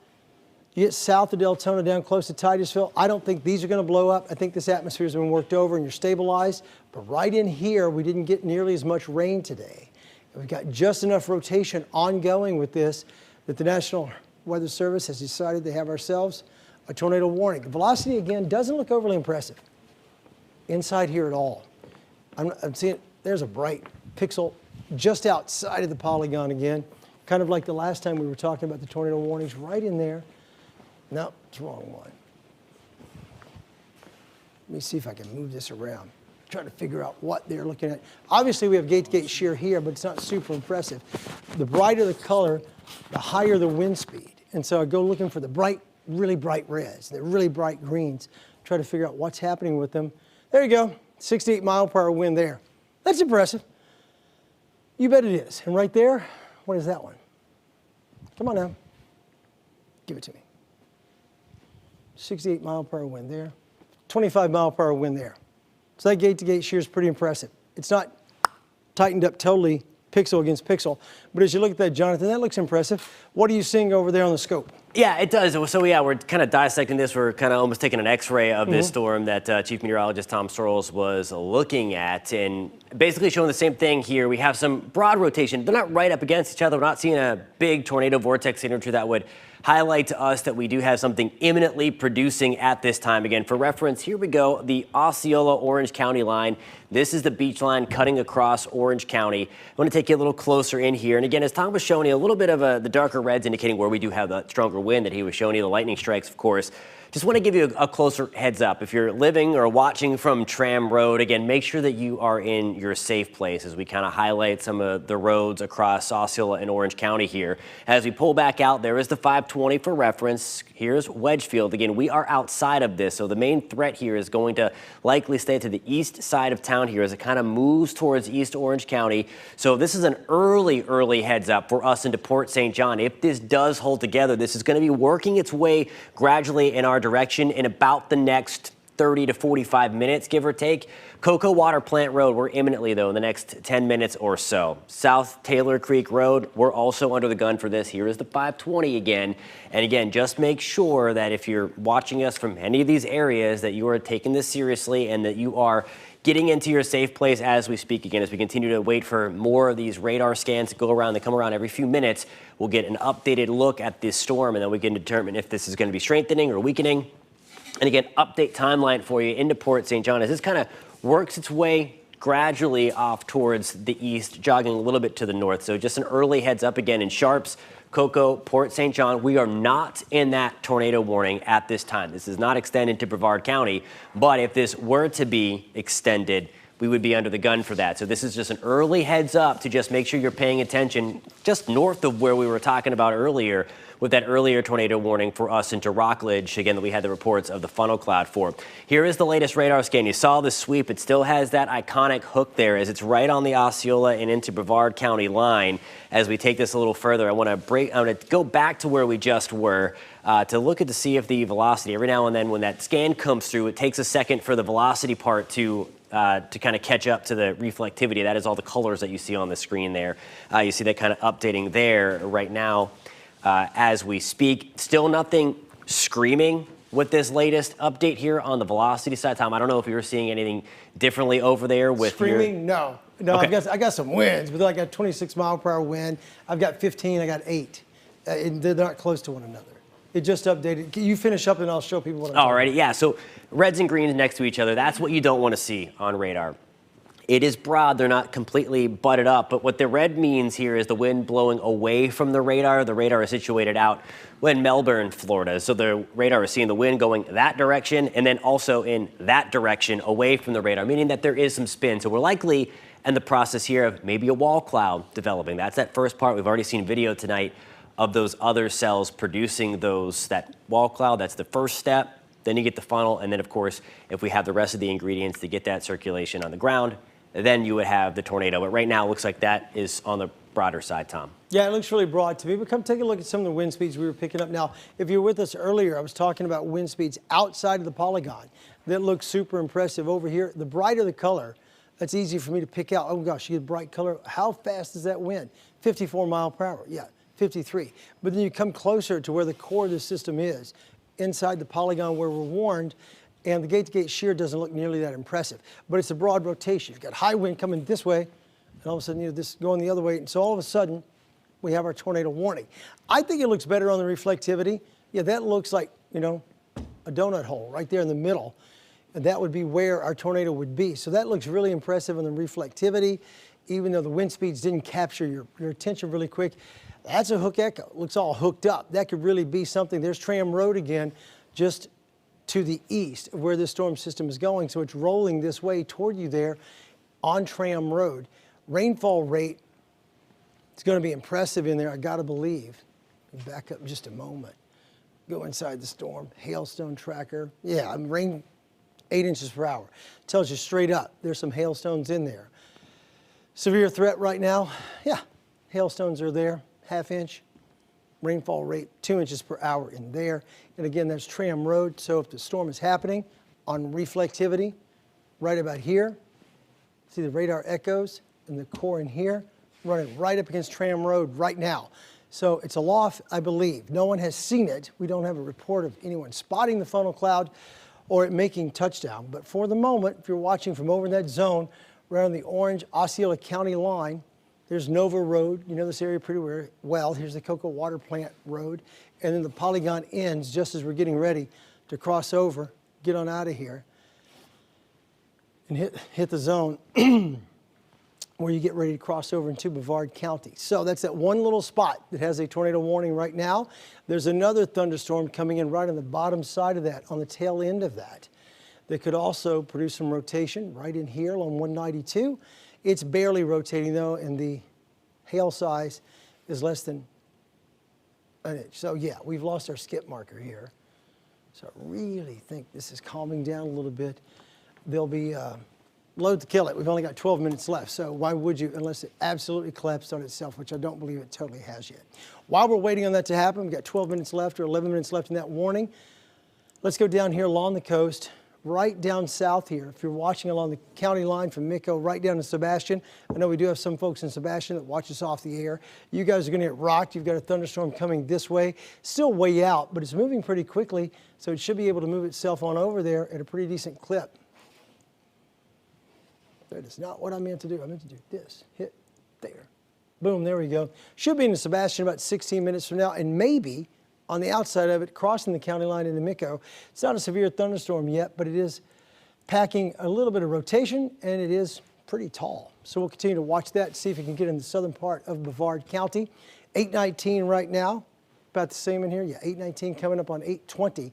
So we've got about 10 minutes left to go. They have not pulled this yet. It goes from 8 until 8:30. Standing by now with the scope, we're going to look at wind speeds again. Here's meteorologist Jonathan Kegges. Hey, man. Yeah, Tom, and I have right now the radar turned on at MCO. They have, of course, every airport has these radars that can make sure that there's nothing going on at the airport. And that's why the Weather Service is not pulled the warning. It looks a little more impressive because it's something called inflow, and that is what they're worried about happening here. Tom has been talking about this. The rotation is almost non-existent with this. We have to stay on with you on and through programming because there is a tornado warning. It's an FCC obligation. So that is why we are on with you for this tornado warning. So I want to be clear about that. Believe me, we want to get you back to programming as soon as we can. But because we're seeing this rotation here and because there is a tornado warning from the National Weather Service, we don't issue those, it's the Weather Service. We have to be with you today because there is a threat. A lot of the emails say there's not a threat, but believe me, there is a threat. We are watching that rotation there. The reds and the greens come through. This is a very nasty thunderstorm, still capable of producing a tornado. And again, we're just waiting to see these scans come on through here so that we can give the all clear. And again, as Tom mentioned, that warning goes for another about 9 minutes now. You see that hook though, there's the hook. So again, this is a supercell thunderstorm. There is some broad rotation. And as we saw before, we've at least got these things close to producing tornadoes, funnel clouds. It's that last step before they touch the ground. No funnel cloud reported with this one just yet. Again, this is in a pretty open area at this time, getting ready to move out of Osceola County and into Orange County. Again, for reference, there is the 520. A little bit closer here, Cocoa Water Plant Road. Again, here is our hook way down at the bottom of the screen here. This is going to be heading in the next 10 minutes on South Taylor Creek Road. So again, this is your early heads up. 5 to 10 minutes, make sure you are in your safe place here. Here is the 520 again, just coming right out of Orange County. If you were going to head back to Brevard, that is exactly where we are watching this go. Again, updated timeline here. If the cell holds together, this is going to be towards Port St. John and into Sharps. This is an early heads up for you. You guys are not in this warning. Want to be clear about that, but it's something that you want to be mindful of. Again, if you had plans to be outside, plans to have a late dinner or something, to just be mindful. Pinpoint Weather app is a great tool to, again, make sure that these warnings are still in effect here for you. You saw some of the pictures from earlier that it's not just the tornado threat. These things are putting down a ton of rain, Tom. We saw cars driving through flooded waters. Right. You also don't want to do that. No, not at all. It breaks my heart to see people do that. Yeah. You're taking your life in your own hands when you do that. No, you're in a hurry to get home. You got get-home-itis. I can make it. And then sometimes folks don't. It's just so sad. All right, the Weather Service still watching this thing. They're seeing the same thing we're seeing, that the wind is not impressive. But here's the deal. When you look at it, you see the hook. You see the notch right here on the backside. So the radar still looks impressive on reflectivity. We don't have a whole lot of velocity going on with it, and not a lot of gate-to-gate shear. It's open. It's not a lot of high wind at all going on with this system right now. We'll go in tight and show you what I mean. Right on top of Tram Road. Let's go see what the wind is doing right there. That's a pretty bright green. How bright it, yeah, 16 miles per hour. That's gonna be little. These are gonna be low, low, low. 22. Yeah, not too much the way of any big wind is the bottom line here. Severe threats, 32 mile per hour wind according to what we're seeing, the severe threat there. Right up against Tram Road is where it is right now. But let's go to velocity, back to radar, and there we go. The notch is still present, even though it's not tightly wound. In this area around Tram Road, it looks like it's trying, to donut up. It's not a total donut, but you see the curvature going on and the notch beginning to develop. So that's what they're watching, making sure that this doesn't come spiraling out of the sky. We've got 7 minutes left. I don't think they extend this, but here's what could happen. They didn't cancel it, John. And when I see him walk out the corner of my eye, I think, could be done. They haven't canceled yet. My polygon is still on. What sometimes does happen, it doesn't look impressive. They'll let it go away and we'll think we're done. And then it intensifies again farther down the road. So as Jonathan was mentioning, over in Brevard County, I know you folks have been punched on already with big rain, so hopefully the atmosphere is stabilized a bit and this won't have much to feed off of by the time it gets to you guys, but it could regenerate the farther over to the east you go. All the big rough stuff out to the east is long gone. You see the lightning core and the hail cores are out there now. And our skip marker down south, that went away as well. So all the action you're seeing here continues to push on over to the east at a pretty decent clip. And as it does, all of that will continue to work its way over to the east, 10 to 15 miles per hour. Not doing a whole lot as far as impressive ground contact. See that polygon still in there doing its thing. I'll show you everyone here together, give you an idea of what's going on. Here's that polygon right up against Rockledge from this distance. When you zoom in tight, it's just shy of the county line. This is kind of crossed over now into Orange County, leaving Osceola behind. This warning goes for both Orange and Osceola until 8:30, and right now it's 8:24 already. They have canceled it. They said they can't physically pull it off because they're inside 10 minutes, but they have issued the cancellation over the chat. So we are good to go. Okay, that's it. We're going to wrap up and say goodbye to you. Go back to regular programming. If there's another tornado warning, I'll jump back on. If it's a severe thunderstorm warning, it will crawl to the top of the screen. Thank you.